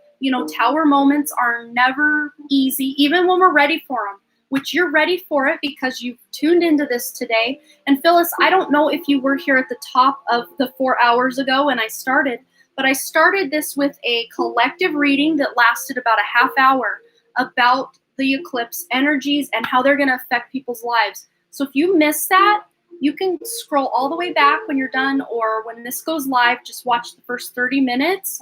I feel heat on my head. Yeah. You're going to feel a lot of that. You may even get some headaches with all that, moving and what they're doing in your brain. You'll probably get a lot of headaches. And, when you get headaches, that's going to be your key. You need to slow it down and take it easy because they're wanting to work on you. But they're trying to work on it when you're in your sleep state or your dream state so that you don't have to feel the pain of what they're doing. So that should help you at least with all the homework I gave you, Phyllis. Plus, if you missed the top of the chat or the top of the live, you can go back and watch that. It lasted about a half hour, me explaining all about these eclipse energies. And that is for everyone. Anyone who's listening right now, go back and you can listen to the first half hour of this video. It's got a reading for you. And you, as in, if you hear me or see me pointing, that means you. It's for all of us as a collective that are watching this. So I hope that resonated and helped you, Phyllis. That was pretty powerful. We're getting some really powerful transformational readings today, and I love it. I love it so much. And I got to pop off here in about an hour. So we're going to try to get through as many super chats as we can between now and then. And anyone that wants to donate between now and the end of the live, you will be put priority for next Saturday. I'm going to be going live again next Saturday. Okay, Claudia, are you in the house? Bobby Richardson, are you in the house? Okay, yeah, I'm going to be all mixed up here. Kayanat Bakari, are you in the house? Katie, who's Elizabeth Williams, are you in the house?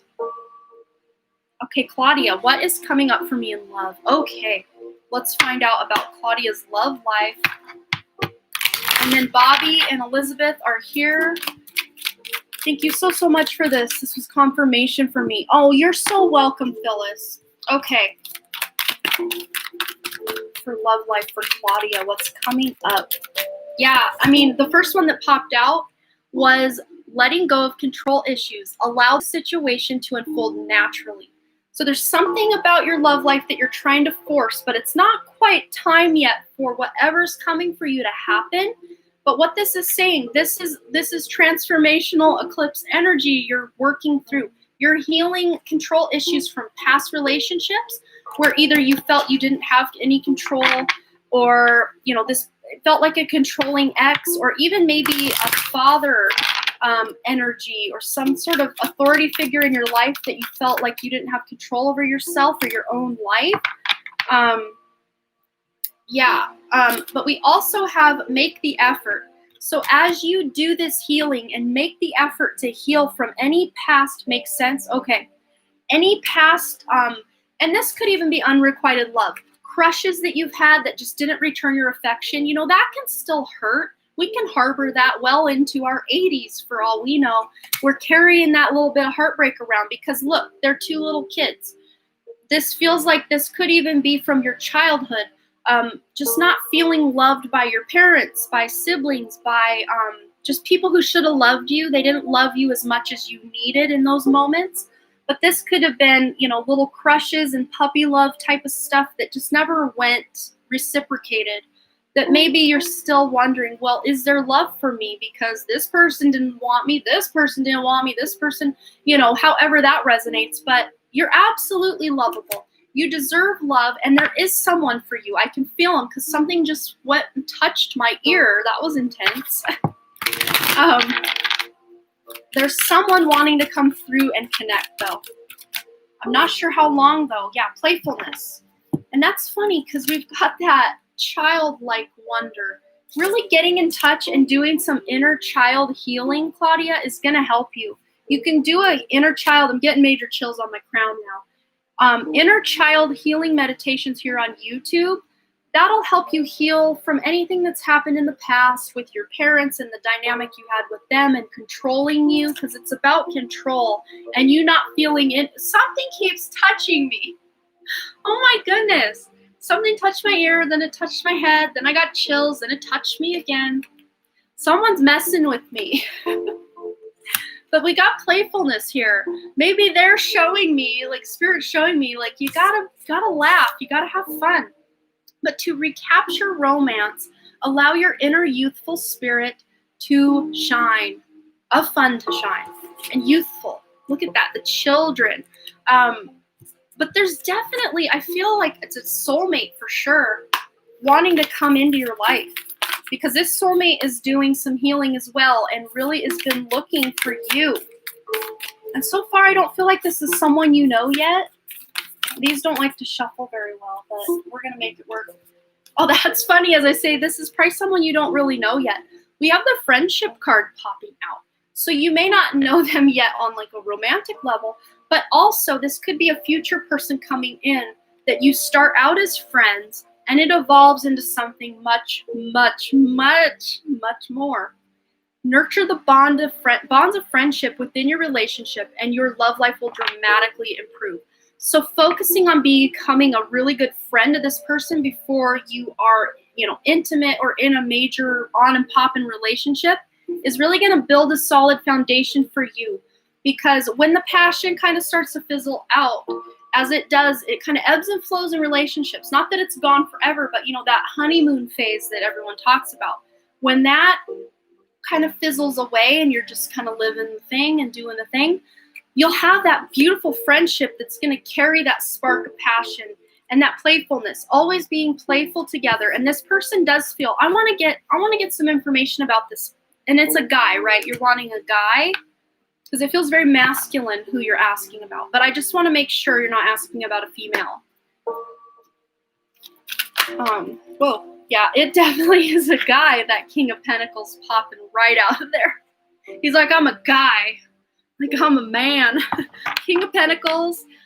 This guy is probably an earth sign, sun, moon, rising, which would be Taurus, Virgo, or Capricorn.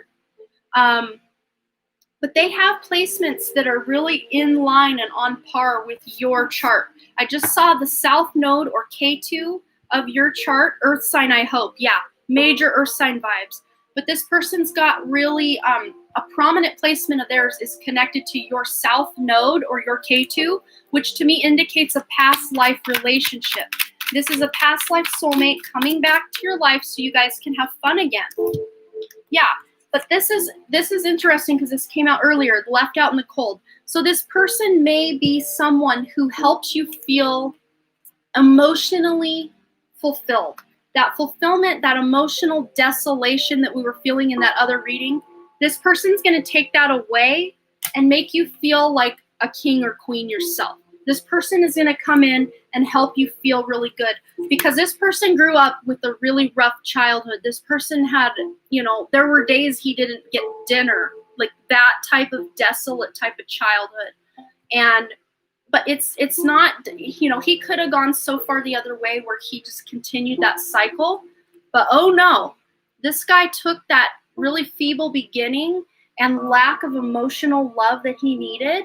I'm getting major heart palpitations. Wow. You've got some really strong guides, Claudia, that are working through me to get you these messages. My goodness. Wow. They're like, pay attention. I'm going to touch you. I'm going to make your heart palpitate. I'm going to do crazy stuff. But this Earth sign that's coming to you, and again, this may not be his sun sign. I feel like his sun may be something other than Earth. I just saw air. Could be Libra, Aquarius, or Gemini. Could be his sun sign in some of those. But they're having me go off the Vedic system, the Vedic chart. So if you don't know the Vedic placements, you can even do your own, Claudia, do your own Vedic astrology chart to find out what your Vedic placements are. Because as I was saying in the beginning intro of our live today, what's going on is the Eye of the Bull, where the eclipse is taking place, Aldebaran, there it is, Aldebaran, that is actually located in Gemini in Western astrology, because Western astrology is about 24 degrees ahead of Vedic astrology, because Western astrology is very set to, April 20 whatever, when Aries starts in Western. That will always be that way in the Western system through the end of time. But Vedic signs will shift with the fixed stars. So the signs will change, but they're going with the fixed stars. Rather than, how we used to think, oh, the Earth revolved around the sun, or the sun revolved around the Earth. It's like, no, the Earth revolves around the sun. So I hope that makes sense. They're wanting you to really look into your guides, wanting you to look into your Vedic placements, because that's going to help you find who this is. Because his Earth sign, he may not be an Earth sign in Western astrology. He may be a different sign. I hope that's making sense. I hope I'm not totally confusing, because I just saw a Virgo Libra cusp, because Virgo, he may be a Virgo, because that's behind Libra, but he may appear to be a Western Libra, but also have that actually be Virgo. Okay, I just want to give you that quick little lesson, because your guides needed you to know that for some reason. But this person, remember, the feeble begins, but look, he's the King of Pentacles now, and in his life, he's meant to have a lot of abundance, and he wants a family. That's that Earth energy. He wants a family, he wants love, he wants emotion. So he may even have his Venus in Taurus, an Earth sign for sure. Okay, what else? Let us know one more thing from this deck, and then we're gonna get into, then we're gonna get into the Archetype deck. So we got Ten of Swords. So right now, this soulmate, right now, as of this moment I'm speaking in time, he's going through a breakup. He's going through a rough time with a controlling person who he's releasing from his life. This could be a breakup with a woman, or could be he's finally just let go of his own mother because she's so toxic. I'm almost more getting the mother vibes, like he's really trying to cut her out because she's just been nothing but trouble for him. Oh, hey, Jenna. I haven't seen you in forever. I hope you're doing well. How's it going, Jenna? But yeah, he's going through a rough time right now emotionally, physically, spiritually. But he's coming out of that eventually. And when he's starting to heal from that, this is what's on the horizon for you guys. That fun time, being more childlike, making effort for a love relationship that's going to have a really strong foundation with that earth energy of friendship that's going to evolve into love. So I hope that resonated for you, Claudia. That was fun and beautiful. This sounds like a really great person. This guy is great. He, you think all the toxicity he grew up with, he'd be jaded, but he's really so open-hearted that, it's actually made him a better person in a way to have to go through all he's gone through. And you're going to play a big role in his life for helping him heal as well. For sure. But, oh no, I did want to get one archetype card just to give us a little more information about him. One archetype card, Spirit, before we close out Claudia. Tell us about her future soulmate here. Mystic. Yeah, he's going to be very intuitive. That's where I was getting that air energy, very connected. And I just saw Aquarius as well as I said that. Very, most people think that Pisces is the most intuitive sign of all the signs. It's actually Aquarius because it is 12 signs away from Pisces. 12 signs away is the spirituality. It's called Bravam. I can never say it right. In Vedic astrology, but it means from house to house. That's what it is interpreted as from Hindi or Hindu language. And I apologize if I'm butchering the Indian culture, but I love Vedic astrology so much. But yeah, he's a mystic. So he's got that air. His moon is probably in an air sign, but he revels in intimate union with the divine. So he probably is really connected to his spirit guides. And Claudia, you yourself have some really strong guides that want to be connecting with you. So maybe if you're not doing meditations and stuff, you could do a meditation to connect to your spirit guides, and that'll help you feel what that connection feels like. You're probably already connecting with your guides, but this is just going to help you really feel it. I hope that makes sense. Oh, lovely reading. Oh, I'm glad you enjoyed it. Yeah, that was fun. Yeah, you have a fun, awesome guy coming your way eventually. It feels like I just saw 2022, so it might be a while. You're working on your spirituality. You're hermiting yourself. You're leveling yourself up, and he's doing the same. And then when you guys unite, it's going to be beautiful. So take the time to heal, and he's doing the same. And when you guys unite, it'll be great. Okay. Our next super chatter we've got, and thanks again to my awesome mods for keeping me in line here, Bobby Richardson. And I have about 28 more minutes or 38 more minutes. 38 more minutes. And then I'm going to have to close out for today. And any super chats that we've got left over will be carried over to Saturday, possibly Sunday as well next week. I'll kind of feel out the energy, see if I need to come live both days. So if you missed your question being asked or answered today, I will always be calling you out every time I go live to make sure I repay that beautiful debt of gratitude that I have for you for wanting to donate. And my phone just lit up. Let me make sure. We received $5 from Jenna. Oh, thank you so much, Jenna. I appreciate you. You are amazing. And we will get Jenna added to our super chat list. Okay, so up first or in any order, we've got, Bobby's next, and I saw Bobby was here. I ended a long-term relationship 3 months ago, and I recently met someone who went through the same thing. Yeah, mirror images. We weren't expecting to have such a strong connection so fast, but wondering how it'll progress. Yeah, so it's almost like you guys weren't even ready to find each other, both of you, but because you're going through the same thing, it was like you were on the same wavelength, so it brought you guys together even sooner than maybe you thought would be possible. But I feel it was here come the chills already, Bobby. It was a divine connection. And let me just clarify, is this a female we're asking about, just so I can really tap into her energy or his energy, however this feels. Thank you so much for your donation, Kitsune Doll. I appreciate you. Not at all interested to meet, haha. Yeah, Kitsune Doll, any donations that are being made now, we probably won't get to. Oh, it's male. Okay, see, I'm glad I asked. Spirit was like, you better ask. So I'm glad I asked. Thank you so much for that validation. Yeah, any super chats that we've got rolling in about now will be held off for next Saturday. I do apologize, but you always will have the opportunity to get your question answered top of the list next time. Yeah, I know what you meant, Bobby. I know what you meant by that. Yeah, and future lives, you will always be called out top of the list for any donations you've made. So I hope I'm not like stuttering and crazy with my words here.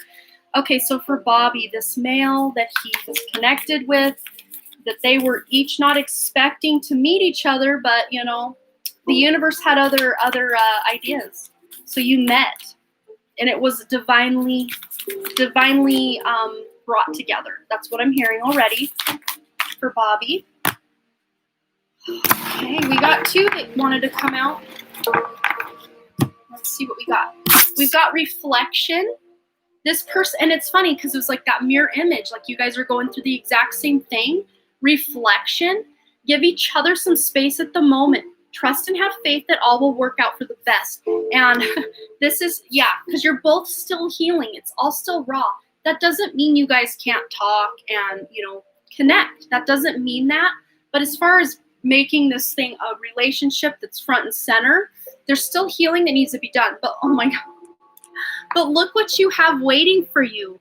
It says twin flames. This is your twin flame, Bobby. I don't know if you know what twin flames are. If it's not something you know much about, you can Google what that means. Your passion ignites. Yeah, this is divinely guided because you guys are twin flames looking to unite in this lifetime. That's crazy. Yeah, we don't talk constantly because I want to give him space to heal. Wow, yeah, I do. Well, I'm getting major chills. Yeah, Bobby. The healing will take place. That's what I'm hearing. The healing is going to take place, and the chills just don't stop. I want to see what types of information or guidance we have as far as moving through this healing. You can use this. That's what they're telling me too, Bobby. You can use these eclipse energies to heal. These are prime energies for healing and creating eventually something new. So you're the ending of one thing, these relationships that you and this other guy are leaving and being done with, you're leaving that to create something new with your twin flame. That's beautiful. But if you miss the very beginning, Bobby, I've said this and now my ear's ringing. Yeah, the guides are on and popping right now. We're really connected. What I want you to know, if you missed the beginning of the live, I did a half-hour reading for everybody watching. That I tuned into your energy during that reading and explaining what this eclipse in Rohini Nakshatra in Taurus means for each of us. I really broke it down in depth. So if you missed that, anyone who's hearing me right now, if you're in the chat and you missed that earlier, when this video posts, or right now if you want to scroll all the way back to the beginning, you will get a message. I did a half-hour message and then reading about how this is affecting those of us who are watching this. I gathered all the energies of everybody who was going to be watching to be able to find ways this could help our lives. And it's so far been on point in almost everyone's reading. Same themes, same everything. But we got this. Let go of resentments. That's a way you can heal. And that feels to me like letting go and releasing exes as well.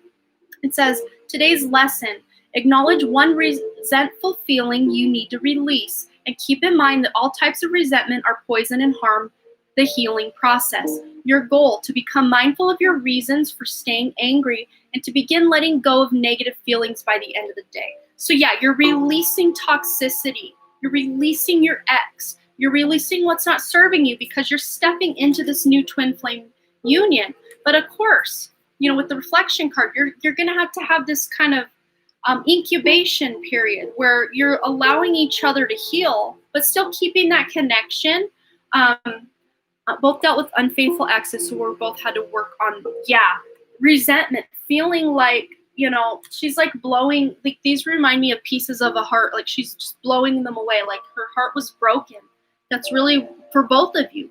Yours, Bobby, and his heart were both broken by what your exes have done. And the lesson also, we dare to be creative. Think about all the creative ideas that come to you in one day. How many do you dismiss as trivial or unproductive? Healing requires Impractical and daring creativity. Your goal, to observe how you respond to your own creative voice. Are you receptive or self-critical? So that self-critical, that solar plexus, that courage, that self-confidence, just knowing that you didn't deserve to be cheated on. That was issues that your ex and his ex were both, projecting like, oh, I need to go cheat to find what I need. And of course, they probably didn't find what they needed because the problem was within here, probably not within the relationship.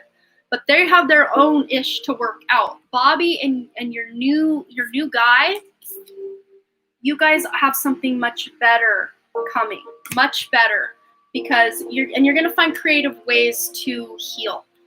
Maybe even doing creative projects or endeavors, things that make you feel happy. That'll help you start healing from the pain of what the ex has done. So I hope that answered your question. We got some interesting stuff, but it feels to me like it's not too soon as far as moving on. Of course, the healing process will take time, but you found the next one already, and it's beautiful. And you guys will be able to work through the healing you need to do to get where you need to be. He's been more withdrawn, so I'm wondering how long that'll take him to get through. Yeah, he's definitely, I'm feeling of the two of you who's more hurt, it's definitely him. His ex really did a number. So let me tap in to see, where do I want to go? I'm going to go with Tarot from the Heart. We have not used this at all yet. Okay. How long is it going to be that Bobby's new man is withdrawn?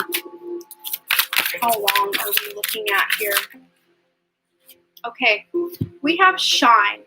This is a beautiful card. This person that you're asking about, he is really finding himself again. He really does want to move on with you. Absolutely. But he understands, the teardrop of that third eye there, that teardrop, really having to be like, well, why wasn't I enough? Why was I cheated on? And you're probably doing the same healing as well. So this will resonate for you as well. But with the Shine card, he's remembering who he is and remembering how amazing he is. Look at that heart chakra just lighting up, remembering who they are. Both of you are going to be doing that in this healing process. It doesn't quite tell us how long from now. Let me go to my Angel Answers deck and see if they can let us know how long this is going to take. How long is it going to take for Bobby's new person to come around and want to connect? Okay. It says there's something better, but this doesn't mean, oh, there's something better than this person. It means that there's something better that he's waiting for in his life before he feels like, okay, I can trust this new person enough to really make this shine. Because look at this, it's like a beautiful bouquet of flowers like his guides are offering him. So he's going to know and understand it's safe to love, that there's something better than being withdrawn and not being with you. That's how I'm taking this. There's something better than feeling sad. And you two are going to help each other heal. Not to say you won't heal on your own here and there before you really do make this a committed deal. But there's healing he's really focused on right now. Let's see if Spirit will give us a time frame.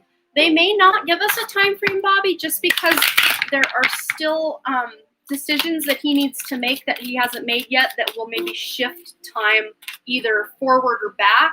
Time is a funny thing. A lot of times when we're asking if something's going to happen by this date or that date, Spirit doesn't like to give answers because time is like a rubber band. With the decisions we make can hop us to different timelines and all sorts of stuff. So I hope that makes sense, but we'll see if Spirit's going to try to give us a definitive answer or not. Be assertive. Okay, yeah, they're really not wanting to let us know. My relationship was 5 years and his was 9, so yeah, it just takes time. Yeah, but you just letting Bobby know, or not Bobby, but your man, Bobby, you letting your man know you're still here, you're still healing, you're still available for him when he's ready, and of course you'll be doing your own healing process as well. But you'll probably have to be the one to reach out to him to just keep the connection really going while he goes through his metamorphosis back into that shining star that he is. We're going to try one more time. one more time to get a time frame.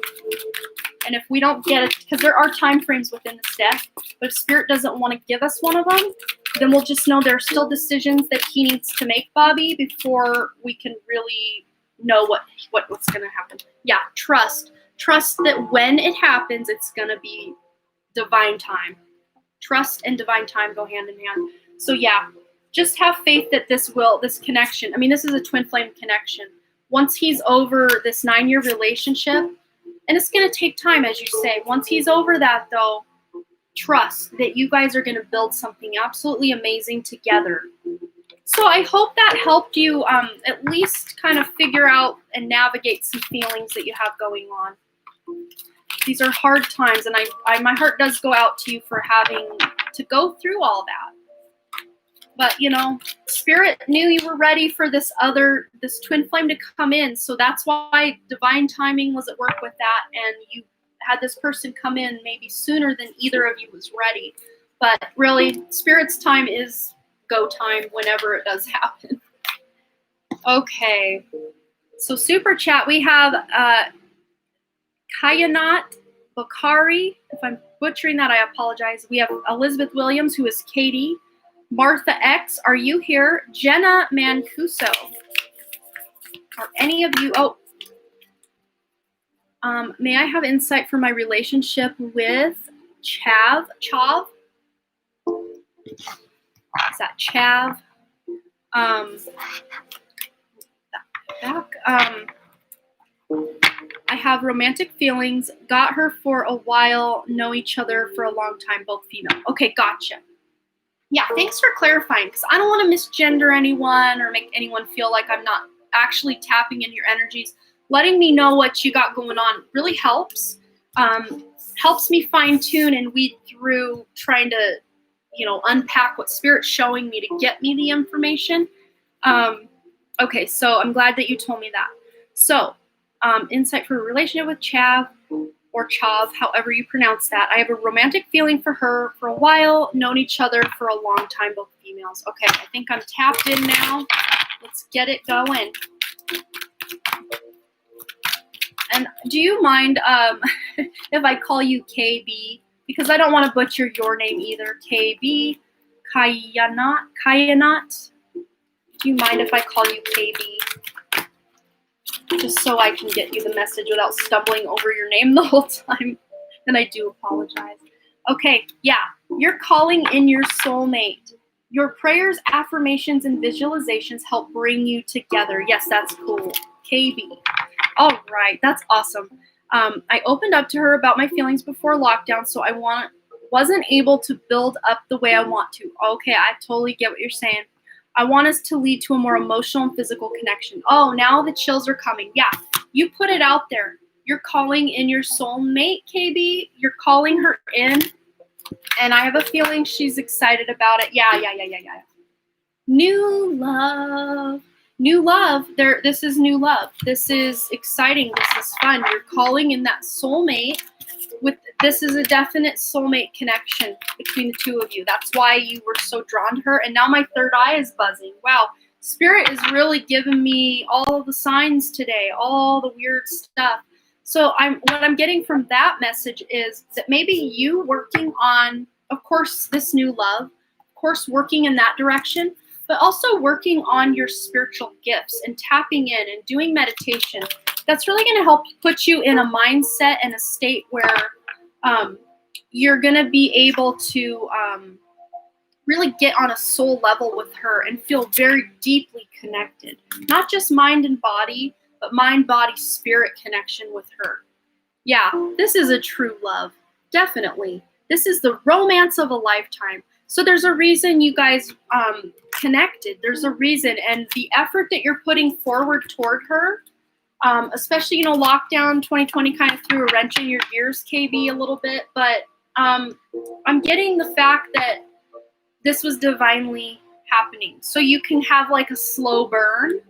They're showing me like a candle flame that just slowly gets bigger rather than a hot, passionate thing that may fizzle out before you can really get your bearings. So really, the lockdown for you guys was like a heaven-sent thing. so you could really build that emotional connection, that soul connection, and then eventually, obviously, the physical connection. But what does Spirit want you to know? What advice, what messages need to come through for KB about this connection with Chav or Chav? Probably pronouncing her name wrong as well. Yeah, cloak yourself in light. This is a time for you to level up spiritually, because it's going to help you, because you are soulmates. Any spiritual work you do, any spiritual work that she does is really going to help bring you together in the physical world. So I hope that makes sense. Yep, I'm being there for her practically. We see each other a lot because we work together. Oh, good. I'm glad you guys are able to be connected. Yeah, this is funny. It's so much calling you to really focus on your spiritual side, your spiritual gifts, because your higher self, that's your soul. Your higher self wants you to bring more of it along for the ride in your day-to-day life. Because normally, I'm an average person, the ego is in that driver's seat, and then the soul is riding shotgun. But we're kind of have a changing of the guards, or we're on a road trip. Okay, I've driven for so long. I'm going to rest now. Higher self is stepping into driver's seat. That's what I'm seeing in your life. Yeah, because with the number 3 + 5, that's an 8. You're going to be able to soon take actions where you guys can really spend time together and be together and really build that strong physical relationship, because you're building it also spiritually, mentally. I'm getting chills again. You're building it on all levels. Like, you're building a very strong foundation, not just being all physical, not just being all mental, not just being all spiritual, but like the trifecta, like a triangle of stability is what Spirit's showing me, what you're building with her. So I hope that resonates. I just want to get one, being guided over here. We haven't used this deck yet today. This is the Angel Messenger cards. What angel message do we have? That's way too many. I think we're going to just get one. Yeah, I'm doing my best. Yeah, absolutely. I feel like your guides are letting you know you're already on the right path, and just keep doing it. Yeah, schooling, study, and education help your life's purpose and personal growth this time. The angels will guide you and help you with this process. So there may be something really taking up a lot of your time that you're wanting to learn about. And this could even be something you and her are both interested in and want to learn about. Maybe you guys could take a class together, or like go on Skillshare. Like, they're showing me like it's online, like going on Skillshare and learning something together. Like, that could be a really fun way to bond with her and, bond on all levels. That would be fun. But if you guys are, working together, this could be work related as well, because, school and work are very similar energies, So schooling and studying and educating, like, you guys are even educating each other about each other, learning about each other. That's really what I'm seeing. Okay, so we have about 15, 16, 17, 18 more minutes of this live, give or take. Because I do have my writing group tonight, and I don't want to duck out of that like I have been since September. It's time to get back on that horse. We are doing that. We are doing those things a lot. Okay, good. So this is just Spirit reaffirming that the steps you're taking with this relationship are in alignment with your overall success as a couple. That's just revalidating for you that you're on the right path, that you're following your intuition and taking the right steps. Okay, Katie. Katie's next. Elizabeth Williams is Katie. Okay, so I have a cousin named Katie Elizabeth. That's interesting. Okay, what is my life purpose and maybe psychic gifts? I'm lacking direction and nothing sticks, and I'd like to use my life purpose as a career. Okay, yeah, that's awesome. So we're going to start here, Spirit deck. It's calling me. Yeah, we can maybe do one more after Katie's reading, which would be Martha X or Jenna. If either of those two are in the house, we will go there first. Otherwise, you're not going to miss out. I will carry these over to the beginning of next Saturday's live. Oh, someone's got the buffering icon there. I hope you're doing okay. For Katie, what is her life purpose and psychic gifts? What does she need to know about this lack of direction? Nothing. I'm getting chills already, Katie. Nothing sticks, and I'd like to use my life purpose as a career. Okay. Wow. So we have a mother's love. So there's this sense of healing that needs to maybe be done around your mother or with the relationship with your mother. But it just says here, a mother's love is reaching out to you at this time and holding you close. She knows how much you miss her and wants to remind you that this special bond of love can never be broken. And when we get this card and your mother is still incarnated, this is a very motherly spirit guide or ancestor, possibly grandmother, that's stepping forward to let you know she wants to help you. And she's helping you with your spiritual gifts. But if it is your actual mother, it could also absolutely represent her. But if your mother's still here, this could be also indicating that you're having some healing to do with your mother. Even if you have a great relationship, just doing a cleanse, healing just any energy that happened between the two of you will help. I want to grab one from this deck to see. Yes, my mother's still alive. Okay, yeah. So this is like a spirit guide who's a motherly type of energy, very divine feminine, very Venus energy. Okay, what do we need to know for Katie's spiritual gifts? My dog is like whining at the door. But you are either an indigo, a crystal, a rainbow, a blue ray soul, a star seed, a light worker. If any of those labels feel right for you, you're definitely here from higher realms. You're an old soul who's sent here to create a better world. I'm just going to run downstairs real quick and just open the door for my dog so she can go out, and I'll be right back. Like, it'd be like 10 seconds. She's almost 16 years old, so when she's got to go, she's got to go. I'll be like just very, very quick. I'll be right back, and we'll hold that thought about the indigo children.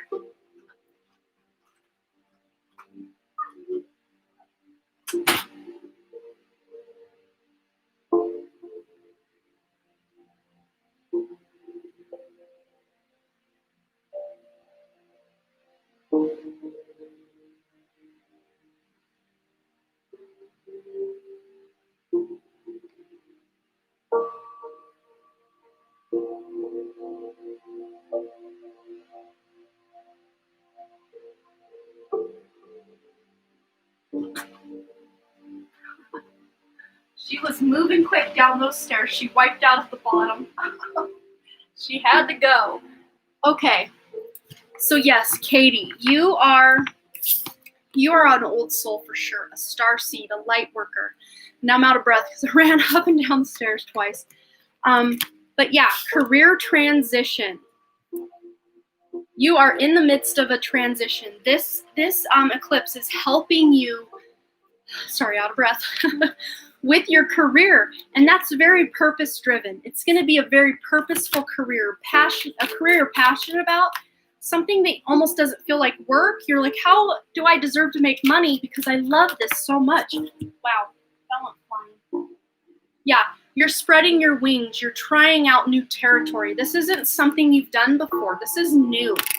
But it says, do not hold back right now. The timing is perfect. Eclipse, the next 6 months, the energy that this eclipse is creating, the timing is perfect and you're ready to soar. So I keep saying this, but if you did miss the beginning of this live today, when it's posted, you can go back and watch the first 30 minutes. I totally break down this eclipse energy, what it means for you, especially if you know your Vedic chart. If you don't, you can go do a Vedic astrology chart calculator to find out your placements. But what they want me to tell you is your Vedic placements are important because it's going to help you tap into your purpose and why you're here. I don't have anything I'm passionate about, just things I kind of dabble in. Okay, yeah, that makes a lot of sense because we're kind of bringing up this sense of stagnancy. That's what this is going to do. This eclipse is bringing up any stagnant energy to be revitalized. Transformational energy is at play here. And I want life purpose deck because they're like, this is going to give her some ideas. Because the reason you haven't really decided on any one thing is because you may have Gemini in your chart. I personally am a Gemini moon, and I've had a lot of different types of careers. But yeah, leadership. You're maybe meant to be an entrepreneur. Katie, take charge of the situation. I think you're meant to have your own business doing something. I don't think you're meant to be working a 9 to 5 somewhere corporate or anything like that. Staying for a long time. I have no idea where to begin. Yeah, well, we're going to get some ideas. And this eclipse energy is really going to help you. When you can put your intentions into wanting to figure out your purpose and what you're here to do, Spirit will not disappoint. You better have your seatbelt on, like one of those 5-point harness types of seatbelts. Like, I'll just use this as like a rocket, like ship kind of chair. Like you're strapped in, like, oh no! Like that's how I see you. Like you asked for it, you're gonna get it, but in such a good way. It's really gonna help your life. This is what you've been needing.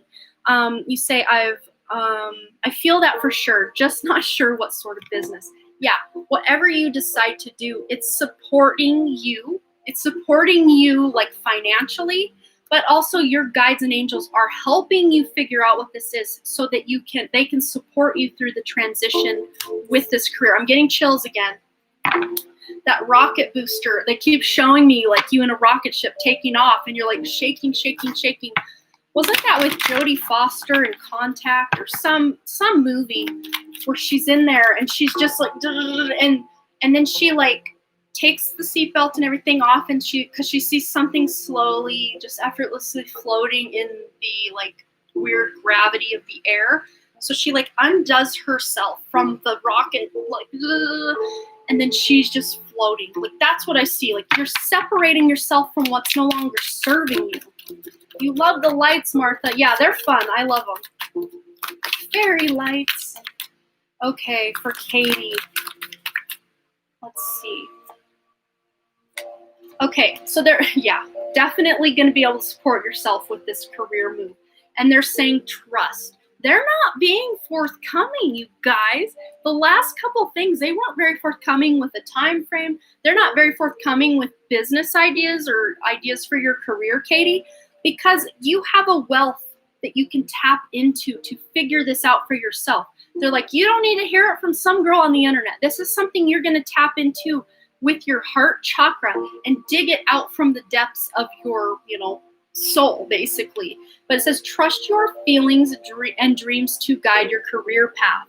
So you're going to be getting dreams about what this could be. You're going to, no, they're not. LOL. I'm so lost. I just want something definite. I've been asking this question for years for myself for years. Yeah.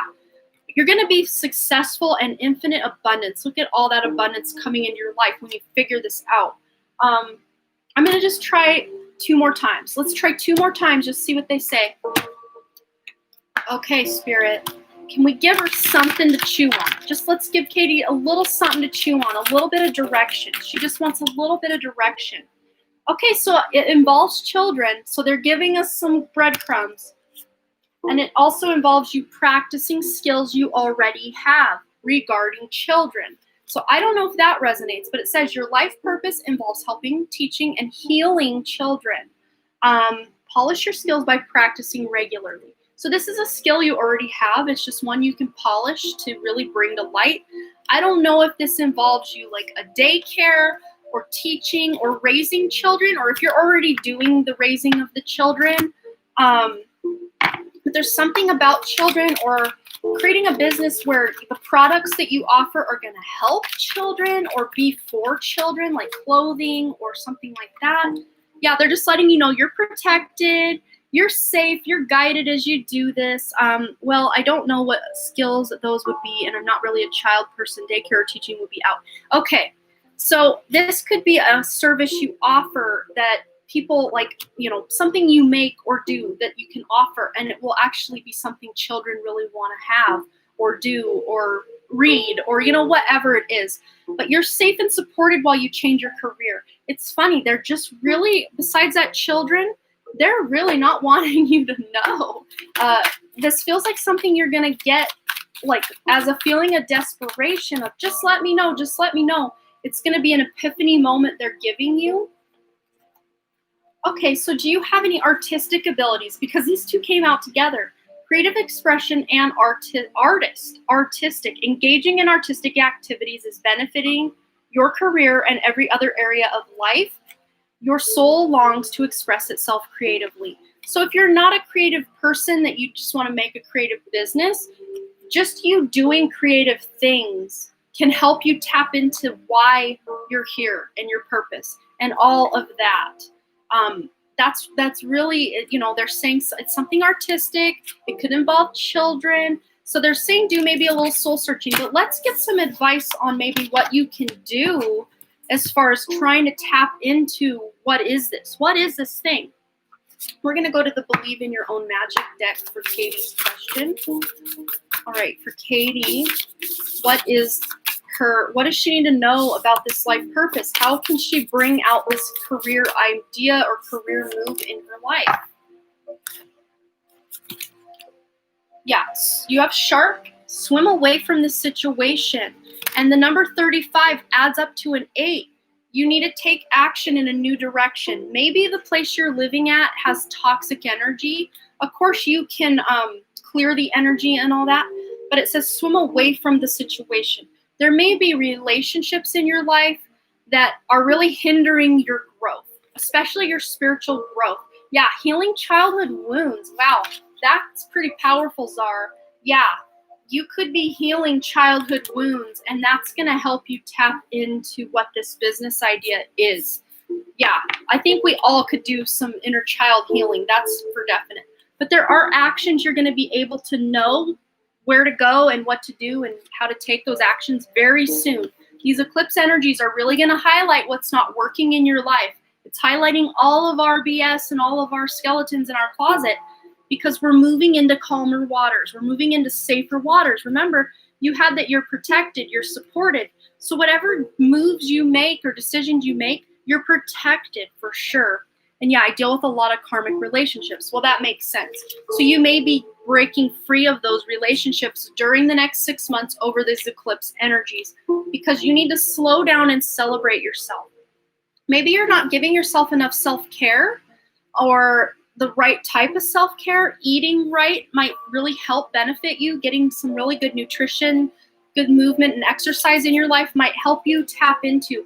Because when things feel stagnant, the best thing you can do is jump into your Mars energy in your chart and get moving. And my music just turned off. I hope I'm still live. Can you see me? Can you see me? My whole stream just froze, and I'm back. I don't know if you can see me. Yes, you can see me. Okay. Just eating right. But what I was saying, jumping into your Mars energy, get some moving. Even if you just jump up and down and shake your limbs and scream and get some energy flowing, that's going to shake up some stagnancy, especially if you're someone who lives a very sedentary lifestyle and you sit behind a computer a lot, or you just don't get a lot of activity. Girl, that activity is going to really get the ball rolling for you, especially if you've been living a really sedentary lifestyle. But let's find out what other self-care messages can help you tap into this beautiful, creative endeavor that is just needing you to tap into. Abundance planning. And you got that infinite abundance card as well. So I don't know if you journal or do a lot of planning, but that can help you. And if you don't, that could be a new beginning, something new that you're doing over the course of these next 6 months with these eclipse energies. Something you're tapping into is planning for the future. Even if you don't know really what kind of, not a planner, journaling out feelings. You can do like a brain dump just to get your information and get your feelings out there. Because when you can get some flowing, get that pen moving, that's action. Jump around, get your body moving, that's action. These will help move the energy so you don't feel so stuck and stagnant. Yeah, we also have, when I say this too, this was in the December reading, I believe. Maybe it was a weekly reading. Now I don't remember. The Sing card. And I was reminded by Britney Spears in the movie Crossroads, jumping around her bedroom singing to that Madonna song, Open Your Heart to Me. That's what your soul is saying. Open your heart to your soul, to me. You need to maybe do some heart chakra meditations or activations to really help you get in touch with your soul purpose. You want to know your life purpose and your soul purpose. The best person to ask is the one that's on the job, is the soul. The one that's in you, within you, that knows all the answers about you. doing some soul-searching meditations, some higher self meditations, heart chakra meditations. Those are homework you can do to really tap into this and get some new energy flowing in your life with that eclipse. And aromatherapy, I don't know if you're into essential oils or anything like that, but they can really help you. That sense of smell is a really strong sense that is really tied to especially your childhood. There will be nothing that takes you back to your childhood sooner than a scent that you remember from your childhood. And I'm sure most of the chat can attest to that. There's something, about the sense of smell that's very important for you. I don't know if you'll be creating perfumes or using essential oils with your business. I don't know. That might be some additional clues. But whatever it is you're going to be doing, it's very creative. We've got a 3. We had the artist. We had the creative expression. So I think that's at least something you can go on. Just getting into meditation and surrendering. I just see you like laying in a salt bath or like in a pool and just surrendering to, the energies that are around. Surrendering the fact that you don't know what direction to go and just surrendering to your higher self. You don't smell most things. That's odd. Well, maybe they're highlighting. There's a reason they highlighted that. So that's, maybe you have to use your intuition as to what that could mean for you. I do salt baths. Yeah. Okay. So maybe do a salt bath, put on your phone or on a computer or something. Put on a meditation. That could really help you connect to your higher self and really find this sense of purpose. Because there's something I've said today. Your guides are like nodding. There's something I've said today that really, it may not resonate quite yet today. But if you go back and watch this, we're at the 5-hour mark of this. But if you go back and watch this in, say, 2 weeks, a month, two months, however long, you go back and watch this, you're going to have new insight into what I've told you because different things are going to be happening. So hopefully you can tap into something later on that I've said today that will actually spark something to help you have a nugget of information to go on. Because we got a lot of information for you. It's just with your specific situation, it may not resonate yet because you're just not quite there as far as the connection to your higher self yet, but you will be. They're nodding like very, very like vehemently, like, yeah, you will be on it very soon. And, these eclipse energies are 6 months. So definitely before that 6 months is up, you're going to have a really strong knowledge of where you need to be going and what direction. So I hope that resonated. I'm sorry it couldn't have been more clear for you, but sometimes when we are really lost, it takes that just one thing to spark something. And I have a feeling your guides didn't want to just come right out and say what you're doing because I have a feeling in the energy that you're in right now, it wouldn't have resonated anyway, is what they're really showing me. Like you'd be like, oh, I could never do that. Like I'm not talented enough to do that. So you'd almost just like washed your hands of it before you even gave it a chance. So they're letting it simmer. They've got it on that burner. It's on simmer. It's there. And it's ready for you when your current energetic field is ready for it. I hope that makes sense. That's really what they're showing me. So it will make sense eventually. Does this channel make any tutorials how to use tarot? I got my first deck this weekend. I'm excited, but don't know where to start. I haven't, but I've been thinking about doing a live where we just kind of do a chit chat. I'm not answering anyone's questions. We're just kind of diving into if anyone has questions for me about maybe my process. Because one thing I've noticed about how I do tarot is a lot different than other people. Because I'm 38 years old. I've been doing tarot since 1997. But when I very first learned tarot, when we got the first tarot deck back then, I couldn't ever find the guidebook to it. So I made up my own meanings for things. So I had to almost relearn how to actually use the tarot. But a lot of my intuition with tarot really coincided with what it actually was. So a lot of times I read tarot more intuitively than just straight, oh, this means this means this means this. Because I get a lot of information when I just leave it open-ended and allow the intuition to flow in. So Lisbeth, that might be something you can do, is just allow that information. Instead of trying to memorize what everything means, just flip the card, really connect with the imagery, the numbers, the words, and just see what comes into you intuitively. And then you can even start a tarot journal where you're journaling your intuitive nudges about what the cards mean. That could help. I hope that helped a little bit. But yeah, that might be something fun we do one of these lives, one of these days where I don't do live questions. We just chit chat, hang out, have a hangout. We'll call it a hangout. Spiritual high vibe tribe hangout. I like that. Okay, Jenna, you're next, I believe. Yeah, we are hitting the 5 hour, 3 minute, and 51 second mark. I'm getting hungry, and I gotta eat before my appointment. It's a Zoom meeting with my my critique group for writing. The time next weekend will probably be noon again. I like going live a little earlier because it lets me go live longer and still have time to eat dinner and kind of ground myself before my boys and my husband come home. So I think going live a little earlier is better for me energetically and all of that. So yeah. So it'll be noon Mountain Time next Saturday. Guaranteed. That'll be my for sure. And then possibly also Sunday. But I still got to kind of check my calendar, do some self-care check and see if I just need to make that a day because I haven't had a day off. I even worked on Thanksgiving, like, writing, planning, doing stuff for the channel. I haven't had a day off in since my grandma's funeral weekend, which was November 7th. Yeah. Martha, you're next. And then we'll do Jenna. And I think we're going to have to wrap up so I have enough time to make a quick dinner and then hop on my Zoom meeting. And Jenna, how have you been, girl? I'm glad to see you back. How have things been? What message does Spirit have for Jenna? I hope things are going well in life. It's been a while since we had that awesome personal reading. Has anything from that come to light or transpired for you? Okay, wow. Yeah, your clairaudience, that sense of hearing, your spiritual hearing is really coming online.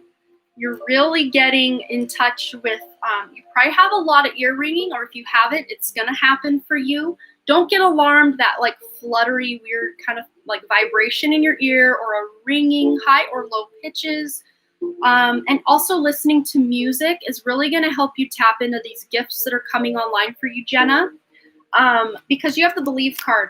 So you've been good. Life has been great, actually. I'm so glad. I hope that things are really, blooming. I just saw like a flower blooming.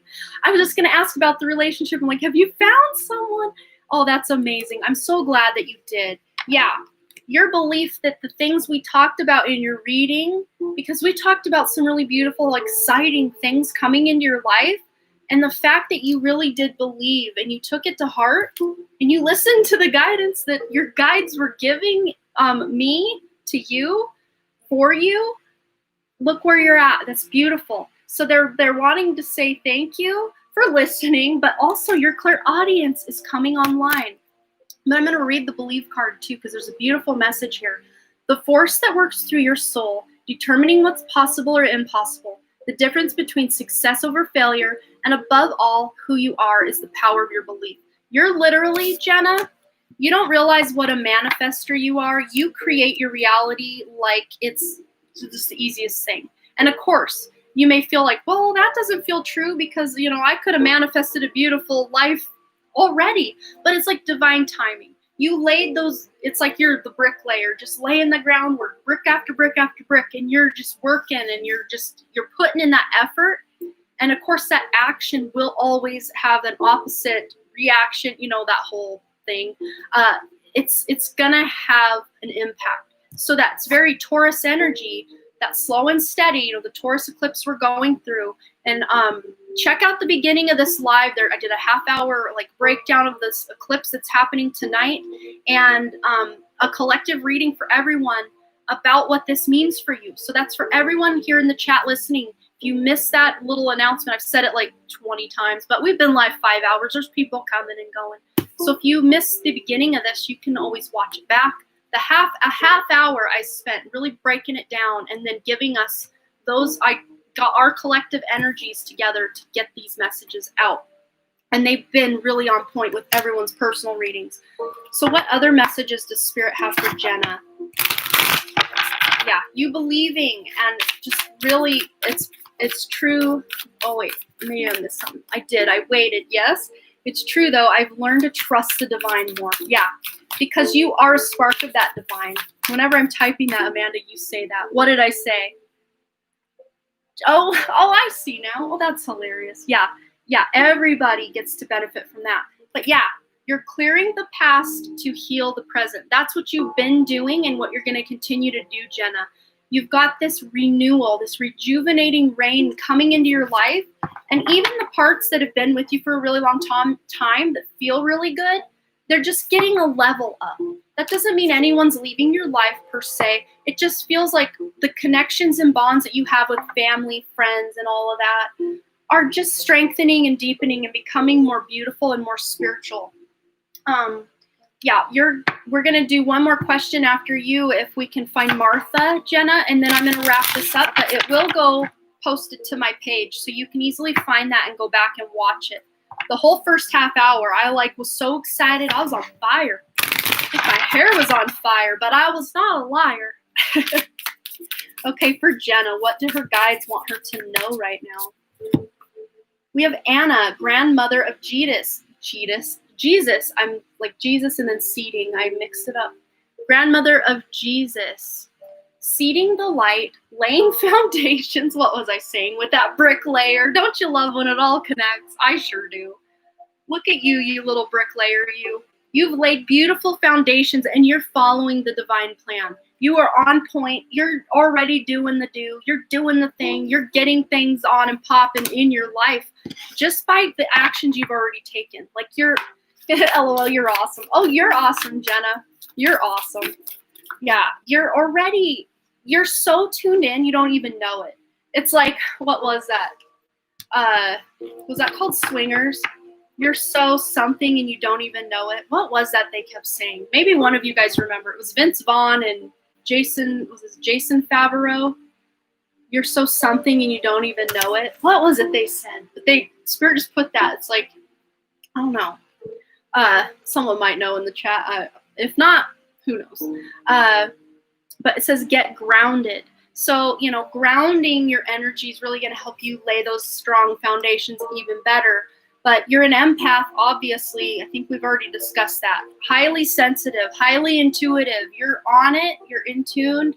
And connecting with nature. I feel that's the most message you need, just to get out in nature more. And I know, if I remember right, you're in Canada or, somewhere on the East Coast. I don't remember. I'm not like trying to call out your location, but it's probably pretty cold where you're at or getting there. But you can still get out in nature and really connect with nature, but also sea salt baths or showers. That can really help you connect with nature and ground. Crystals, grounding energies with crystals. But we have a cache. See, I just should stop doing the rating because it's just repeating itself. Yeah, look at that. Your guidance is divinely guided. I mean, you're on point. They're like round of applause. Yeah, Toronto area. Yeah, I thought so. East Coast Canada. I was right. Wow, I've read for so many people since we had our reading too. That was how long ago? I don't even know what month that was. Was that April? June? I don't remember. I know it was way before August. But yeah, your guidance is divinely guided, and it's like your spirit guides are putting a breadcrumb down and you're picking it up right away. Like they don't even have to wait. So you may even be getting synchronicities or like numbers, like you see repeating numbers a lot on the clock or just in your life, like showing up, repeated numbers. And it's you're getting the signs, you're getting the hits. I know I'm being divinely guided. I just wonder to what. Okay, we can ask to what. Yeah, you've got the Lemuria card, creating heaven on earth. Yeah, it was in April. Okay, so I was right the first time. Creating heaven on earth, it's happening. Yeah, the reason you want to know what's going on and where you're going is you're a star seed. I don't know if we did discuss that in your reading. It's been a while, so I don't remember everything that we talked about, but just knowing you're here, yeah, 777, and that's that very spiritual number, that number 7. You're being guided to your soul mission. You may have had past lives in Lemuria. If you want to look that up, if you don't know what that is, you can look up Lemuria. Look that up. You've probably had past lives there. No, not probably. You definitely have. And you're creating a new earth. That's why you incarnated at this time. 222. Yeah, that's also a really good one. Good synchronicities come into you. You're creating a new earth. You're leaving the old systems, the crumbling whatevers of the chaos that is this planet right now. You're not like literally leaving it, like taking a hike off planet, but you are, it's like the two earths split. And right as I say that, they're like, go get Dolores Cannon's book. So I'm going to grab that off my shelf if I can find it. The New Earth book. Where are you hiding?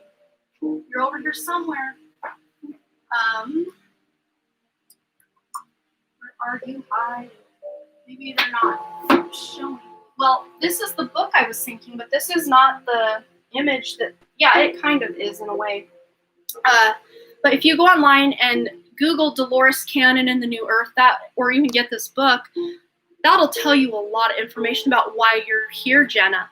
But this is the split from the 3D, the third dimensional service to self, separating vibrationally from the earth that's now going to be the fifth dimensional consciousness, the 5D earth, the new earth, higher Christ consciousness. We're here to create a service to others world where we care about people, which the people, you know, the empaths, which you are, the light workers, the starseeds, they're already doing the thing. They're already loving other people and wanting to help other people. And that's why so many of us have, I just want to stop and say, hey, Tiana, how are you? How are you doing? Yeah, but you're here, Jenna, to, you know, create that new world where everyone wants to take care of each other and create new systems, new governments, all of that. Like, thank you. I will look at it for sure. But yeah, just look into New Earth, 5D consciousness. These are all hit words that you can Google or look on YouTube here to really get some information about your soul purpose and why you're here. But right as I said soul purpose, they're telling me to go to that life purpose oracle as well. Just put a couple of these away just to see what we get. If there's any additional messages that need to come through from your guides. But they're pretty much like a whole stadium of them, like standing ovation for Jenna. She's been doing her homework. She's been living it out, doing the divine stuff, the divine plan. But yeah, animals and counseling. These are ways, and again, that's the dream. I'm really escaping what it was you were doing for work and what you wanted to do for work. But it may involve some of these. Animals and counseling, just getting more in touch with the animals and nature, eating more plant-based types of diets, because the animals are part of your life's work. Even if that just means you having a pet, a cat, a dog that really nurtures you and you nurture it and you feel really connected, that's going to help you live your life purpose. Even if you're not living a job or doing a job where you're going in like an animal shelter every day or anything like that. You can take this how it resonates in your life. It could just be a pet or pets. Having pets really helps you feel that sense of purpose. But counseling, you heal with kind words, wise advice, and an empathic ear. So I'm feeling healing vibes, counseling. You're just here to help other people. And right as I said that, I feel like you were in some sort of health field or looking to be health field. Maybe correct me if I'm wrong, but that's just the vibe they're showing me with what you're doing. But, you know, you can work, like I always say, I love rescuing animals. That's awesome. Yeah, you, like my guides always say, you could be working, because in high school I worked at McDonald's. Like, you could be working at McDonald's and still be an amazing counselor for people. Like, it doesn't have to always look like a spiritual career and you're spiritually helping people. You know, special education, that's right. Yeah. So they're basically saying what I'm saying with this is, you know, you're healing the children through what you're doing. That's what they're showing me is, you know, it doesn't have to look like, oh, you're a healer, you're a nurse, you're medical, whatever. You're healing in the way of teaching and being around children. Yeah, that makes sense. Now that you say that, I totally remember. Okay. What else does Jenna need to know? Yeah, you're already on the right path with all this. Like, they're just, you know, reaffirming what you already know, because you have this sense of justice with you that you want to create. Your career brings, see, I'm so excited I can't even talk.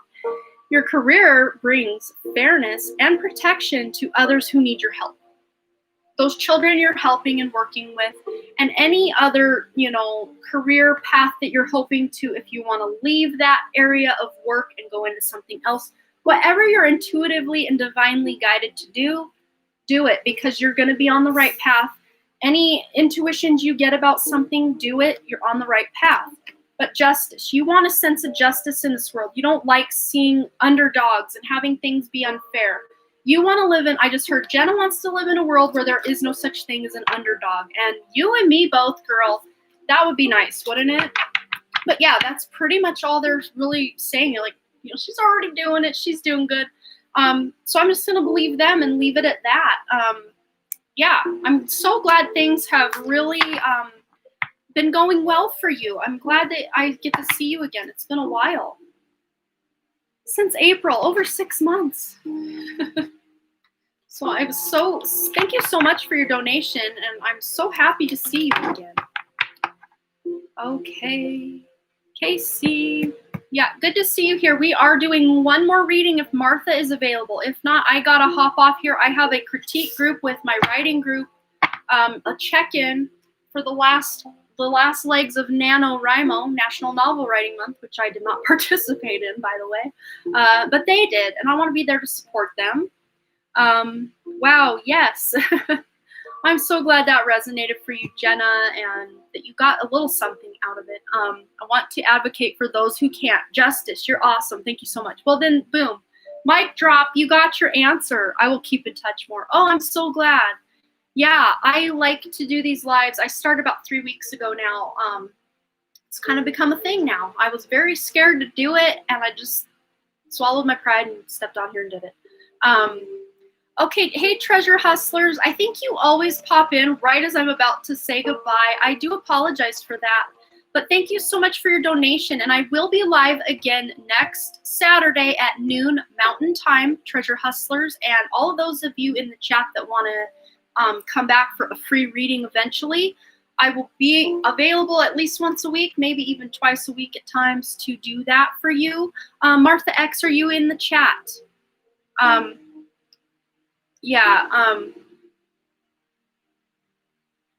Oh, no, you don't have to apologize, Treasure Hustlers. I apologize that I'm wrapping this up. I've been live 5 hours and 21 minutes, and I have another Zoom call I got to get on with my critique group.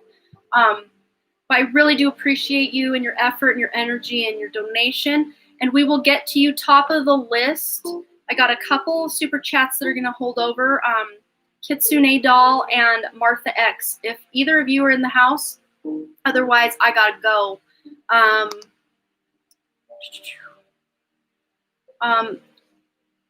don't see either of them responding. So let's actually, Treasure Hustlers, let's take back all I said. Let's go ahead and jump into your question. I want to get this going for you because I do gotta pop off. But please for your grandma Kathy, she's here with me. Sorry, just got on. My grandma has felt like crap forever, and I hope she can learn something from you. Yeah, okay, let's get a message for your grandma. For your grandma Kathy. Let's see what Treasure Hustler's grandma Kathy needs to know. Wow, that's too many, but that one stood out, so I'll keep that. Let me just go back to the chat here. Thank you again. Take care, Amanda. Oh, you're so welcome. You're so welcome. Oh, Kitsune Doll, you're here too. Okay. Whoa. Let's see what we can do for the two of you. And then Martha X will have to be next week. Because I really do gotta go. Okay. Yeah, okay, so we have be proud. So there's someone on the spirit side or the spirit realm that wants your grandma Kathy to know that they are proud of her. It says it's time to celebrate all you've achieved, all that you are, and all that you will become. Every once in a while, it's important to stop and acknowledge that you've achieved what you've achieved. Sorry, I'm like crossing my words here. What you've achieved and to be proud. So Grandma Kathy needs to stop beating herself up for not being enough, not doing enough, not having the energy. They show me like Grandma Kathy's like this hourglass, its energy is just running low. But then Spirit's like, no, we're going to flip that hourglass back again, so she's going to have it all back. That's what they're showing me. Um, let's see, let me just see. Felt like crap forever. Yeah, I'm feeling a sense of loss of like energy, just very lethargic, just not having the will to really do much of anything. For Grandma Kathy, let me know if that resonates. But we've got ground yourself coming out. The energies that she feels depleted of, she can get back by grounding herself. It says here, being distracted, unfocused, tired, see, love how it all ties together. Irritated, impatient are all signs that you're ungrounded. Now's the time to become centered and allow Spirit to help you ground yourself and reconnect with divine source. So ways Grandma Kathy can ground herself are going out in nature, taking walks, which, certain parts of the world, it's coming on winter time. It might be a little cold to do that. But depending on what's comfortable for her, if she can't get out barefoot in the ground, the sand, the grass, if she can't have that option, she can go out and, connect with a tree, like literally hold the trunk of a tree. And I know it sounds really funny. That's a great way she can release how she feels so crappy, as you say. She can release this negative energy into the tree. And I said this to someone earlier as well, but they were wanting me to let Grandma Kathy know that, because the tree on this is really standing out to me. She needs to release this energy into the trunk of the tree, down into the roots, I make her stand in the grass every day. Good. So you're being a great granddaughter and getting her, we hug trees at the park. Okay. So I don't even need to preach on that. You guys, this is just validation. You're already doing things that are going to help her. Wow. I love that.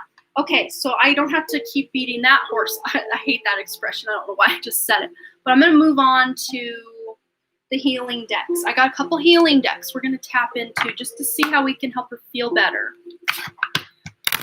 What can Grandma Kathy do to feel better? What can Grandma Kathy do to feel better? Okay, expect a miracle. So there is some divinity at play in her life. It says, this is a prayer Grandma Kathy could even say. Dear God and Archangel Raphael, thank you for your miraculous intervention and healing energy, which has restored the health of Grandma Kathy. Look at that. Yeah. So she's got Archangel Raphael, who is that healer angel. Look at all the green. Look at this. This is so much healing going on in Grandma Kathy's life right now. Healing doesn't always feel good. Healing can feel like draining of our energy because our energies are going to healing different places in the body. And I kept going like right here, like to the heart chakra, which is very green energy. So maybe Grandma Kathy, if Grandma Kathy's into meditating, she can do some heart chakra healing, heart chakra meditations of some sort to really help her feel good. And she can even listen. It's 528 hertz music. That is connected to the heart chakra, the solfeggio frequencies. Favorite color is green. Well, it's no accident she's getting all these green cards. She probably already is really tapped into that heart chakra. But just listening to the 528 hertz, she has a heart monitor on right now. Oh, wow. Maybe that's why I'm being directed the heart. Wow. That's insane. Like everything I'm saying, you're like, no, yeah, that's what we're doing. Hugging trees, heart monitors. Like, yeah. So really what I'm getting is Grandma Kathy is going to be taken care of. We've got alternative medicine here. So whatever Grandma Kathy has going on, and we got consult a nutritionist. So she can eat better. There's better ways for her to be eating, getting her nutrients. And this doesn't just go for the food she's consuming and the liquid she's drinking. This can be her staying off social media or not watching the news. They're like, Grandma Kathy, turn off the news. It's not good for your health. Then we go back to the doctor tomorrow to for 10 days now. Then we go back to the doctor to turn it in. Okay. So they're saying, it's good that Grandma Kathy's tuning into her health and really getting that fine tuned. But has she also in tandem, I don't say as a not to represent the allopathic medicine, but as a companion to her doctor, not saying doctor goodbye, I'm only doing this, but as a companion, because I'm not giving medical advice. This is just spirit, take what resonates. But in companion with her doctor's advice, she could also be seeking some alternative medicine. It says here, Dear Archangel Raphael, thank you for guiding me to the ideal healing treatment modality and for giving me clear signs and messages to validate the best path for my well-being. So this card could even be representing me, just letting you know that. That's a validation that you're on the right path with some of this stuff. I tell her to turn off the news all the time, LOL.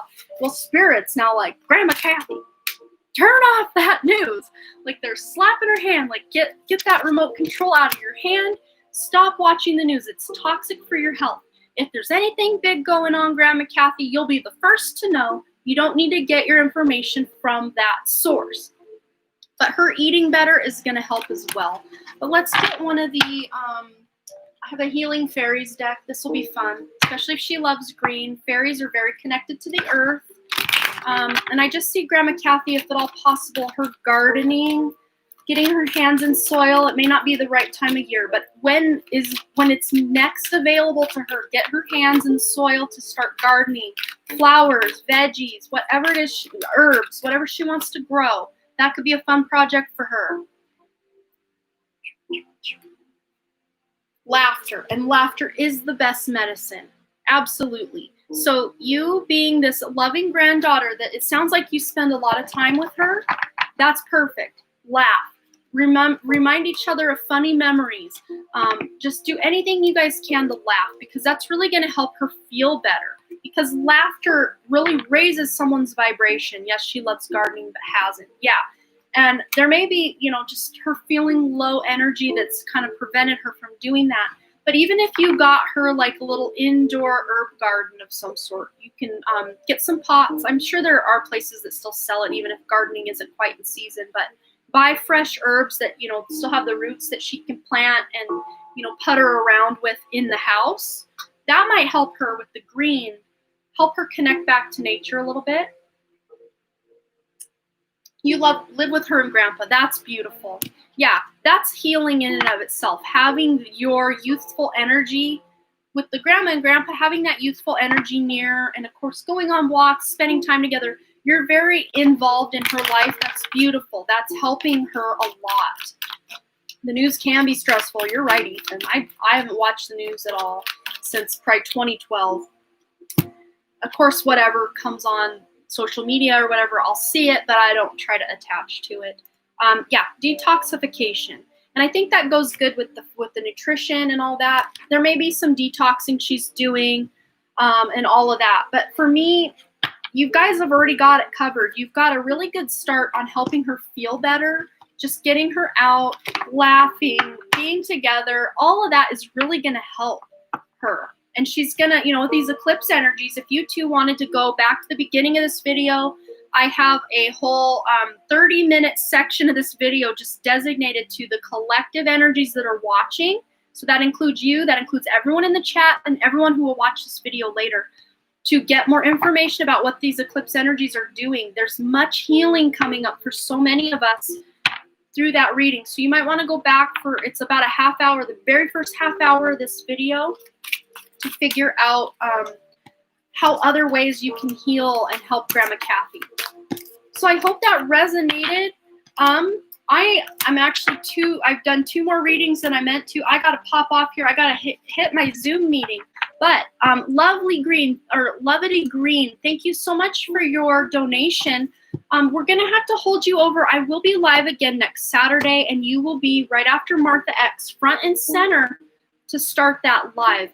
And so I do apologize that you came in here at the last minute, and I meant to log off here about a half hour ago, so I'm already like, I gotta go.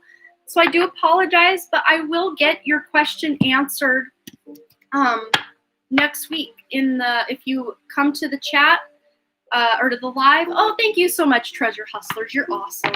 But if you come tune in next Saturday at noon Mountain Time, I will be live again, and quite possibly even next Sunday. So if Saturday doesn't work for you, possibly Sunday. Saturday set in stone, Sunday's still up for debate. I got to look at my calendar. But I hope you guys enjoyed this. And I want to just, since we're all here, I really do got to go, but I want to get a quick healing message to close this out. You're the best. Thank you again. Oh, you're the best, Treasure Hustlers. Keep taking care of those grandparents. Sounds like they're really benefiting from you being there. Okay, this is for all of us listening in right now. This is our message, kindness. Being kind to each other and one another and ourselves, especially ourselves, because we always think kindness is someone else. Oh, treasure hustlers, you're amazing. Thank you so much. But just being kind to each other and especially yourself is really going to help you through this eclipse energy. Being gentle. When you're healing, you're not going to be on point and, kicking butt and taking names. You're going to be hermiting yourself and not being able to take on as much energy and being able to do as much. So you need to be really kind to yourself as you heal and go through these next 6 months worth of transformational energies. But that doesn't mean that the whole 6 months you're going to be hermit. Definitely not. It's going to be a different time frame for each person depending on your own personal life, personal issues, and what's going on. A lot of people can get through these eclipse energies even easily in the first 2 weeks. But for many people who have a lot of transformation to do, it may take the full 6 months. So wherever you feel you fall on that spectrum, doesn't matter. Just be really kind to yourself as you heal. Oh, hey, photo by Lee. I've been live over 5.5 hours, and we are literally closing out right now. So I do apologize, but I will be live again next Saturday at noon Mountain Time. So if you want to join in and get a free question answered next Saturday, I will be back again. But my throat is really starting to go, guys, so I really do got to pop off. But thank you guys so much for all your likes, comments, shares, subscribes, and all the things. And I really, truly do hope to see you live again next week, or tune into any of my pick-a-cards that will be going live. I have a weekly pick-a-card going live on Monday. You could tune into that to see what energies are going to be popping off for you next week. And as always, you guys, thanks again so much. I said this part already, for your likes, comments, shares, subscribes, and all the things. And I really, truly do hope to see you all back. Thank you so much. I'm repeating myself. My throat chakra's going. So I'll see you guys next week or at the pick-a-cards. Bye.